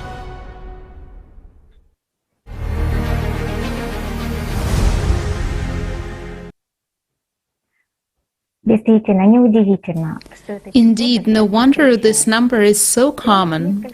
Just a few examples. 72 threads used to make belts for ministers of the Iranian faith. 72 is a Kabbalistic number associated with the representation of the name of God. It is also found in Sanskrit, Khmer, and Avesta. The number 72 is also widely represented in the mythology. It is interesting that the ancient Egyptians believed that the sacred number 72 was closely associated with Osiris. He was often depicted as the lotus flower with 72 petals or in white robe, which was originally decorated with 72 lotus buds. In ancient times, in India, China, and Egypt, a snake biting its tail symbolized 72 dimensions. Its body was represented in the form of 72 rings, more precisely links of the body. In ancient Chinese mythology, the 72 measurements of the universe were depicted as air bubbles located between the bodies of the progenitors of the world, and Men Naiba and Fushi. Besides that, it was curious to know that human DNA molecule is a rotating cube where 72 degrees is the angle of rotation in the DNA molecule. It is also a sacred number in geometry. On the plane, the outer angles of the most important symbol, the regular pentagon, are 72 degrees each. The construction of Platonic bodies is also connected with the number 12 and 72. As we can see, at all times, the numbers 12 and 72 were given special importance. Ancient civilizations, carefully transferring knowledge to us, tried to engrave in signs and symbols all sacral heritage principles and laws of the universe, interrelation with cosmic processes and those who gave knowledge to them.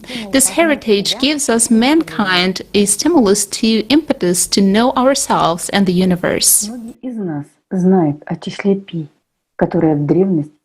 Many of us know about the number pi, which in ancient times was often used in the construction of architectural structures, as well as about the number of harmony and beauty, pi. These numbers are the dimensions of the pyramids. Pedro from Ecuador will tell us more about this. Thank you so much. In all periods of human history, we find knowledge of regular polyhedrons combined in rows, such as Platonic bodies. Various stone artifacts shaped as regular polyhedrons are found all over the world. An example is stone artifact from Scotland, dating back to 2000 BT. La geometría sagrada es el uso de un sistema matemático, geométrico y artístico que compone todo el mundo material. And we know that Egyptian pyramids entering it was in ancient temples, and we feel everything in them has a deep meaning and significance. The forms, the sacred geometry, the use of different geometric and artistic mathematical system which combine, which is we see in the surroundings of our world. Y los establecieron en los parámetros de las pirámides mismas. Pero nos enteramos So we'll know about these principles and that were founded in the construction of Egyptian pyramids, but we know about that a few millennia later, when in the 19th century William Flinders Petrie, Egyptologist, measured the pyramid of Cheops and was amazed with the highest accuracy of this structure. And this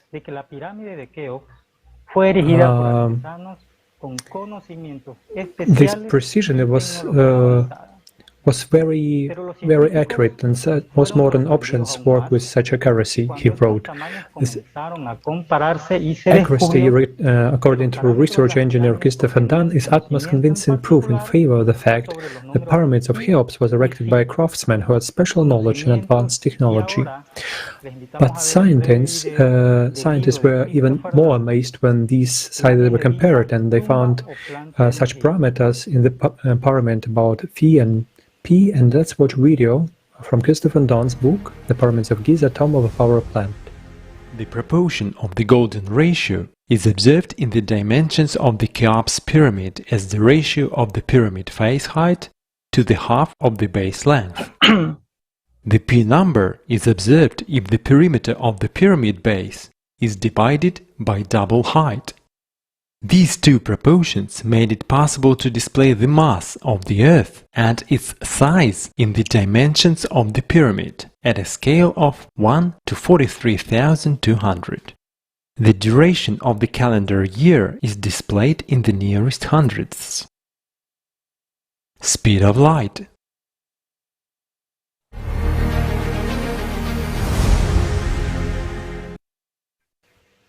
William Fix, autor del libro sobre pirámides. William Fix, the author of the book Pyramid Odyssey, wrote, "We know that someone in very deep antiquity was aware of the size and shape of the Earth with great precision. We don't know how they measure it, but that they did so is now an article of knowledge. The spiral of the golden section and number of phi are not only in the size of the pyramids, but also in the mutual arrangement of structures in the complex, as well as the mutual arrangement of complexes on the planet. The sacral geometry is not only the correct proportion, it determines the functionality of the pyramids. Let's look at an excerpt from interviews Mikhail Kostinsky, a senior scientist at Research Institute.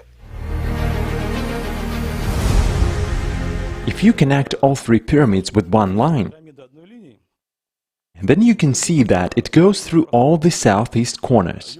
So it is clear that this is a complex, and it was built according to its own geometric meaning. And geometric means wave.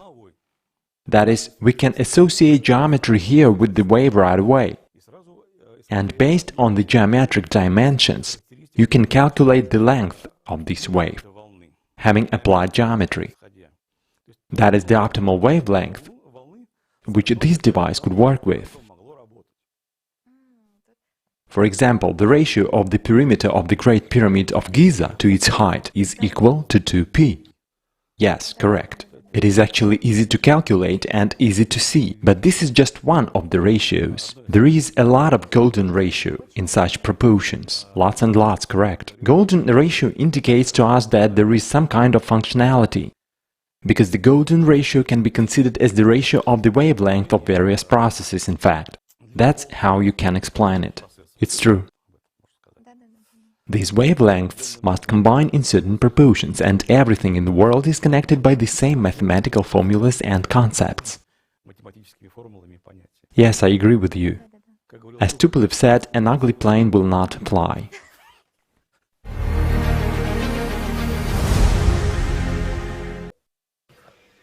De este modo, durante la construcción de las Thus, during the construction of pyramids and other religious buildings, the principles of sacred geometry, which is in the basis for the formation of the universe, were used. But where did people get this knowledge from in ancient times? The pyramids themselves and the knowledge that is embedded in them are direct proof that the knowledge was obtained from highly developed extraterrestrial civilizations. Thank you. Спасибо, Педро. А вы знаете, правильных многоугольников бесконечно много, а вот правильных многогранников всего 5. Thank you so much, Pedro. And Oleg from Belarus will tell us about the amazing geometric spheres, the polygons. Hello, dear friends. I'm very happy to greet all the participants of our Kaleidoscope of Facts conference. And I would like to share information about platonic bodies. At all periods of human history, we find knowledge of regular polyhedrons, combined in rows, such as platonic bodies. Various stone artifacts shaped as regular polyhedrons are found all over the world. An example is stone artifacts from Scotland dating back to 2000 BC. Now you can see this on your screen, and its essence, the platonic body, is a convex polyhedron, all the facets of which are regular polygons. Each of the 5 platonic solids is present in nature and determines the shape and distribution of physical forces in an object, be it like a living organism, natural minerals, and the structure of elementary particles and molecules, or cosmic phenomena. There are amazing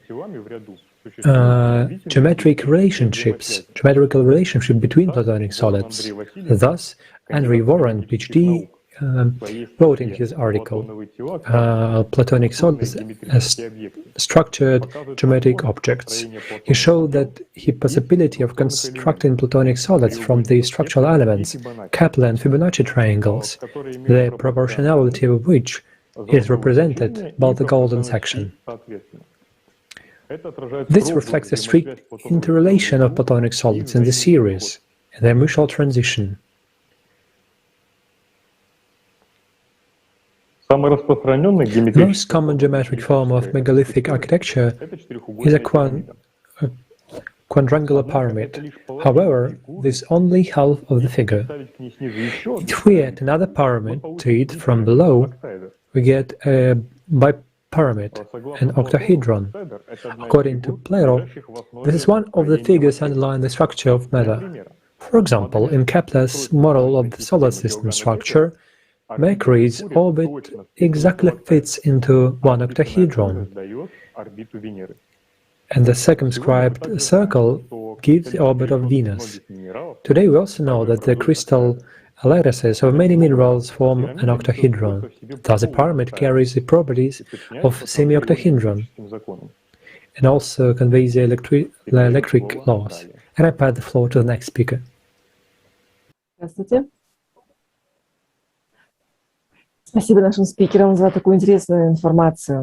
Hello, thank you our speakers for such an interesting information. And indeed, sacred geometry is a treasure of knowledge and wisdom. It combines art and architecture, philosophy and religion, those areas in which sacred geometry has played a leading role for many thousands of years. Today in the world there are billions of people of different faiths, but despite a lot of religious views belonging to this or that faith, they all seek to know themselves as humans. All of them visit temples, mosques, and many of other religious buildings. However, few people have thought about what is the true meaning of signs and symbols of this or that architecture of the temple constructions. Why places where believers pray have exactly such a structure and not another. And that is why within the framework of of our Kaleidoscope of Facts, we felt the necessity to give information about the symbolisms of pyramids.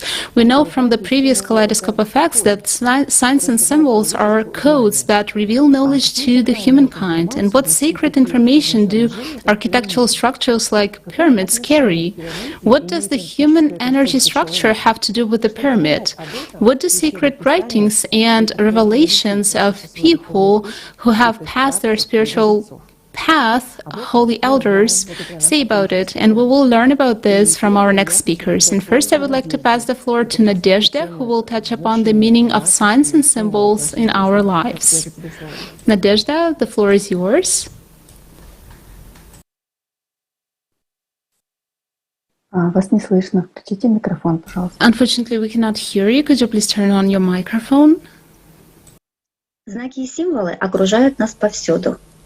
Signs and symbols surround us everywhere. They have always existed and exist in society. Only the attitude of people towards them has changed. In ancient times, people encoded a large amount of information and sealed it in signs and symbols. And signs were carriers of this information, and they include key spiritual concepts in it. The word sign is related to the verb to know, which comes from the Proto-Slavic znati, in the meaning to know, to have information. A symbol is a sign that is assigned a special deep meaning, only indirectly related to the direct content of the visible. The symbol does not point directly to any object, but to what meaning we give to it.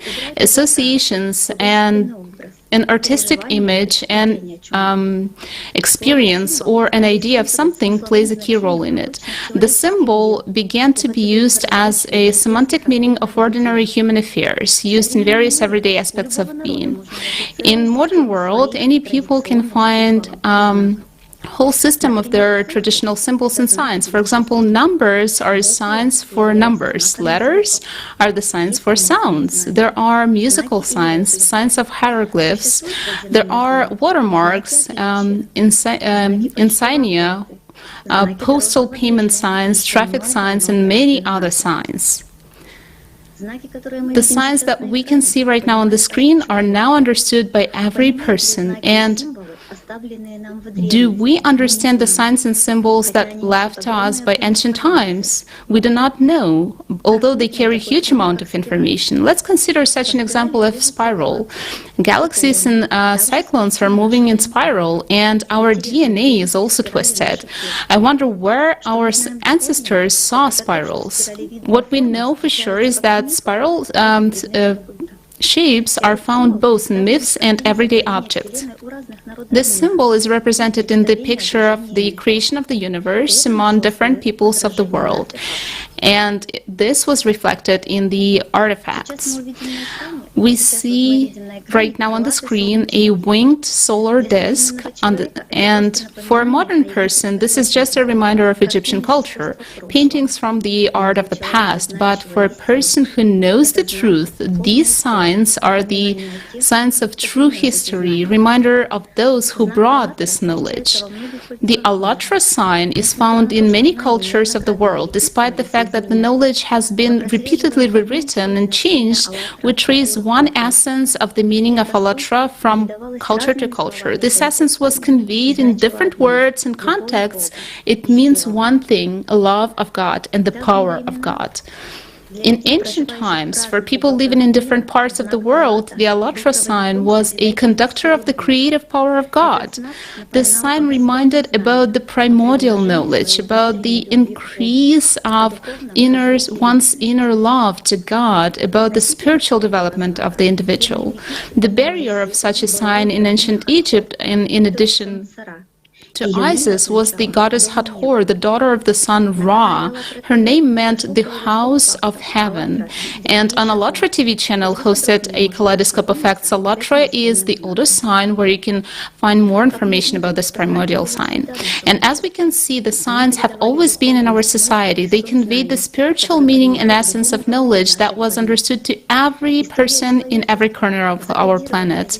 The history of our humankind encoded and recorded recorded in signs and symbols shows us how important the issue was and in such distant times. And signs and symbols are the key to the spiritual treasury of human society. It is a code for complex processes that opens up new horizons for understanding the world and oneself.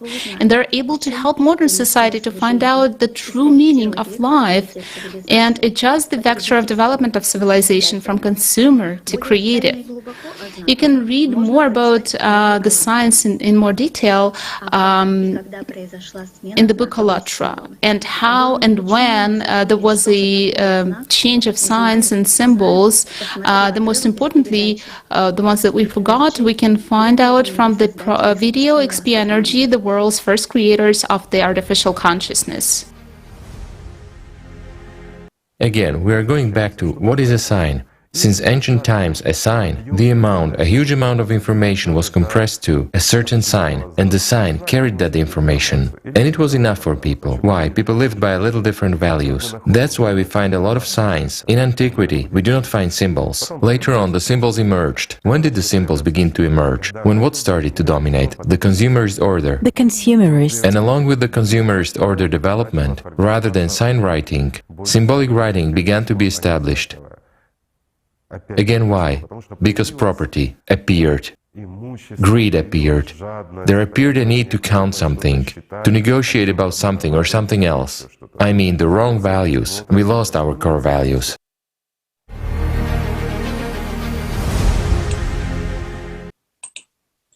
Здравствуйте, друзья. Greetings, friends. The pyramid is symbolically depicted as a square, a triangle, and an oblique cross inscribed in a square. If the sides of the pyramid are expanded on a plane, you will get a Maltese cross, a symbol of a warrior who serves only God and acts on expansion. The triangle and the square connected to each other as symbols. In semantics, the triangle as a square expresses the divine and the human, the heavenly and the earthly, the spiritual and the corporeal. After all, there are spiritual and material components in a person, good and evil. The triangle symbolizes the pyramid, the mountain, the Trinity, the connection with the body, mind, soul. The triangle with the top up means the material world, that is, that which is based on the temporal and strives for power. This is how the symbol of the god Shiva, personifying destructive forces, was depicted. You can see it right now on your screen. According to the culturologist Lotman and ethnologist Merchikov, the triangle with the top down shows the symbolism of the feminine principle, with the supreme goddesses, who, in the beliefs of the peoples, embody the creative functions of the Great Mother as a progenitor of the whole world, the connection with the aquatic environment. For example, in ancient India, it is a symbol of the goddess Shakti. The square is a common symbol in the myths and religions of the world. Its sides denote the four cardinal directions, the elements fire, water, earth, air, or wind directions, where deities, circles, spheres, dots, circles are depicted. Let us imagine a pyramid. When we look at it from above, we see an oblique cross inscribed in a square. This is how the energy structure of a person was depicted in ancient times. We have observed the symbols in the Paleolithic period. The symbol in the form of an oblique cross indicated knowledge about the energy structure of a person, his essences, the relationship with dimensions. And the square, you can see right now, and the square in symbolism is the conditional base of a pyramidal structure. Ziggurats and pyramids, temples, pagodas, churches, and other sacred buildings were built on a square base. So architects Lichkova and Soverenskaya write, so, moreover, as a rule, the architecture of the structure itself reflected the knowledge about the transformation of a square into a circle or rhombus, which was a schematic representation of a cube placed on one of its corners. That is, these symbols regarded knowledge about the energy transformation of a person's structure during his spiritual liberation, as defined by archaeologist and cultural critic Maria Gimbutas during the transition of the spiritual component of a person from the material world to the spiritual world. And the next speaker will tell us about the human energy structure and its components. Please, the floor is yours. Спасибо, Ольга. Итак, друзья, Thank you, Olga. So, friends, we know that a human is not just a three-dimensional being with arms, legs, head, and body. A person has a complex energy structure of a pyramidal shape.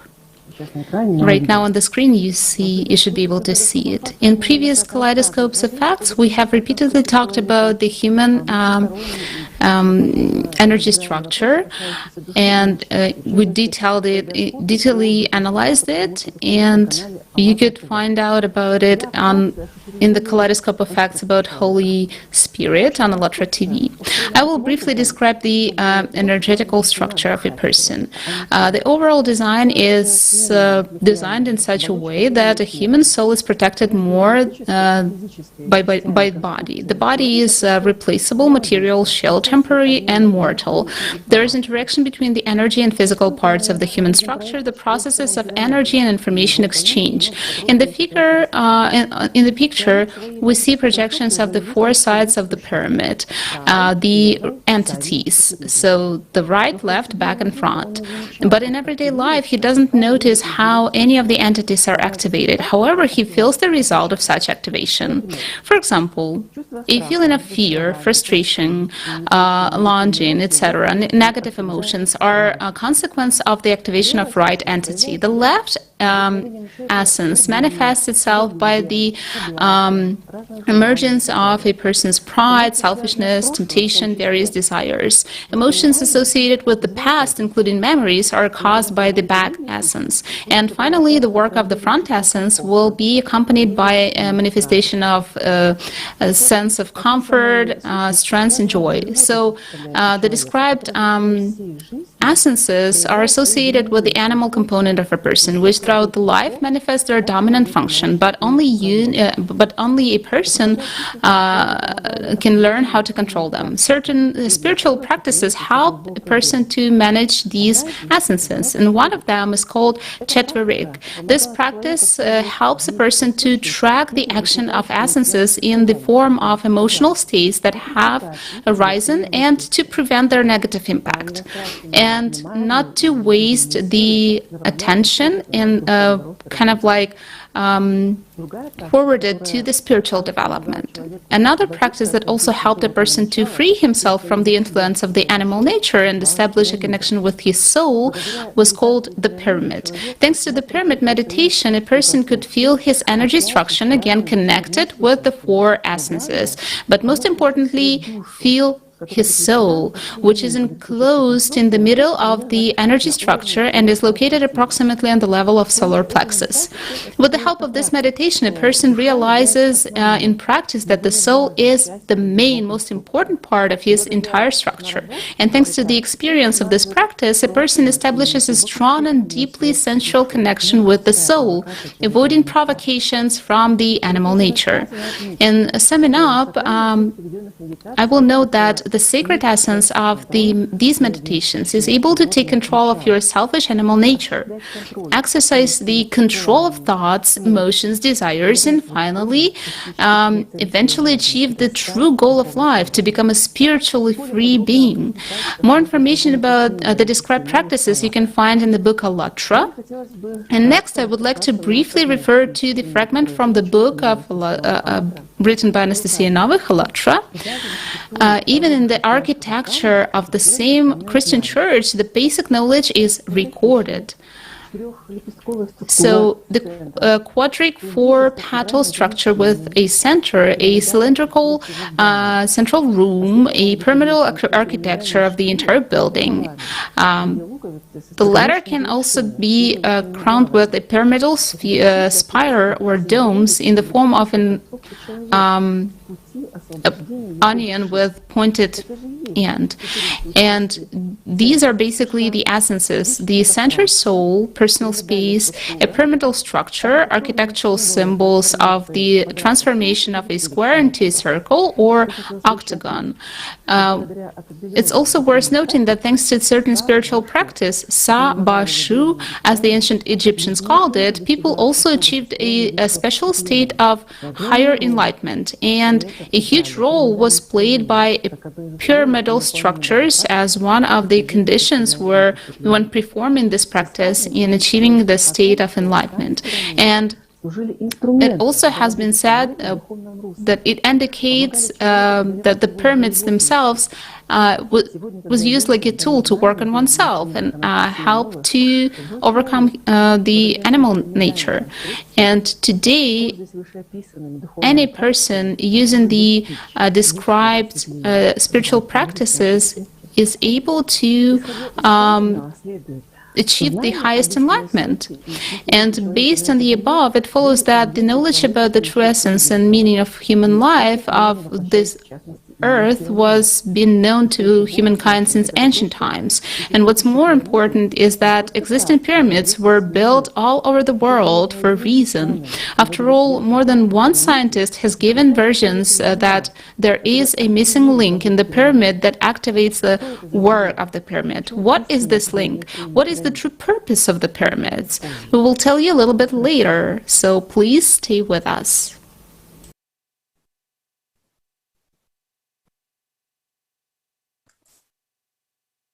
Добрый вечер, дорогие друзья. Good evening, dear friends. And now let's see if there is any indication in Islam of knowledge about the energetic structure of human and the special role of the pyramidal form. At the first glance, it may seem that to be almost no information about this in Islamic sources, but let's take a look together. If we approach this question from a research position, with an understanding of the unity of the essence of knowledge transmitted through the teachings at all times, we can find many interesting things. And so, we can find with surprise that in one form or another we find references to the energy structure of human in Islam repeatedly, in the Holy Quran, in Hadith, in mythology and poetry, in architecture, ornaments and clothes, and on artifacts. It is impossible to cover everything in a short speech, so everyone who is interested can join this research task, look at it himself and study it more deeply. And I begin by studying the hints given to us in the Quran. The following lines of the 7th Surah Al-Araf, the heights you can see it now on the screen, you can see that we find an indication of a certain mechanism of the devil's, evil's influence on a person from all four sides, how it deceives and deviates a person from the truth. And here the mechanism of the work of four entities is easily guessed. In my opinion, we can find a continuation of the disclosure in the following surahs. So we see in the Quran information that certain veils are thrown over a person's heart and walls are erected. This is a certain obstacle to a person's perception of the call coming from Allah. We read about this in the ayat 45-46 of the Surah 17, and we find similar information later on in Surah 18, ayah 47, which repeats the information about the veils and prevent a person from perceiving the spiritual world. So what does it tell us? Isn't it about mechanisms of human energetic construction functioning?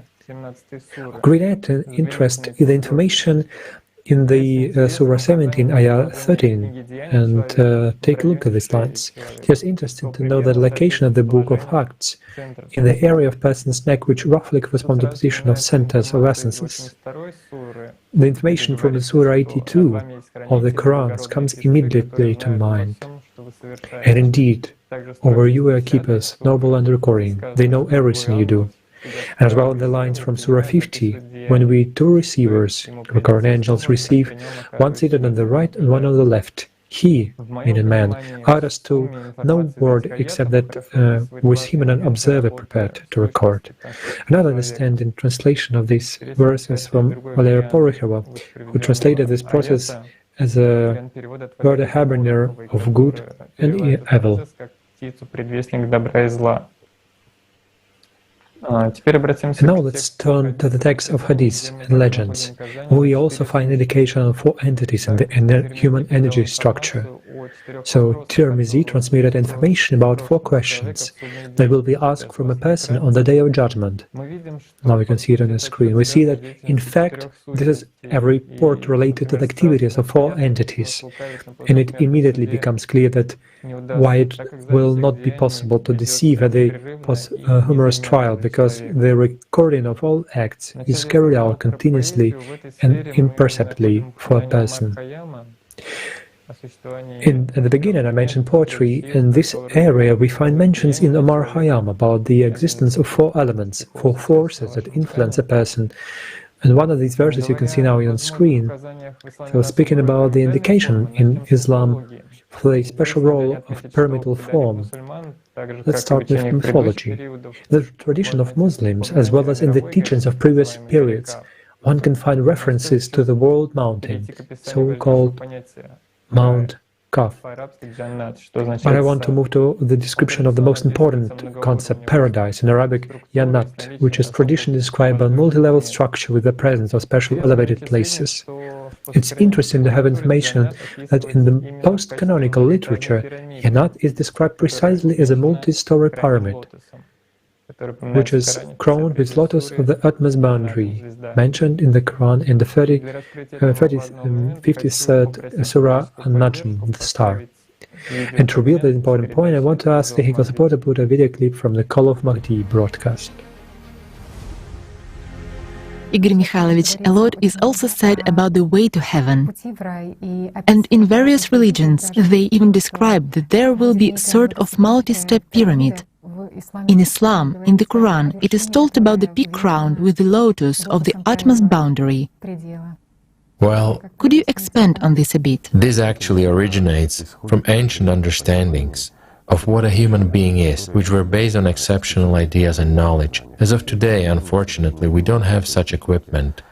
It simply doesn't exist as such, so as to record, as they say, the structure of a human being himself, his energy structure. And after all, a human, well, by the energy structure, has a pyramidal shape, in fact.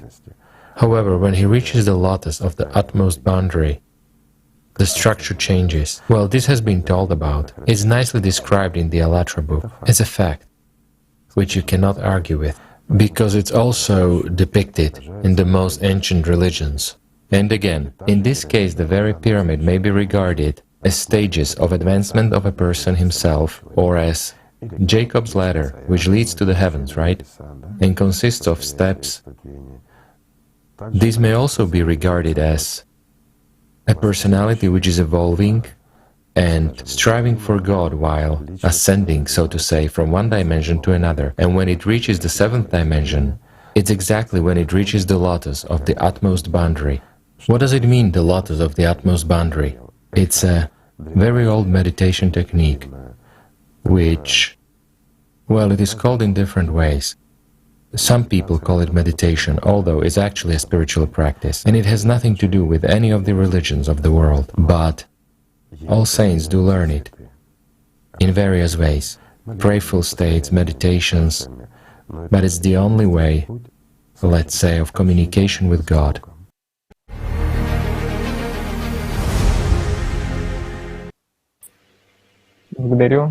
Thank you so much. Continuing to disclose information about the pyramid shape, let us turn to the architecture of Islam. Let's take a look at the main Muslim shrine of the Kaaba. Translated from Arabic, it means a cube, and accordingly had the shape of a cube with one corner marked. It's marked by an interspread black stone, which according to legend was brought to us from paradise, whereas we see a clear symbolic indication of the mechanism of transformation of human energy structure from a pyramid into a cube placed on one of its corners and transformation of a person into a spiritual being. And it's also interesting to look to another important Muslim shrine. Makmali ornate palanquins were used to transport the Kishwa, Kaaba oil, to Mecca. In fact, we see a pyramidal shape with a dome separated at the top and 4 small domes at the corners. In my point of view, it's very precise description of the human energy structure. And now let's turn to the architecture of mosques. And here we see all the same keys of primordial knowledge, displaying the transformation of a square into a circle or rhombus. The presented photos show that the multi-dome shape of mosques often resemble a pyramid in itself. And the shape also resembles a pyramid, and some mosques in ancient and modern times have a clear resemblance to the pyramids. For example, the Malviya minaret of the Great Mosque in Samarra, 9th century in Iraq, or Shah Faisal Mosque in Islamabad, Pakistan, one of the largest in the world, or the 99 dome mosques in Makassar in Indonesia. The traditional architectural solution for cathedral mosques is as follows: a square base that turns into a large central dome, which is surrounded by either 4 minarets or 4 smaller domes. If we look into the internal structure and decoration of mosques, then there we'll find numerous indications of knowledge about the human energy structure. For example, if we look at the prayer hall, it often has a square rectangular shape with a dedicated special niche, mihrab, from Arabic direction of prayer, which is focused on Mecca and the main shrine of Muslims, the Kaaba.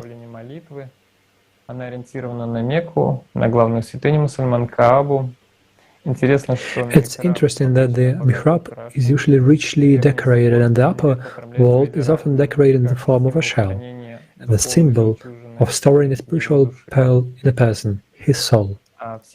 All the worshippers in the hall are guided by the direction of the mihrab. An outline of the mihrab is often repeated on prayer mats, which a Muslim touches with his forehead during a prostration. All this points to the symbolic role of mihrab as an anterior entity.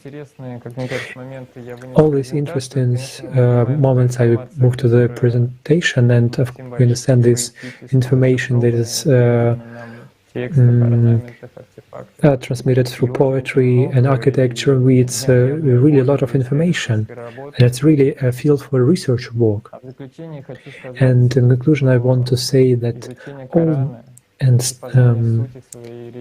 understanding and studying the Quran and studying the essence of your religion is very interesting and very inspiring project, and thanks to the primordial knowledge that Imam Mahdi brought to this world, it has become possible to understand these understandings that brought us to Prophet ﷺ, peace be upon him, and people of knowledge of past centuries. It's immeasurable joy for this event and great latitude of Allah. It's great news for living Muslims. Thanks, and pass the word to the next speaker. Здравствуйте, дорогие друзья! Православные духовные традиции храм называют домом Бога. Hello, dear friends. In Orthodox spiritual tradition, the temple is called as the house of God. A properly built temple became a place of connection of a human spirit with the spirit of God. Temples, as well as other sacred buildings, include signs and geometric structures. For example, the Temple of Honor of the miraculous image of the Savior of Kazan. The shape of the temple that you see is a well-known 4-sided pyramid, which is oriented strictly to the cardinal point. points. This configuration indicates the so-called principle of the cross, which was widespread everywhere in all religions and architectural traditions of the world. Also, a building that is similar in design and structure to the Temple of the Miraculous Image of the Savior in Kazan is the St. Nicholas Church in Sevastopol, as you can see right now. Church of the Transfiguration of the Lord, Transfiguration of the Church on the island of Kizhi, Ust Medveditsky Despaso-Preobrazhensky convent in the city of Serafimovich, Volgograd region. Another striking monument of church architecture with the pyramid as the main architectural form is the bell tower of the Church of the Holy Life-Giving Trinity in St. Petersburg. Yes, right now you can see it on the screen. The bell tower is, the pyramid-shaped bell tower is the unique structure of its kind. The pyramid in the zone of its activity affects the structure of space and brings it closer to the state of harmony. In addition, it enhances the effect of bell ringing.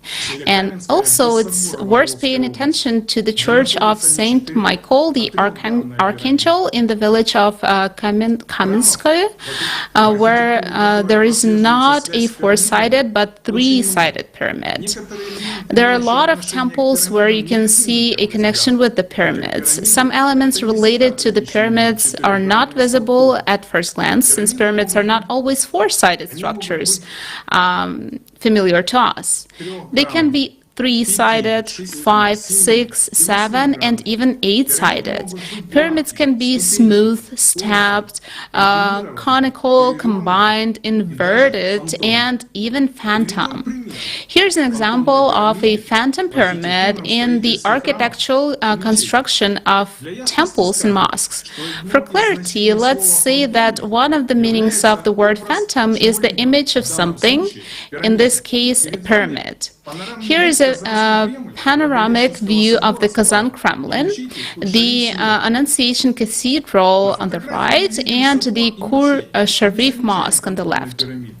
In the picture, we see the cathedral and the mosque and do not notice a phantom pyramid. But if we connect the tops of the domes of the cathedral, we will get a pyramid with the top up. And by connecting the towers of the minaret and the main dome of the mosque, we get the pyramid with the top down. Both churches are built on the basis of the principle of the cross.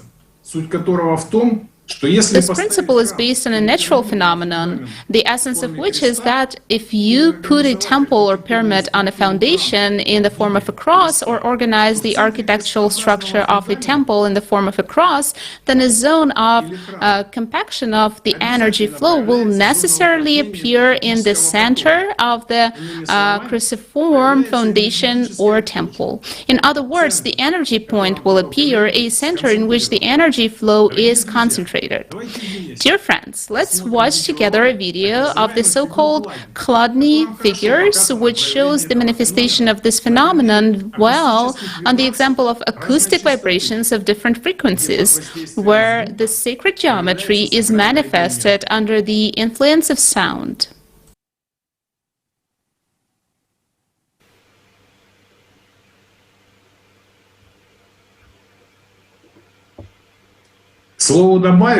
By the way, we would like to add that in the past the altar was located precisely in the middle of the temples, like the throne of invisible God, under the central large dome in the center of a temple. It was only much later that the altar was moved to the eastern part of the building, churches, cathedral, and temples. On the temple we see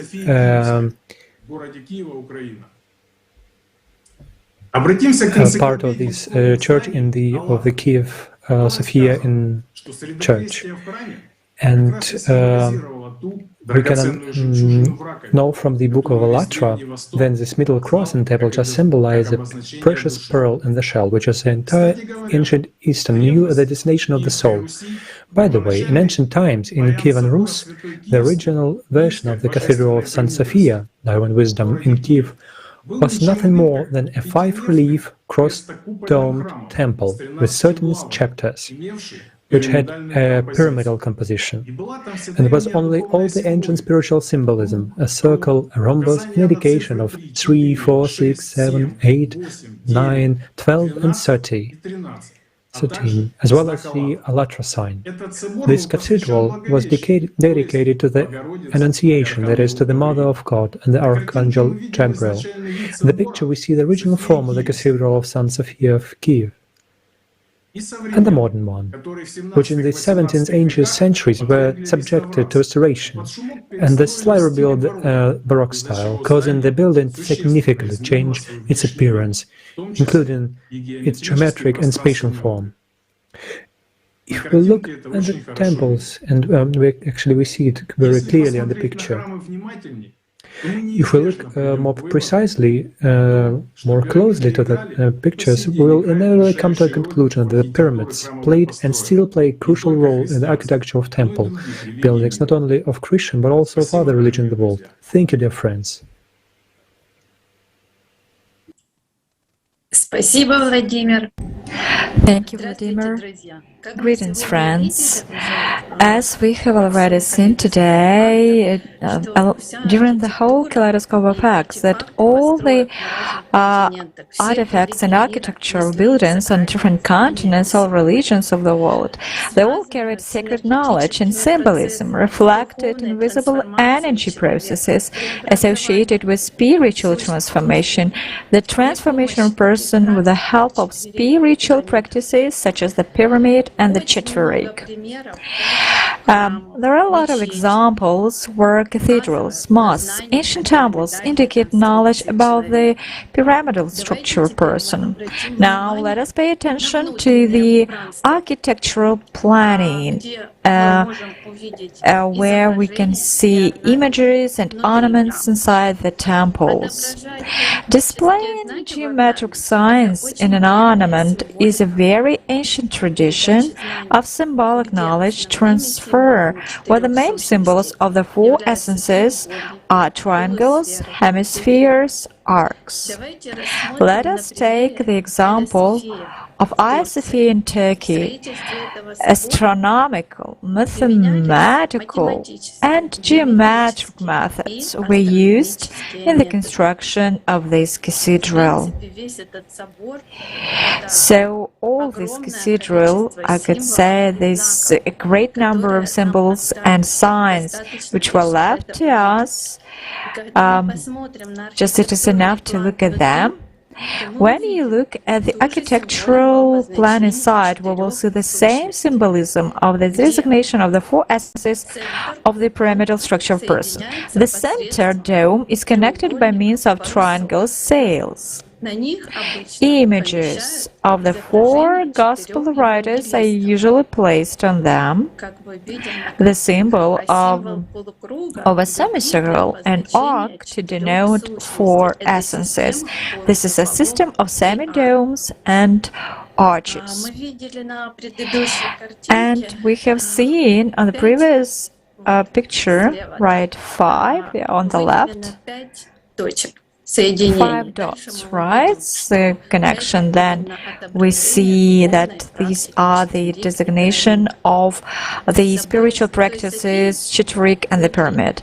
And in the cathedral, St. Sophia Cathedral in Kiev, there is the designation Kiev. Inside we see paintings of one of the domes with the indication of the Chitwarik, where in the center of 5 elements is Jesus himself. And in the Gothic Cathedral of Notre Dame, France, the Mother of God herself, in the upper part of the mosaic, indicates the path of spiritual transformation through the knowledge of a person's pyramidal structure. In the top of the pyramid is a lotus flower. We see the same indications of a person's energy structure and the path of spiritual transformation. Spiritual practices can be seen in other ornaments, such as in Hagia Sophia's paintings, right, where you can see the cross, and again at its end 5 dots, the same, just indicating the spiritual practice. And many spiritually developed cultures applied similar ornaments to walls, household items, dishes. Such culture as Tripoli culture, for example, as you can see on the plate of the Tripoli culture. Also, among the artifacts of the inhabitants of North Alabama, we find abandoned with a 4 woodpecker head stand counterclockwise, a square motif with the 4 slices and a cross inside a ray circle. Then next, the unique ensemble of mosaics of the first half of the 11th century has been preserved in the Kiev St. Sophia Cathedral. Right, you can see such a chair at the back, which you can see the indication again of these 5 energies and again with 5 dots, right? And we find in different places of the world a floor mosaic of a symbolic image of the spiritual practice of the Chituric, where the directions of movement of the energies of each side are indicated, as you can see on the floor of the gate church of the Annunciation of the Golden Gate in Kiev. And similar images can be found in Turkey, in St. Nicholas Church, and in Italy, the same 5 dots, as you can see, with indication of energy movement. And also, you can see in Jerusalem, in this famous Kubat al-Sakra Mosque of the 7th century, the floor mosaic of the caves, right, which was found under carpets. And also you can see the same Church of the Holy Apostles of Syracuse and Athens, the same 5 elements, just indicating 5 energy movements. Thus, people around the world, being at great distances from each other, had knowledge about the human energy structure and the spiritual practices, such as the pyramid and the Chituric. And having experience in these spiritual practices, people tried to explain the spiritual essence of these practices for future generations using different symbols. So, while improving, a person began to feel his structure, feel the activity of one of these essences in the form of search of emotions, and a person learned to control his emotions in such a way. Today, we have a unique opportunity to use this knowledge again, to learn this knowledge, and set out in the Book of Alatra for our own spiritual improvement. Thank you, dear viewers, and now giving the floor back to Vladimir, next speaker. Friends, during studying the topic of pyramids, we found many facts indicating that the Christian culture is very related to the pyramidal structures. We have also already talked about the spiritual practices, Chituric and pyramid, and we know that the all saints have this knowledge. And on the pages of Patrick, we found this knowledge. My brother said to me that I don't see any anger in your what comes and what comes to you and into you. You will not understand it. But if you close the door and we will not prevent from something to come through it, like this bad thought, then you will see who will fight against you. Agree. You can agree with me that everything is simple when you have the knowledge. When you perform spiritual practice on your own experience, you begin to understand what the holy assets meant One of the programs, Igor Mikhailovich Danilov mentioned the Solon of Athens, who represented an inverted pyramid whose peak it was the Christ. And this knowledge was very interesting to me. I found it very interesting, and I found in the books of Archimedes, Sophron, Sakharov, the Solon of Athens, we have reflection. We found that this hierarchical order of the higher and lower pyramids of beings, and we found this. So we turned to the Jesus and look how he solved this puzzle. He did not have hierarchy. There is no division to higher and lower. This pyramid of beings, he overturns upside down, and thus reaches the perfection. And also, in the book of Archimedes, Zachar, Jesus, this as a path of our life, this topic was brought further, that everything us was led upside down, and this precisely this following the church, following the Jesus, is exactly unseen of this inequality and hierarchy. And in order to solve this inequality, Jesus turned over the pyramid of the walls, and he placed himself on the top, recovered the truth and justice.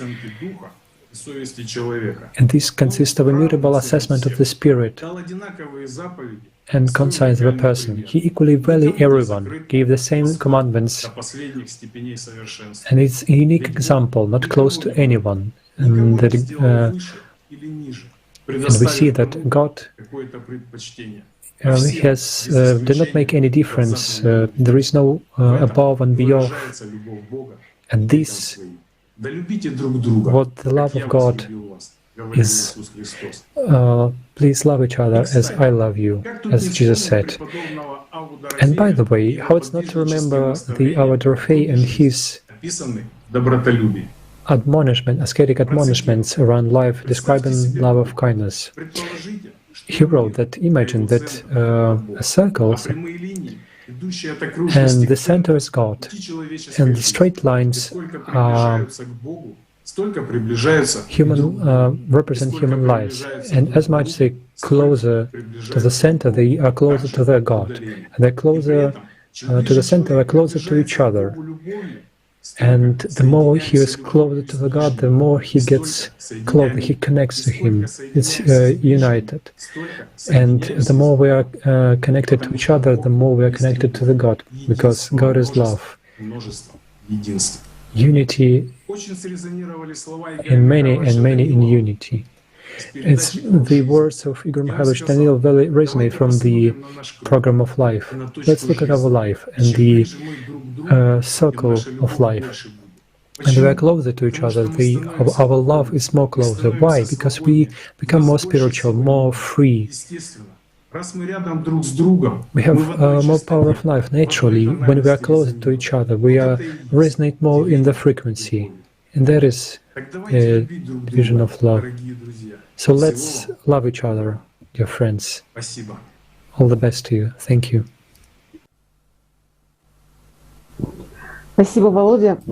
Thank you, Vladimir. Friends, today we have tried to reveal more fully, as far as possible, to allocate the time and to give you interesting and important information about the sacred geometry of pyramids and their symbolism, to share unique knowledge about the human energy structure from the point of view of its pyramidal structure, to touch upon the topic of signs and symbols throughout the prism of historical and scientific sources. And no less important is the topic of the relationship of the pyramids with the sacred architecture of religious buildings. Why, for our speakers, it was so important to convey all this knowledge in order to remember and realize that sacred knowledge has existed for as long as humanity has existed. Signs and symbols have always been a paramount importance in people's lives, and their meaning and sense practically determined the way of life of people. We, the participants of the Kaleidoscope of Facts, have told only a small part of the vast body of information that any person can find. After all, for those who do search for the information, simple geometric shapes reveal their secret content. Study of principles of the universe, and for the person believing, display of divinity in all its beauty and of geometrical forms, whether it can leave someone indifferent. What is known about pyramids today will not shed light on the truth about them into full way to the skeptical person. But for the societies, it is important to set its purpose for creation and civilization breakthrough in the development of humankind. We want to remind that this scientific research project, Kaleidoscope of Facts, that we have today is already 1 year old, and the purpose of the project was exactly to, the desire of participants of ALLATRA International Public Movement to open the truth and reveal the facts based on the books of Anastasia Novych and broadcasts and videos with participation of Igor Mikhailovich Danilov. Therefore, we continue to tell the truth so that our society could move towards the better life for us and our children. Thank you so much for your attention, and I give the floor to next speaker, Vita. The floor is yours. Дорогие друзья, Dear friends, our next topic is the pyramids in the creative society and what role they play in the synchronization of humanity. But before we give the floor to our next speakers, we would like to present you a trailer for the next episode of Kaleidoscope of Facts, which will take place on September 13th, 2021, which is called The Advertising Influence and the Power of Attention. Everything you think or do requires your attention. Your attention is a treasure. Ever wondered why? Billions are invested to catch your attention.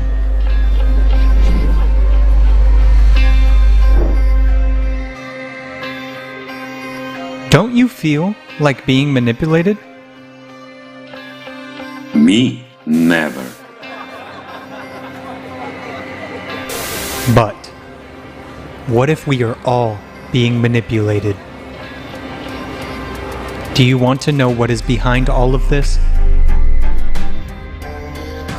September 13th, Kaleidoscope of Facts, Impact of Advertising and the Power of Attention.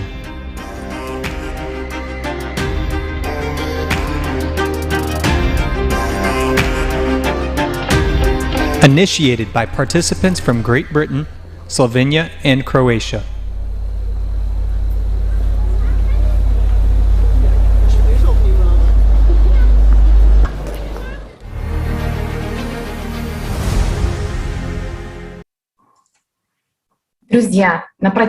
Dear friends, during the whole Kaleidoscope of Facts today, speakers of the conference have shared with us what unique knowledge about the pyramids as high technological devices left us a legacy of ancient civilizations, and did not forget to mention who taught them and helped to implement this powerful global architectural project.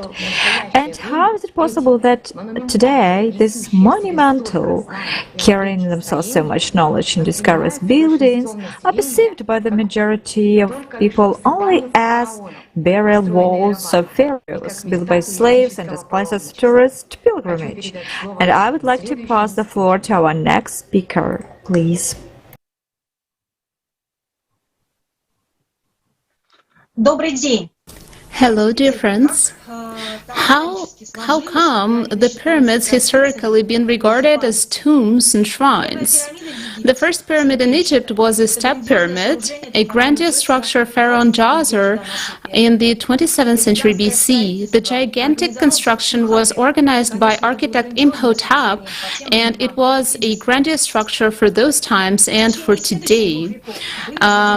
In the next 2 centuries, the pyramids of Cheops, Khafre, and Merkau were built. After them, the construction of pyramids in Egypt did not come to an end, but it was no longer of such scale. Ancient Greek historian Herodotus first described the pyramids in the 5th century BC, calling them tombstones.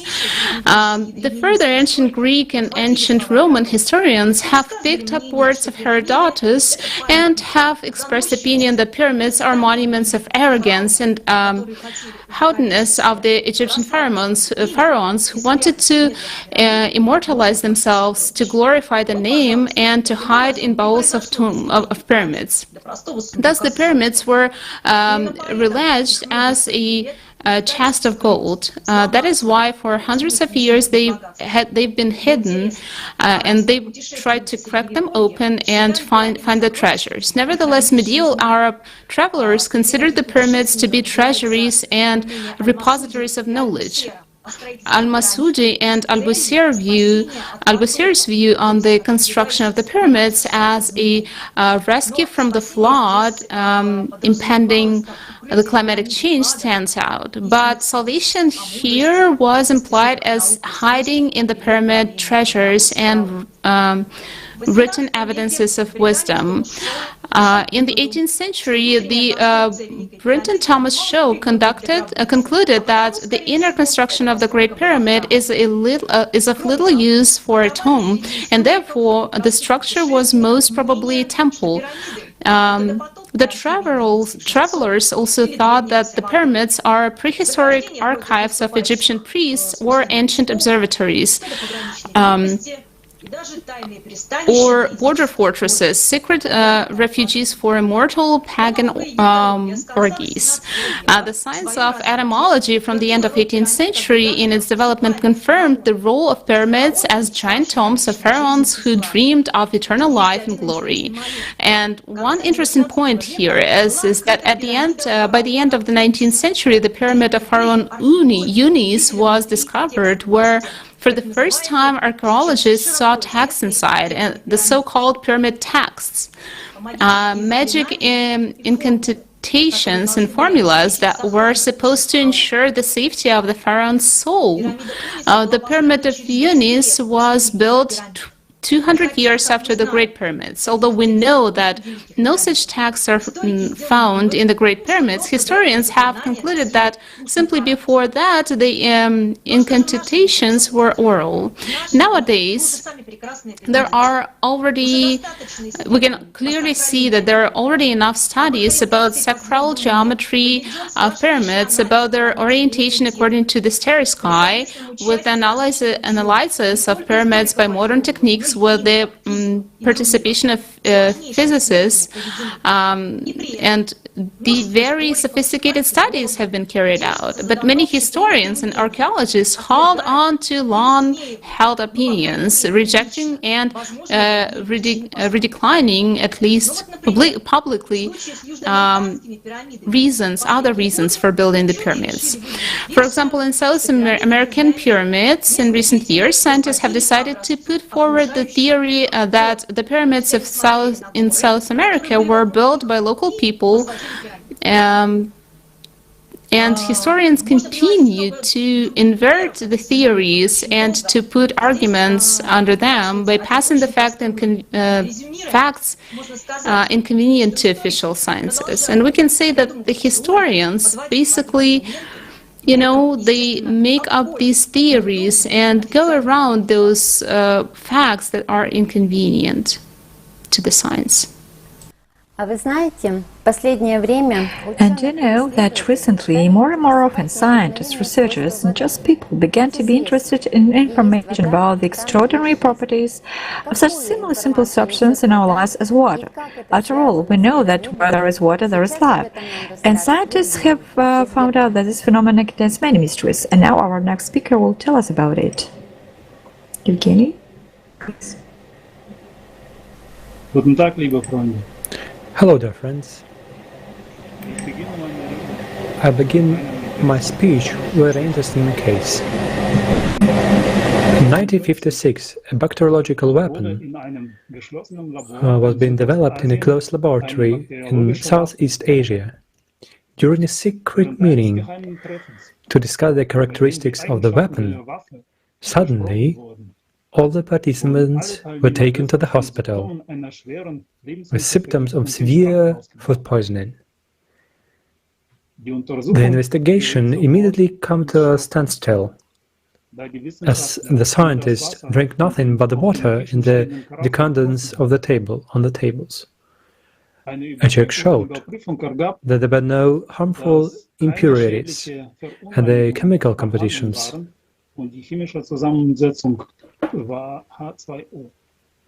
it was only water, H2O. The poisoning was caused by pure water. 20 years later, a fantastic hypothesis was put forward. Water has a memory. What are the most important substances for all living things on Earth? It has unusual physical and chemical properties. For example, all substances shrink when cooled, but water expands when cooled below 0 degrees Celsius.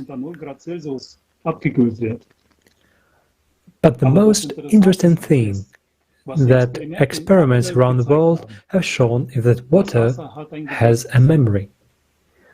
Water captures and remembers everything in its environment.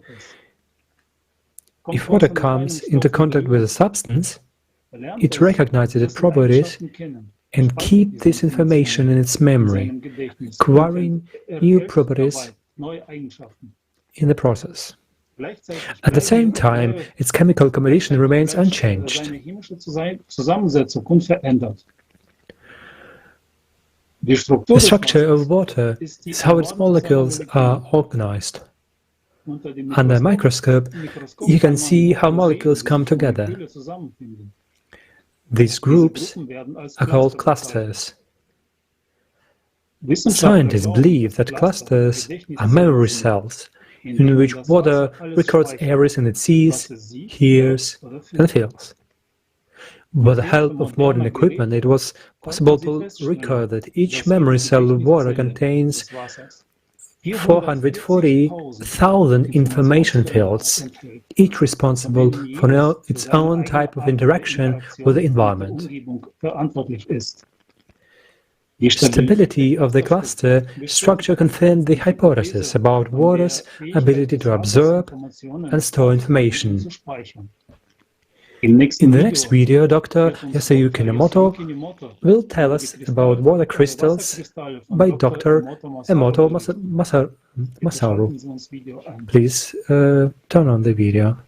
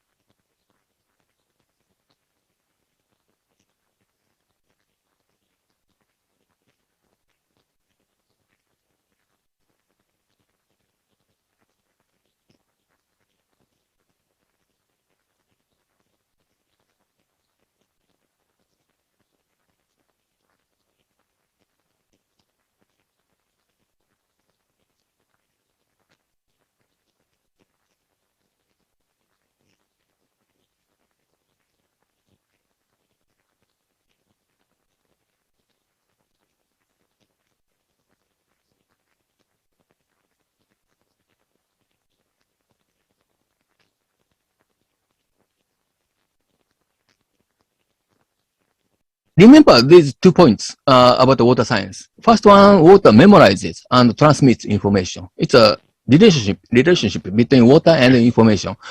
Water memory, or memory of water. Okay. The second one, water stores and converts energy.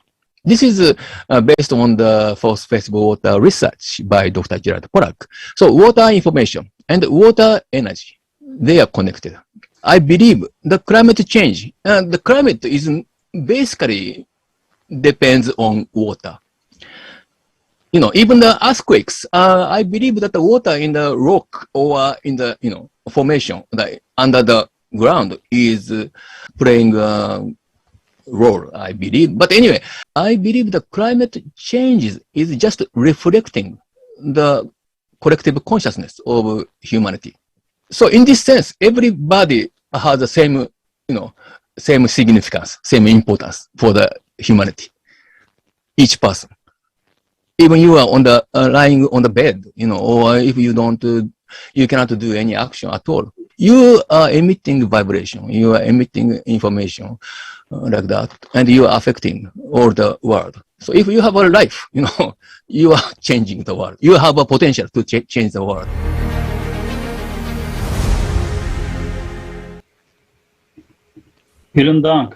Thank you so much. Very interesting information about the relation between collective consciousness and the situation today. Water is really a far unexplored element. In his book, Pyramids from Legends and Myths to Rational Cognition, Doctor of Biological Sciences Berdyshev Gennady wrote that the water molecule is shaped like a small pyramid. The figure shows the geometry of the water molecule. As we can see, there is an excess of positive charges on one side and an excess of negative charges on the opposite side. Because of this, it is called a dipole. Two pairs of electrons create two negative poles, and two hydrogen atoms are connected to two positive poles. But this property is what gives the molecule its hyperradical tetrahedron shape. An example is formed between the hydrogen atoms in the water molecule. The charge in which depth depends on the phase state of the substance. Yes, in this picture we see the change in the angle between the hydrogen atoms of a water molecule depending on the state of the substance, from left to right. Vapor state, low vibrational state, state close to ice crystal formation, ice state.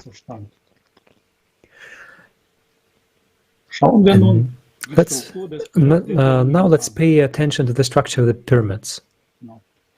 Yes, if we compare the angle between the hydrogen atoms in a water molecule and the angle between the faces of the pyramid, as shown in the picture, we see that they are equal or with a small error. Is it possible to assume that the great pyramids of Egypt in the pyramidal form reflect parameters of a water molecule? It's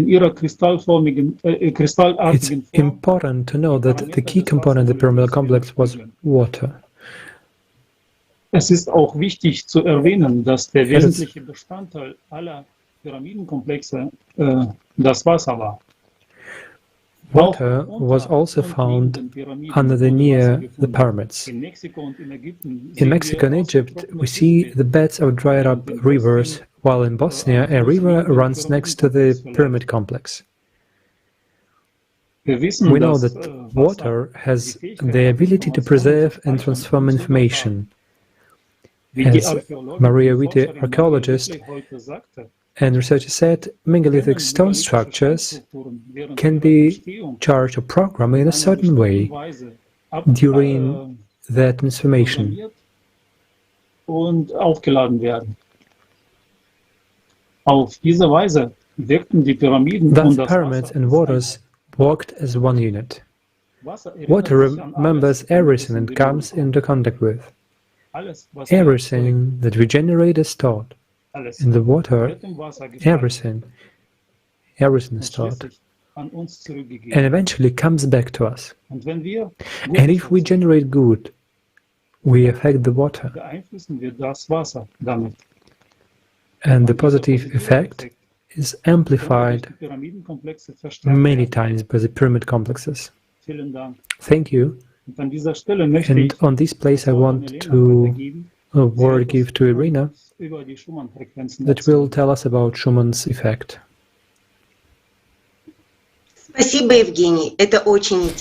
Thank you, Eugene. This is very interesting, and very often we hear about Schumann waves. Their influence is clearly underestimated, and their study is in early stages. These are weak standing electromagnetic waves in the Earth's atmosphere. They are generated between the ionosphere and the Earth's surface. The first frequency of Schumann waves is 7.83 Hz. Weber, Ludwig, and Michel Sfeer have shown that in the absence of Schumann waves, the human cardiac rhythm is disturbed. In their experiments, in an isolated room, the cardiac rhythm changed imperceptibly from 24 hours to 36 and 48. Other planets with atmospheres will have their own Schumann resonance frequencies depending on the parameters of these planets. These have been attempted on Venus, Mars, and Titan. It is possible that Schumann waves are used to tune humans to the planets. These waves are weak, and that is why they are perceived by the living cell. The stronger wave, there is a protective reaction in the cell. A study of brain activity from zooplankton to humans has shown that everyone reacts exactly to them. Colin Price from Israel has conducted a number of experiments confirming a positive effect of magnetic fields at Schumann frequencies on living organisms, including regeneration of functions. The human body is made up of three acoustic zones: the dome of the skull, the thorax chamber, and the abdominal cavity. The skull is essentially a spherical concave antenna with the epiphysis in focus. The skull receives Schumann waves and directs them to the epiphysis. The brain system are powered by weak currents of calcium ions. Calcium ions absorb Schumann waves. This charges the interaction between cells. A corresponding signal is sent to the endocrine system, charging the level of melatonin, which affects all systems in the body. Let's look at the brain sand, which has a crystalline structure. Perhaps it plays an important role in the perception and transmission of signals. It is in the epiphysis that most of it's formed. There is a theory about the formation of microstructures by sand grains. Under influence of waves, the brain grains are displaced and regrouped, and this leads to release of stored hormones by epiphysis. Brain waves are generated by the person. Alpha brain waves corresponding to the meditative state coincide with the first Schumann frequency. When brain activity increases, the amplitude of the alpha rhythm decreases. Its deficiency can be a signal of anxiety, anger, fear, and the alpha rhythm of the brain that leads to the pyramid. Archaeologist Sam Osmanagic has discovered that pyramid discovered in the Balkans still emits a powerful flow of energy today. Two types of electromagnetic radiation were captured, one of which has frequency of 7.83 Hz. In Taiwan, China, Japan, and Pakistan, a local anomalous increase in the amplitude of Schumann resonance before and after earthquakes was registered. From this, we have got the following understanding. During periods of the end of the 12,000-year cycle of solar system, at the points of close and distant interaction with another galaxy, and the influence of the Sun on the Earth is changed. This causes a change in the Schumann frequency. Megaliths, including pyramids, have the Schumann frequency as their operating frequency. The operator is a spiritually advanced person, activates the pyramid, and thus the planet gets its basic Schumann frequency back. And next, our speaker will tell you more about this. Ja, guten Abend, Freunde. Yes, good evening, friends. Wow, Elena, it's very valuable information about Schumann frequency and pyramids. I'd like to share with you additional knowledge about Schumann frequency research. What does it mean for us when it's said that our waves vibrate in sync with the Earth's Schumann waves? Dear friends, the importance of synchronizing the brain activity of individuals and groups has finally caught the interest of social neuroscience. Today we know for certain that our brain waves, in a relaxed state, oscillate at the same rhythm as the Schumann frequencies, which, as we have heard, are part of the Earth's magnetic field.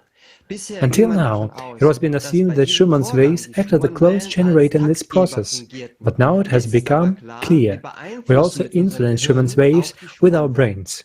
Brain researcher Professor Michael Pessinger and his colleague Dr. Kevin S. Soroka have found evidence of a mutual influence between the human's brain and the Earth. Quantum physics called this relationship entanglement. Entanglement itself refers to the dependence of objects on each other. With their measurements and calculations, the two researchers prove that our brains are indeed directly connected to electromagnetic waves of our Earth. Coherence between the human brain and Schumann energy occurs every 30 seconds for about 300 milliseconds.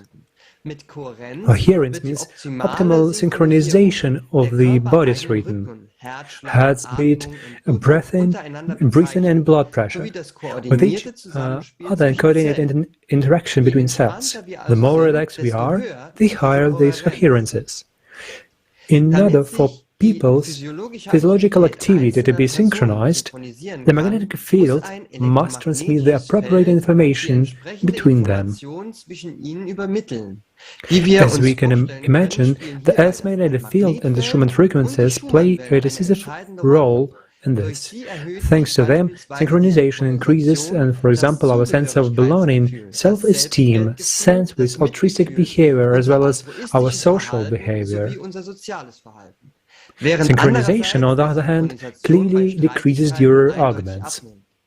The alpha state induces in us states of relaxation and calm, with attentive alertness.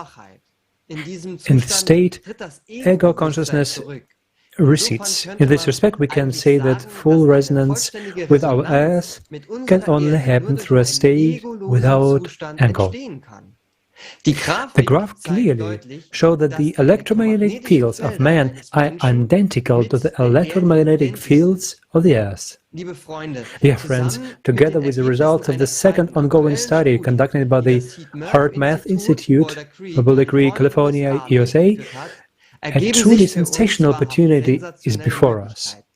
If we put the results together when they were published, it turns out that we charge the Earth field. Schumann resonant frequencies with our thoughts, intentions, desires and feelings. In fact, the group synchronization has been shown to improve conformity, that is, over-synchronization with the attitudes and behaviors of others, significantly increase cooperation and trust, and strengthen the social bonds of group members.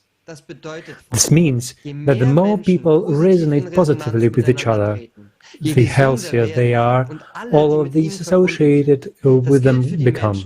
The same applies to people all over the planet, to the planet as a whole.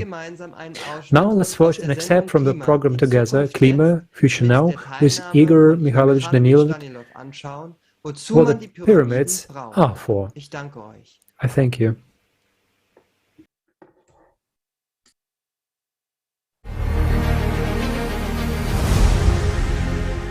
We can talk a lot on this topic. The topic is actually very broad and interesting. It can be approached from different perspectives, from an archaeological, from a historical one. But if we approach it from a technical, let's say, from a functional standpoint, what the pyramids are, let's say, for preventing something. But the question is different.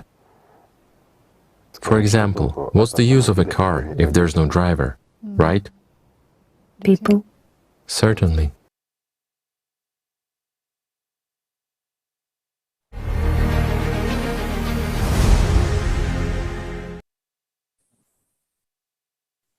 Здравствуйте, дорогие друзья. Hello, dear friends. I would like to say lots of thanks to all our invited scientists, experts, and all the speakers for sharing such relevant information with us today. And from everything we have heard today, it is clear that a person is closely connected to the pyramids, and that the pyramids play a very important role in the life of all humankind. And maybe that is why, when knowledge about such secret structures was lost, it was renewed by representatives of other more developed civilizations. And there is no doubt that there are such civilizations that can travel throughout the space and make adjustments. And what if these adjustments are made on a planetary scale? For example, it may not be at all accidental that biological life on planet Earth became possible. It's just that some facts probably make us think about it. But let us talk about it in order. So, because some facts will make you think about it. So, when in 2010, workers at the NASA Astronomical Observatory discovered the Kepler 33 planetary system in the constellation of Cygnus, all the traditional ideas about the structure of the solar system, that it was accidentally formed from the case of dust and gas, were strongly shaken. The fact is that in the Kepler 33 planetary system, all the planets are strictly aligned by their volume, and they are built around their own star as in rank. And first come the larger planets, and then the smaller ones. In our solar system, however, the order is quite different. The planet closest to the star is the extremely small planet Mercury, as you know, and somewhere in the center is the gas. The closest is Mercury, and such giant planet as Jupiter is situated in about the middle of our solar system. So, in general, the arrangement of the planets in the solar system does not depend on their size. But when 146 more planetary systems were discovered, to the surprise of astrophysicists, they all looked not like our solar system, but they were like 2 drops of water similar to Kepler 33 planetary system. And it turned out that our solar system does not fit into the general scheme of planetary systems, at least detected up to date. And such the structure of it is that this arrangement of planets, as in our solar system, is anomalous, and if we had the same world order as in the region of all other stars, Earth would be somewhere in the vicinity of present-day Saturn, and there is actually a hellish cold, so to say, and no conditions for biological life. Also, Gennady Belimov, a space anomaly researcher, said, if the solar system had been created according to the laws of gravitational mechanics, the larger planets would have been disposed next to the Sun, and the system would build these planets in such a way, but we have the opposite in the solar system.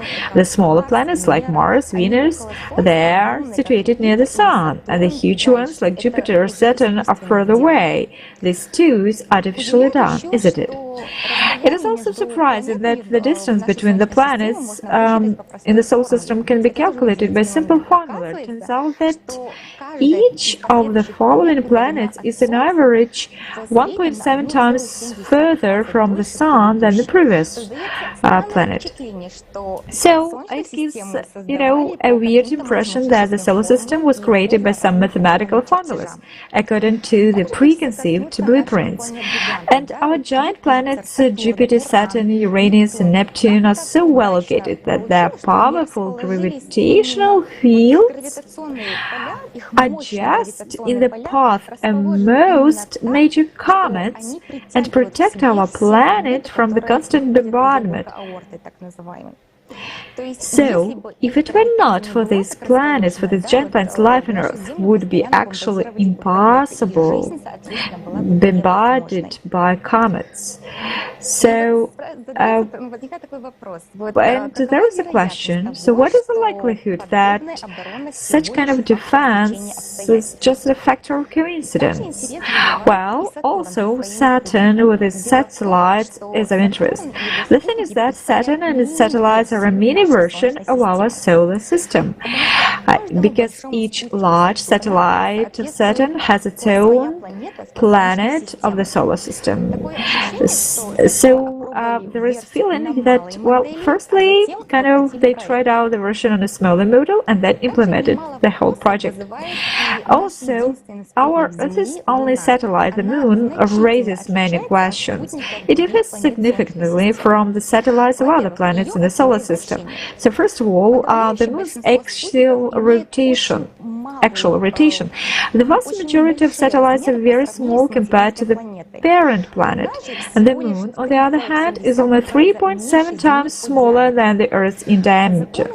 And the laws of mechanics, really the interaction between the Earth and the Moon, are so fine-tuned that even though the Moon rotates around its axis, it always faces the Earth with the same side. That is, the rotation of the Moon around the Earth and around its own axis is synchronized. Is it possible that this level of synchronization was formed as a result of natural processes? So who kind of put the Moon in such an orbit with optimal altitude and exact course and speed? And no meteorite, even one that left a crater over 100 kilometers, has not made the Moon move, didn't change its current position or rotation speed. So what fixes the Moon so rigidly? So data said that diameter,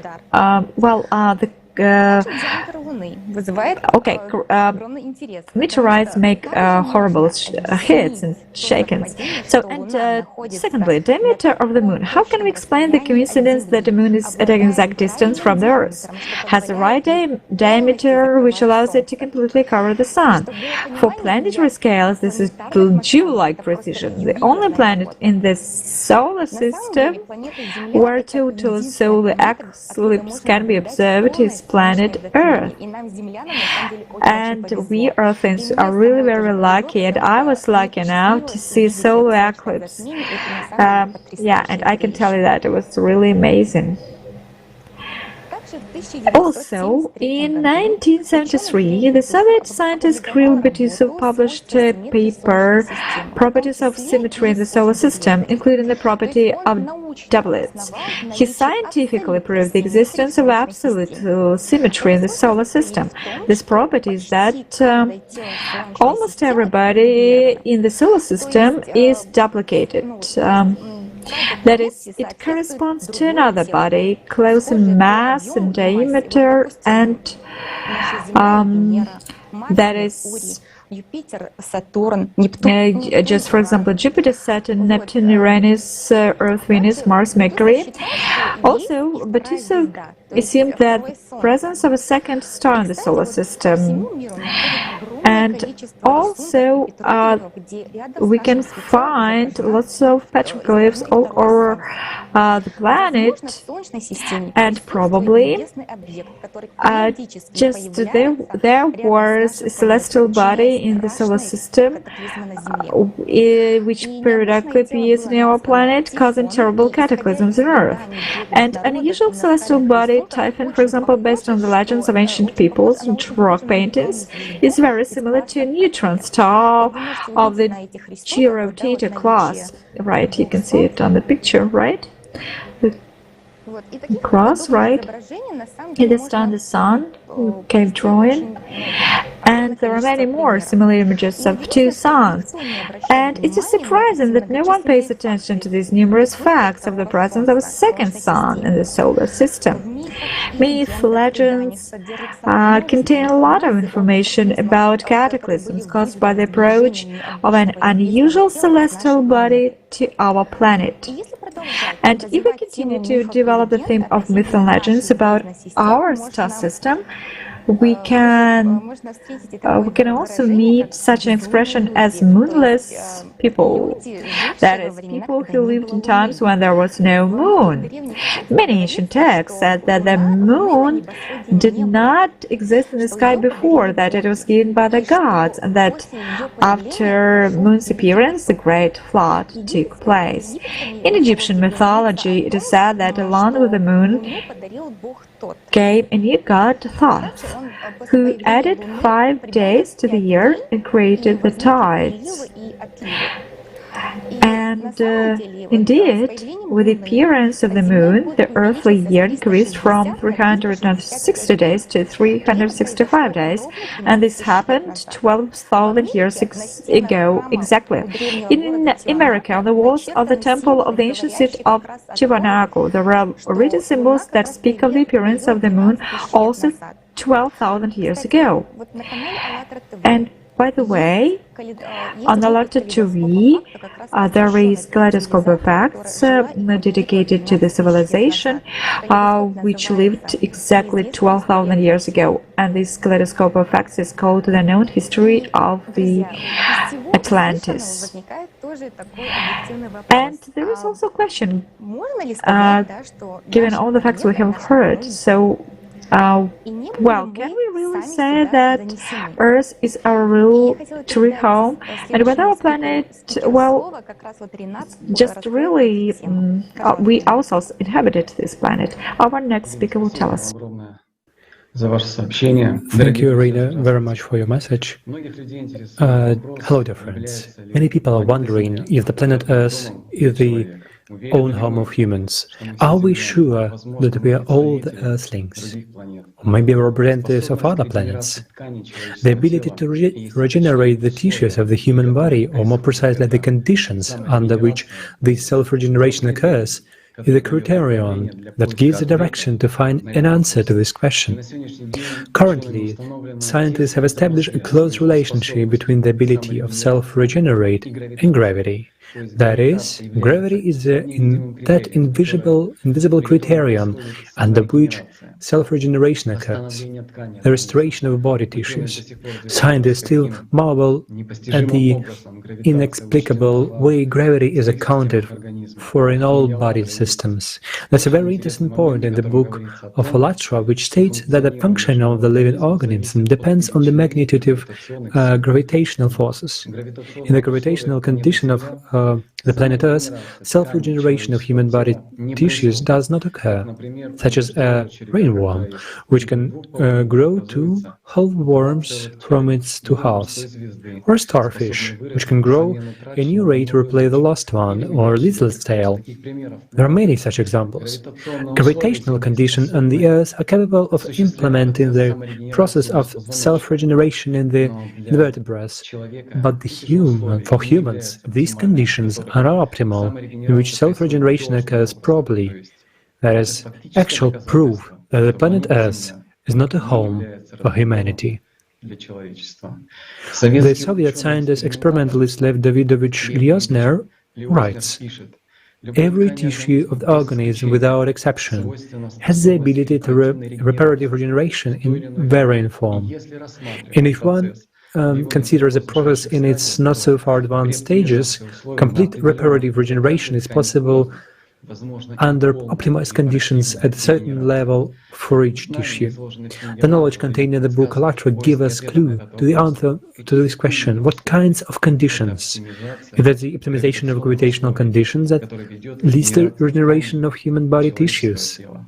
Igor Mikhailovich Danilov, as a doctor, the author of the method of the vertebral revitology, in his work Osteochondrosis for the Professional Patient, writes, "Theoretical calculations have shown that for independent recovery, active reparative response, for degenerating intervertebral disc, it is necessary to reduce, ideally by 37%, the constant load from this disc for a long time, while maintaining the optimal conditions. For example, of the same osmosis.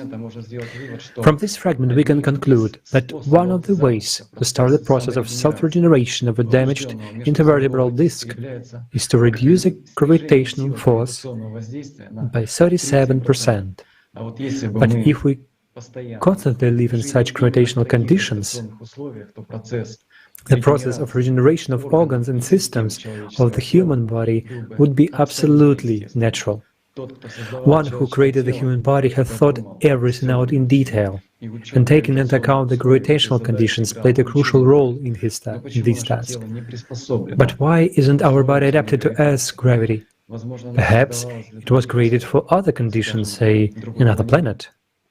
There is also interesting information confirming the hypothesis of extraterrestrial descent of man, saying that the biological rhythm of the human body corresponds to 25 hours. There are 24 hours in a day on the planet Earth, and we daily lack 1 hour, perhaps 30 minutes for sleep and 30 minutes for wake up for optimal functioning of our bodies.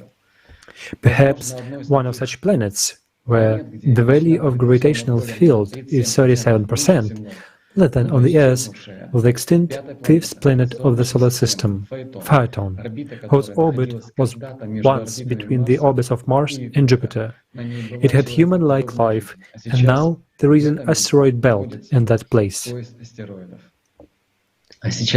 And now let's watch a video with Jana about people who are remained after the death, like planets like Phaeton and Mars.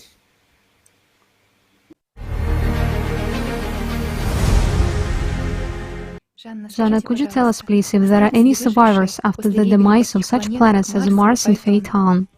Well, and who are you then?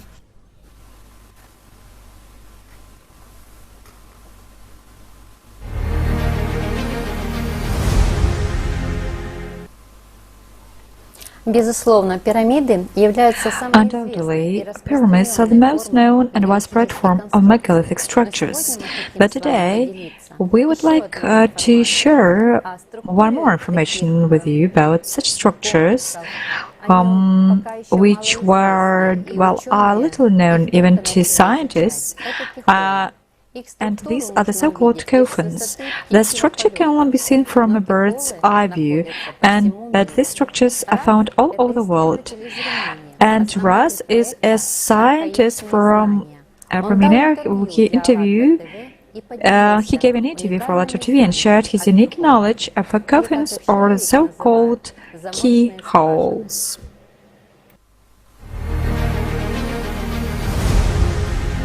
It became a national symbol for the Japanese people.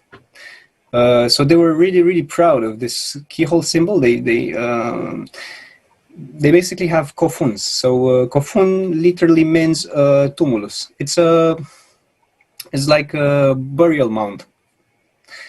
And they have over 160,000 kofuns in Japan.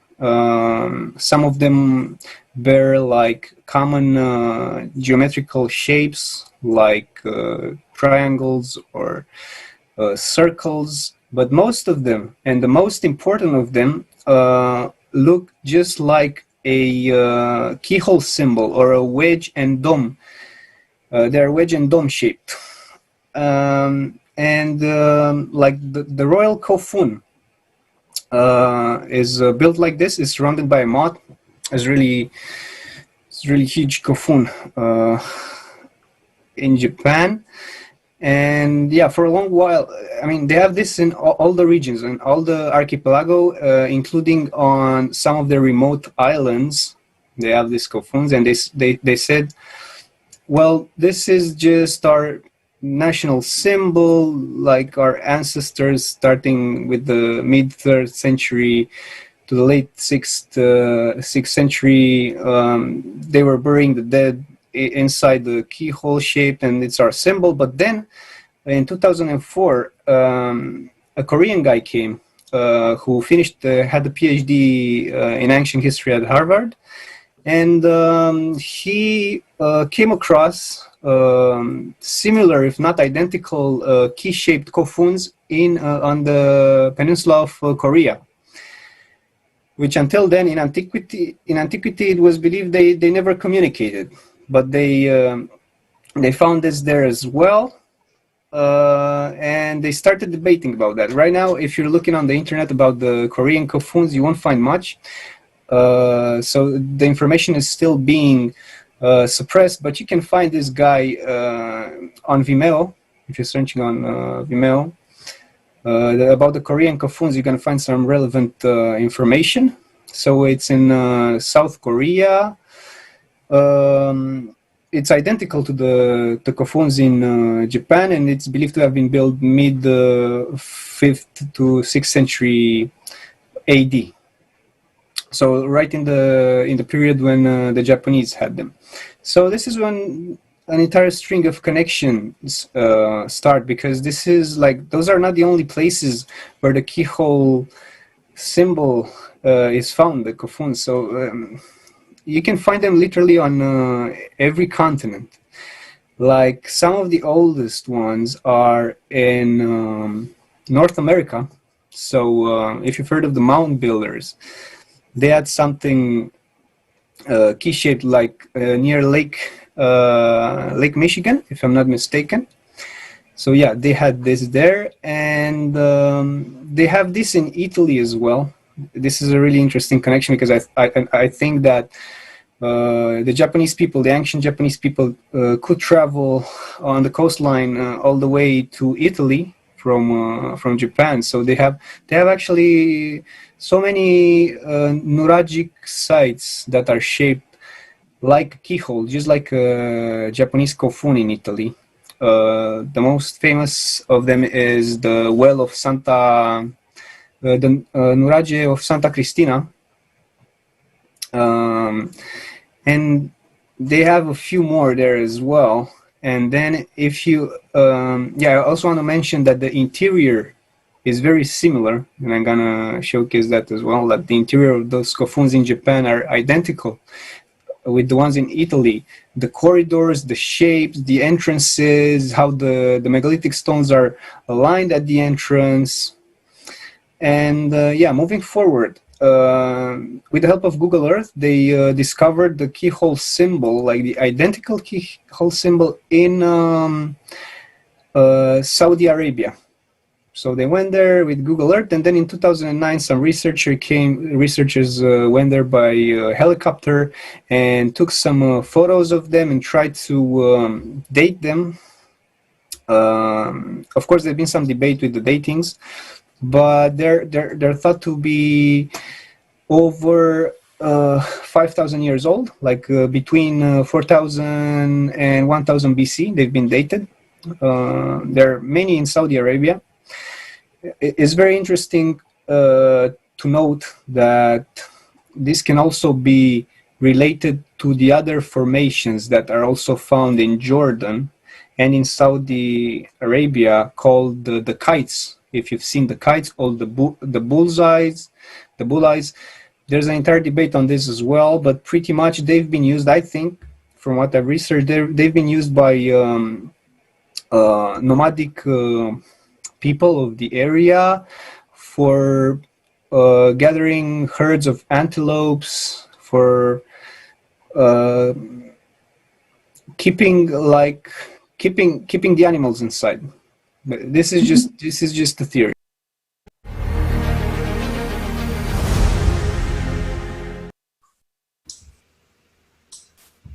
Hello, dear friends, and in reality it's very interesting video and very interesting fact. Much has been already said today about pyramid and the fact that they are our tool. Let's hear out how it works. Pyramids work within a certain frequency range, and many researchers have already come to this conclusion. For example, Professor Bern and Lertes of Germany believe that the Cheops pyramids serves as a conductor of a wide range of vibrational frequencies. Andrei Verbinski, author of Pyramidal Antennas of the Years, believes that modern superfrequency techniques and pyramidal construction techniques coincide. Waveguides, loops, details down to the minute at the same time. What does this mean? The matter is that wires are not used for high-frequency signals, because they are transparent for higher frequencies, and waveguides are used to keep a signal inside somehow. Passing a high-frequency signal through a waveguide is different from passing it through a wire. At high frequency, geometric sizes of waveguides are more important. It seems to me that author wants to tell us about it.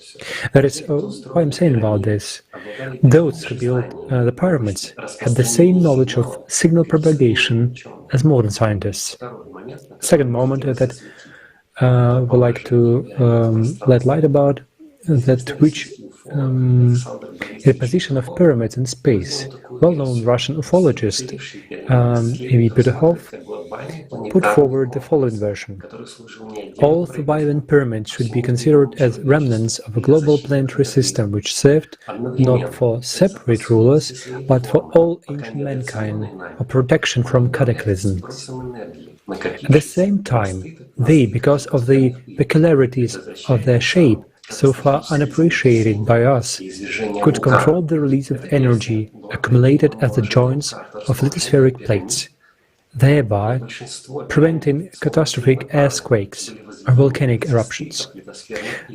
This version was tested by superimposed maps of the pyramids and the lithospheric plate boundaries. It has appeared that the majority of pyramids, if possibly, are erected near joints of lithospheric plates and the basic geological breaks. And it's very interesting. If we compare the previous West facts, the pyramids working in a very narrow range of frequencies make a complex. And interesting that the distance between them does not matter. Being tuned to one frequency, they sound in unison. And so have a coherent pattern, a huge complex is operating at the same frequency. But the question arises, to what makes them sound? Wind energy, frankly, it's not very similar to the truth. Weather is not always windy, and for a complex to work out pyramids should be in one climatic zone. There are a great number of them. If we approach from the side of physics, it would be more logical to assume that there should be some setting pyramids and others acting retransmitters. One of the broadcasts with Igor Mikhailovich Danilov, it was spoken that all pyramids are focused on Kailas. And if we look closer to it, it looks more like a pyramid than like a mountain. For one thing, it stands alone above a flat plateau, and mountains are usually formed by junction of lithospheric plates. Secondly, the slope of Kailas is stepped and layered, which is more characteristic of man-made structure than naturally formed objects. Let's summarize. The vibrations arising inside of Kailas are transferred to other pyramids, which act as repeaters. And further, all this energy through geological faults is directed on a core, and it becomes a participant of a musical ensemble constructed of pyramids. And we see that that puzzle, together if we put it together, but it is not. But it would be desirable to remind that since our scientists began to use waveguides, past less than 100 years, and the pyramids are tens or even hundreds of times more. And if even the builders possess knowledge, which we came only to recently, most likely a construction of pyramids could be used knowledge which our science did not reach yet. I'm referring to the septon field, which is written about in the report about physics of the Lateral Public Movement. The experiments we were carried out on the basis of International Public Movement ALLATRA have shown that the pyramids are capable to influence a septon field, which forms a basis of any presently known and still unknown to official science fields and interactions. We would like to remind that one of these properties, namely sharp increase intensively of a septon field in the place of current cataclysm, 78 hours occurs. That is mostly probably the pyramid also interacts with the nucleus at the level of the septon field. Similar assumptions were also prepared by some researchers. For example, Dmitry Pavlov, the candidate of engineering sciences and the member of Council of Laboratory of Alternative History, believes that pyramids use unknown to physics fields connected with the property of time, which, while are not studied enough. Some of all I said above would like to know that for today, the science is capable to explain only part of the functionality of pyramids. With another part, science still should be understood.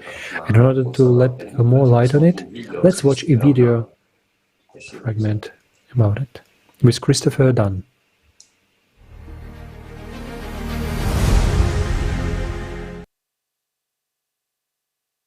I studied these pyramids and I realized that it is like a specially constructed artifact.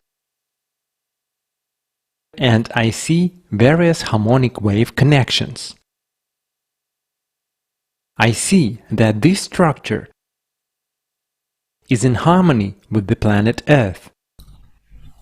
And I came to the conclusion that most likely this pyramid device functions in order to transform energy. A special mechanism is used here, and as a result of the work of this mechanism, energy is released. There is a hypothesis that the Great Pyramids are power plants.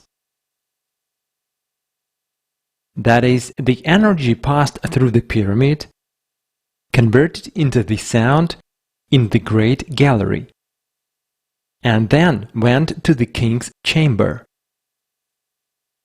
So, going deeper into the pyramid itself, we can see the Great Gallery. This is a kind of acoustic room. It has the characteristics of a concert hall. There is a theory that all the elements inside the Great Pyramid are interrelated.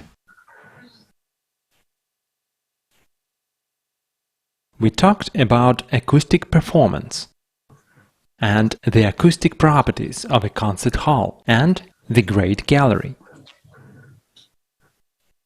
That means that the properties of the space in the Great Gallery and the concert hall are similar.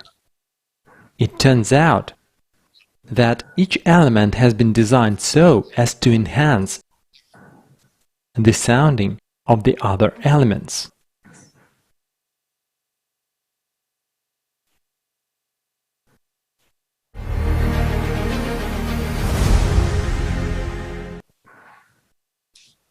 Indeed, really interesting. And if we take into account the changing of the climate, we can suppose that pyramids are the single functional complex to prevent or protect from the approaching climatic catastrophes. About this, our next speaker will tell us a bit more. Thank you. Hello. Everyone can see what is happening to the climate, and starting the conversation about the climatic changes, I would like to note that great prospects for humanity are opening up, but the condition for implementing these prospects is to make the right choice during the time of the crossroads. These times are right now. Right now, humanity faces that very choice, either to really show its best human qualities or to fall into the abyss of consumption, aggression, and passive extinction. The result depends on each one of us. The questions of the state of our society today and the challenges that we are facing, such as upcoming global unemployment, the catastrophic state of the environment, the global climate change, were openly and truthfully presented at the Worldwide International Conference Global Crisis. This already affects everyone, held on the 24th of July this year, and was simultaneously interpreted by volunteers into 72 languages. So what is happening to the climate right now, and what are the consequences? There has been a rapid increase of the power and number of natural disasters around the world, with more and more people suffering from natural disasters.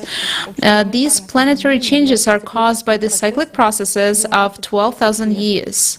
Scientists of different countries independently from each other, came to the fact of the existence of cycles about the 12,000 years by studying layers of coal, volcanic ashes, ice cores, traces of flooding, water erosion, and marine sediments.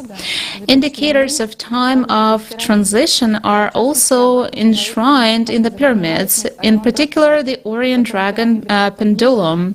This pendulum is indicated by the pyramid of the Giza Plateau and the Temple of Complex and Horvat, from a system marking the change of epoch in the zodiacal sky.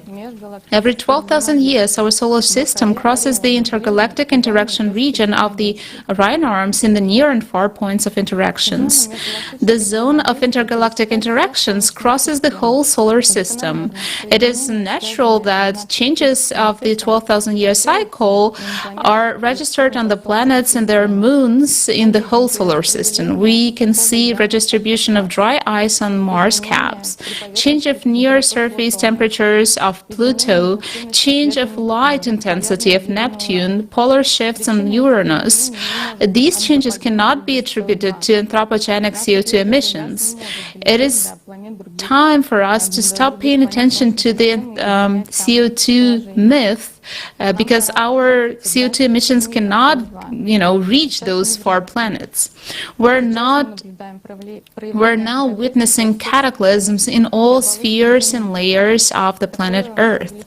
Such an increase in the number of natural disasters occurring all over the planet, fires, floods, famines, diseases that are tormenting people, are described in many scriptures as harbingers of the last days of the mankind, and a time when people themselves make a choice whether they want to preserve their humanness and conscious,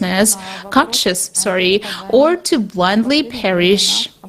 The topic of predictions about the last days was discussed in detail in the Kaleidoscope of Facts, Signs of the Last Days on Alatra TV on July 13th this year. The beginning of a period of catastrophic changes on the planet is imminent. In 1998, scientists recorded a sudden change in the position of the core, which shifted northwards and was headed towards Siberia. This is the well-known fact in the scientific circles. The Earth is a balanced system where any change in one of its constituent parts causes all the other manifestations. Now, our planet's core is shifted to the north, the planet's balance is disturbed, and due to this dissonance within the planet and on its surface, apparent consequences take place. An increase in the volume and shape of the planet, its expansion across the equator, an increase in the centrifugal force of the planet. The increase in the centrifugal force results in magma coming to the surface, and hence an increase in heat flow, which manifests itself in the increase of volcanic activity and seismic activity. The heat flux from the bowels of the Earth is that very heat which melts the glaciers of Antarctica and Greenland from bottom up, which heats the oceans at its depth, which is stated in more than one scientific paper. The Earth's crust became micro-fractured and visible cracks appeared on its surface, so water began to escape deep into the bowels of the planet. Therefore, rivers and wells around the world are becoming shallow, and whirlpools and sinkholes are forming, while at the same time we are seeing an increased precipitation and flooding. This is due to the active heating and evaporation of the vast reservoirs of water within the crust. This is causing heavy downpours in the atmosphere, abnormal thunderstorms, and overall increase of humidity.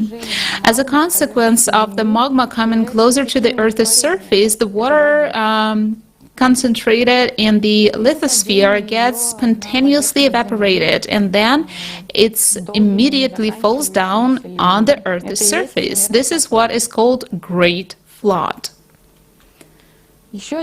Also, another consequence of the processes taking place is weakening of the Earth's magnetic field, which is generated by the core. And the changes in the core basically result in the changes of the drift of magnetic field. This could lead to the loss of atmosphere and water on the Earth.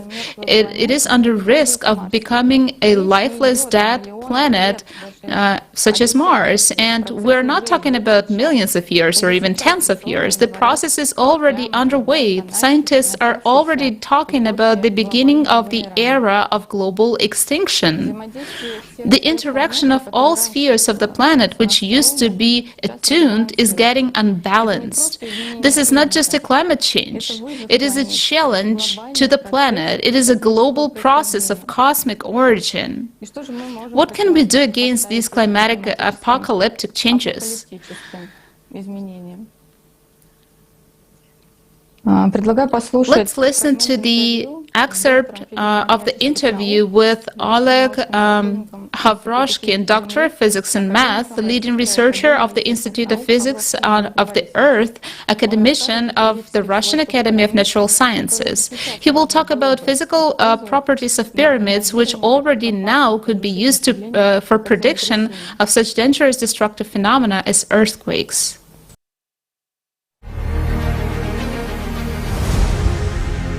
What kind of researches did you carry out and on which pyramids? The pyramid itself is an interesting object, like some kind of an oscillator, like an oscillating system, especially since its very shape indicates that it can amplify signals. Most of the signals, especially those inherent in the inner structure of the Earth, come almost vertically upward and hit the large base of the pyramid, affecting it. So, naturally, the wave flow that occurs goes upward. To the top, the cross-section decreases, and since the law of conservation must work here, the wave amplitude increases. So, it is all very noticeable at the very top. Well, this is when a signal is strong, and if it's quite weak, it just becomes possible to be registered. I made a report that if, let's say, we put a seismic receiver into the pyramid of Khufu,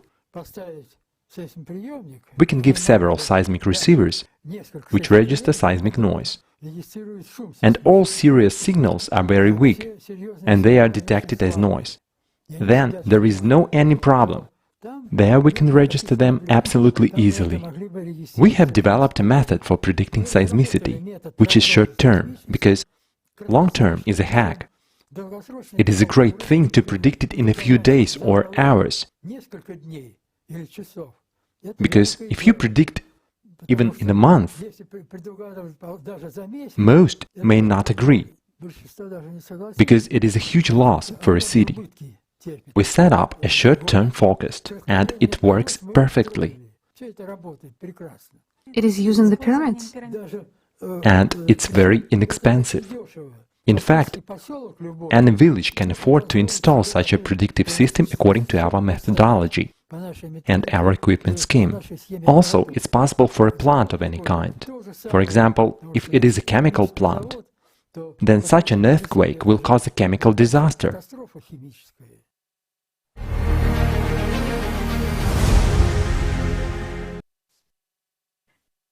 Предложение Олега Борисовича не было реализовано. Oleg Borisovich's proposal has not been implemented, as we have not many, have not many other scientific discoveries in the field of earthquake prediction. Mankind has not even approached to the sphere of mitigation of climatic changes by means of technical methods. Right now, humanity does not have an accessible technology to stop climate change. We cannot stop galactic radiation. We cannot affect the sun. The closest to us is the Earth's core, but we cannot stabilize it either. Aren't the pyramids that very mechanism by which we can influence the Earth's core? As we have already heard today, the pyramids are located at the places of deep folds of the Earth or at the conjunctions of tectonic plates. This is a strategically well-grounded position to transmit a signal from the pyramids to the core and vice versa. Also, discovery of pyramids on other on other bodies of the solar system suggests that it is a single connected complex of universal application. Past civilizations went through the 12,000-year cycle in one way or another, and therefore probably had mechanisms to influence the core. Undoubtedly, they left to their descendants, that is, to us, the means to stabilize the core, the warning signs of the 12,000-year cycle, and indication of the important moment of human choice. In continuation of the topic, whether there are mechanisms on the planet which can stabilize the core, we would like to offer our viewers to consider the subject of inverted pyramids and their purpose. This question has not been studied by science yet, but considering the rapidly changing situation with the climate on Earth, it should, in our opinion, become one of the priorities for modern scientists. And I pass the floor to Stefan.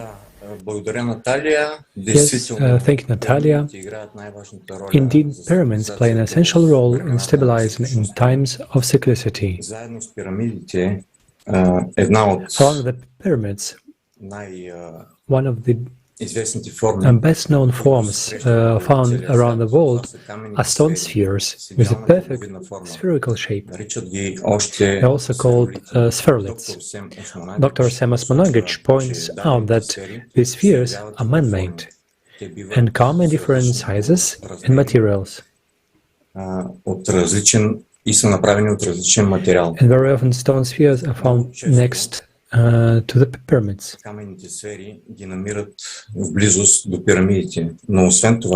But apart from that, the spheres were part of a more complex construction, namely the inverted pyramids. These pyramids were in the earth, with the top pointing towards the Earth's core. The pyramid walls were made of mica. The top was filled with crystal of quartz or Orion. The internal space was filled by stone spheres of various sizes. These pyramids were created to stabilize the core of the Earth. There's very little information on these pyramids. It's interesting that in China there is a cliff carrying eggs, big round stones. Perhaps this cliff was precisely the inverted pyramid. It's interesting to look at the materials of the pyramids in more detail. Their walls are made of mica, which is an insulator by its properties and has a high thermal conductivity. The quartz of Orion crystals on the top of the inverted pyramid may have played an important role in focusing waves. The stone spheres, which made a basis of the pyramid, can be made of different materials, but all of them contain crystals of quartz and accordingly on properties are close to properties of materials of pyramids. It's known that spheres, as well as other megalithic stone structures, possess the ability to accumulate and redistribute energy. We also know that in the process of formation, the stones can be charred or programmed in a certain way to store and transmit information.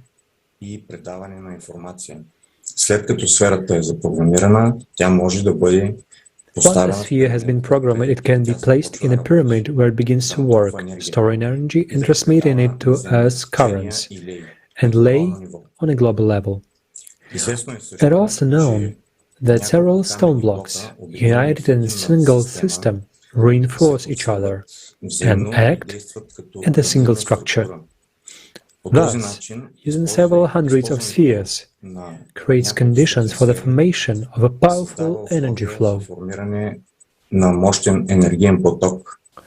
The inverted pyramids were built in the places where electromagnetic radiation of the Earth comes out, and were intended for stabilization of the Earth's core.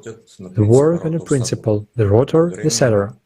Due to their special construction, the inverted pyramids increase the static tension. With the help of the energy stored externally during periods of instability, the flow of energy is directed inward towards the Earth's core.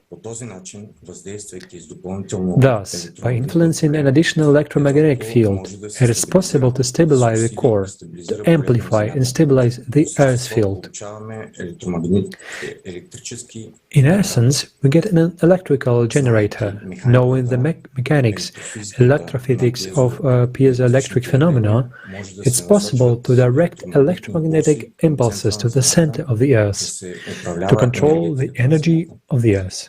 When the Earth's core stabilizes, the climatic cataclysm that occurs at the end of every cosmic cycle, every 12,000 years, I count down.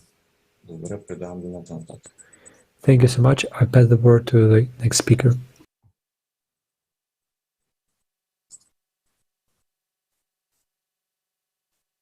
Спасибо большое, Стефан. На самом деле... Thank you very much, Stefan. In fact, you're presenting just extremely interesting information. Yes, friends, today we have given with just a few facts which make you wonder, of course. So, if I come back a little bit and just will collect, so what we discussed today is like who arranged the planets in the solar system with such precision to support life, and who rearranges these planets after global catastrophes in order to sustain that life. And the fact that global catastrophes occurred more than once is mentioned in many myths and legends. And the fact that our bodies are not adapted to the conditions of our planet proves that humanity was settled on Earth after one of these catastrophes. And Renat, the speaker, gave interesting facts to prove that Earth is not actually a home for humans. And which civilization actually built the inverted pyramids, thereby stabilizing the core of our planet and making the planet suitable for human life? And Stefan's speech makes us think over these questions. And throughout the whole Kaleidoscope of Facts, we see today that knowledge about the sacred structures like the pyramids, about the structure of the space, and about the real essence of a person has always been brought in and renewed by representatives of other civilizations. But why? So much effort is spent on it. Probably because we people finally understand who we are and why we live, why we were given this life, and what, as a civilization, our true purpose is, and that in the face of global catastrophes, we can really defend ourselves, we can survive. And we are on the brink of such catastrophe. We have all heard the report by Natalia Mikhantьева, because she proved that we are just on the verge of such global changes. And we also see that in our solar system there is common technological knowledge, because there are pyramids on the Earth, on the Moon, on Mars, on Sirius, and a discovery of pyramids on these celestial objects is really very significant, because it shows the universality of knowledge and importance of such constructions as pyramids for all inhabited planets, especially in the times of changes of cycles. And as we know, the civilizations of Mars and Phaeton did not survive, unfortunately. But there were those who managed to overcome this difficult period, who managed to unite, and who reached the highest level of development. Let us watch a short video together. Jean, people ask, did the Anunnaki civilization go through such a crisis phase of development as we have now? Of course, like all civilizations. But unlike many civilizations that no longer exist, our ancestors were smart enough to make the right choice.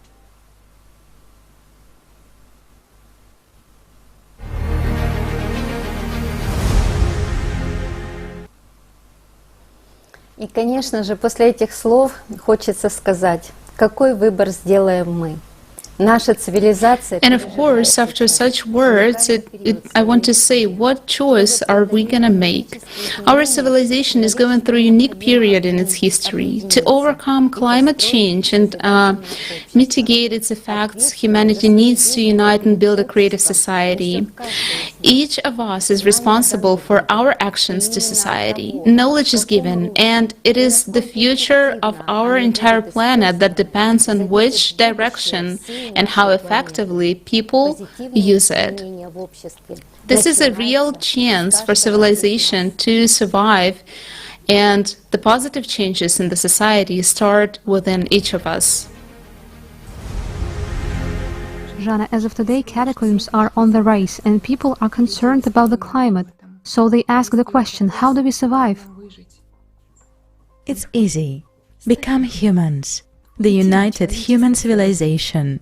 It is enough to just unite and build a creative society.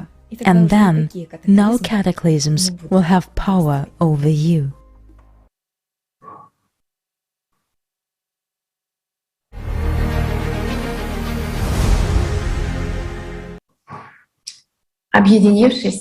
By uniting, we can do anything. Helping each other is much easier to survive the cataclysms that are swiftly hitting our planet. Our future depends on each one of us. Unity of people is an indestructible fortress that can withstand any blow of the forces of nature. We believe in the concept of critical mass theory, which states that changing the thinking direction of 1, 2, 5% of the population will result in a trend that will change the mindset of the majority of people. Critical mass theory is a scientific theory. We believe that if we can change the consciousness of a few percent of the population, whether it's 100 or 200 million out of 7 billion people, there will be a big shift in everyone's thinking. We would like to spread this idea to those who support the Fuji Declaration. We are looking forward to collaborating toward a peaceful world. I sincerely wish this conference success. Thank you very much.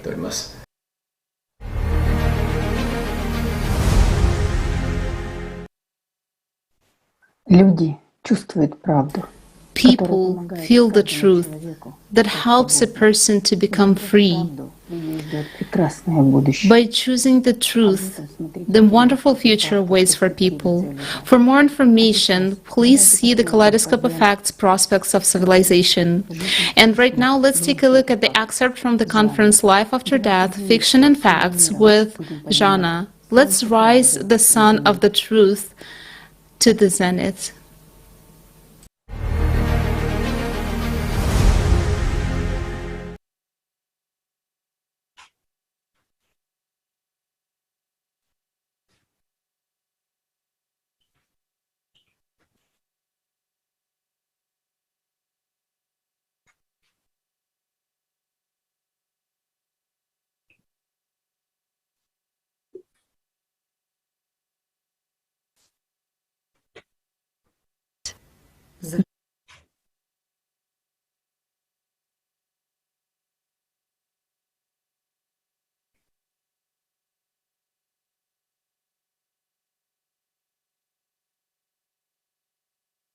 And beautiful future for your civilization has already started, because it was actually you who raised this sun, the sun of the truth.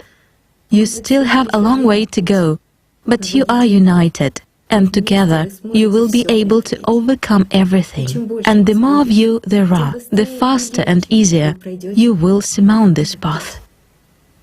This path is the path of truth, while truth is like the sun. It shines for everyone.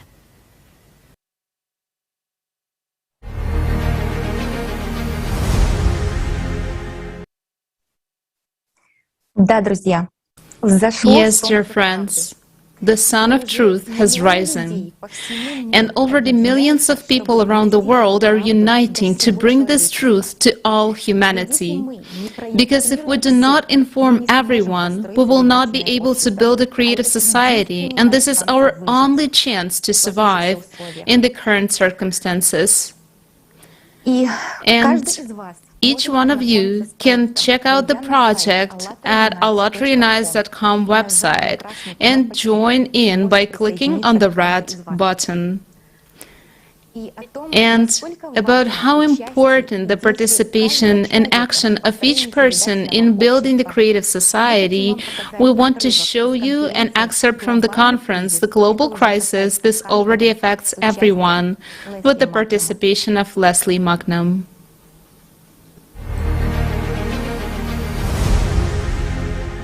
Nature gave birth to 8 billion of us. Despite wars, violence in society, this is precisely the number thanks to which the common human egregore of civilization can make an evolutionary breakthrough and withstand the upcoming global cataclysms. Let's be honest. We do not know nature. We do not know the earth. We do not know outer space. We cannot predict their actions. What will happen tomorrow and where and what kind of cataclysm will occur? Everything that science possesses is guesswork based on hypotheses that collapse like a house of cards when facing reality. After all, if something happens in nature, it has its own underlying causes and consequences. Yet, in the era of global crisis and natural disasters, no one will survive alone. Reasonable people understand that the only way for humanity to survive the hard times without resorting to population cutdown and self-destruction, while preserving and increasing technological and intellectual achievements of civilization, is to build the creative society. Creation of a better future is possible only worldwide, with the participation of the majority of our planet's population in building the creative society. The time of slavery of the consumerist format has come to its end. Now the time for conscious choice of every person is coming. It is the beginning of a new era of our all-human creative interaction.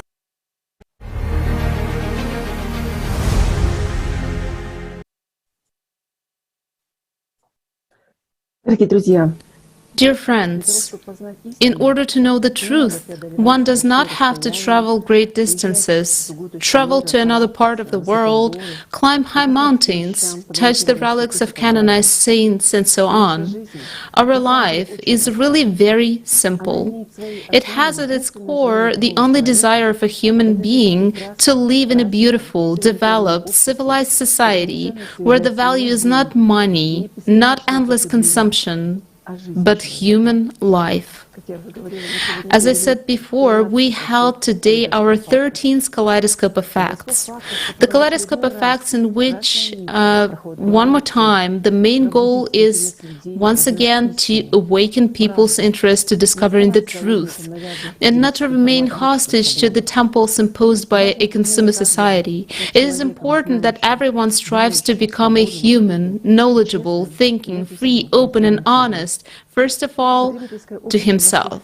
The consumer society has reached a dead end. There is an abyss ahead. if that is how we intend to live. And we're not going to jump into it. That is why all our efforts today must be directed as much as possible towards making sure that all people are aware that there is a way out of this critical situation in which the whole world finds itself today. And the consequences of the inevitable climate change and the global crisis can be overcome if we immediately, right now, begin to introduce the foundations of the creative society into our lives. After all, knowing and understanding the essence of things in this world, caring about our future and the better future for our children, will allow each of us to make the only right choice: a creative society, a society of free, happy, and provided with everything necessary for development. If the choice will be made, we will make it. We will be able to have a beautiful, developed, and civilized future where human life becomes the highest value. Whether we should fall into the abyss of a consumer society that has no prospect of development, or whether we should unite with all of humanity to devote our energies to creation and the construction of a true peace. And traditionally, our Kaleidoscope of Facts, I would like to end with the words of Igor Mikhailovich Danilov and present an excerpt from the video with his participation.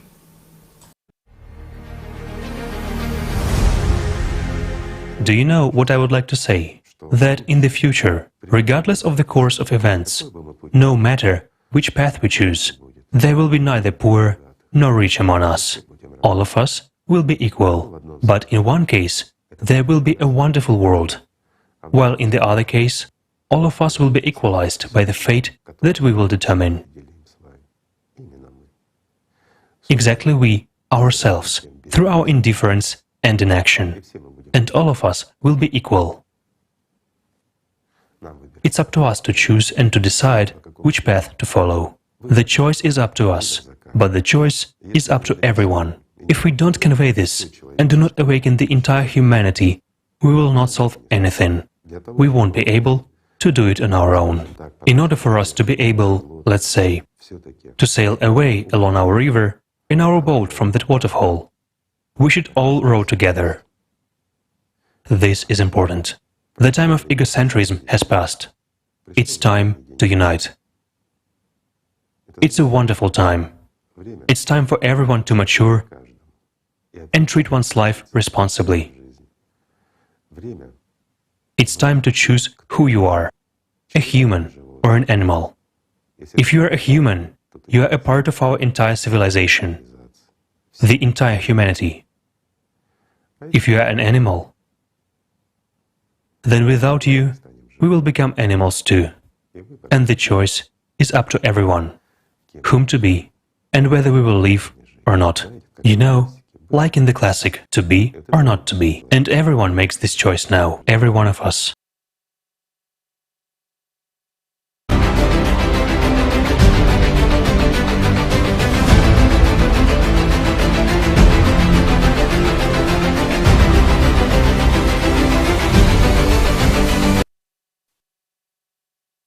Ура! Всем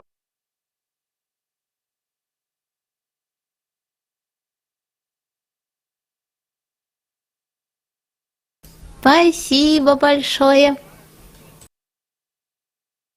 Спасибо большое.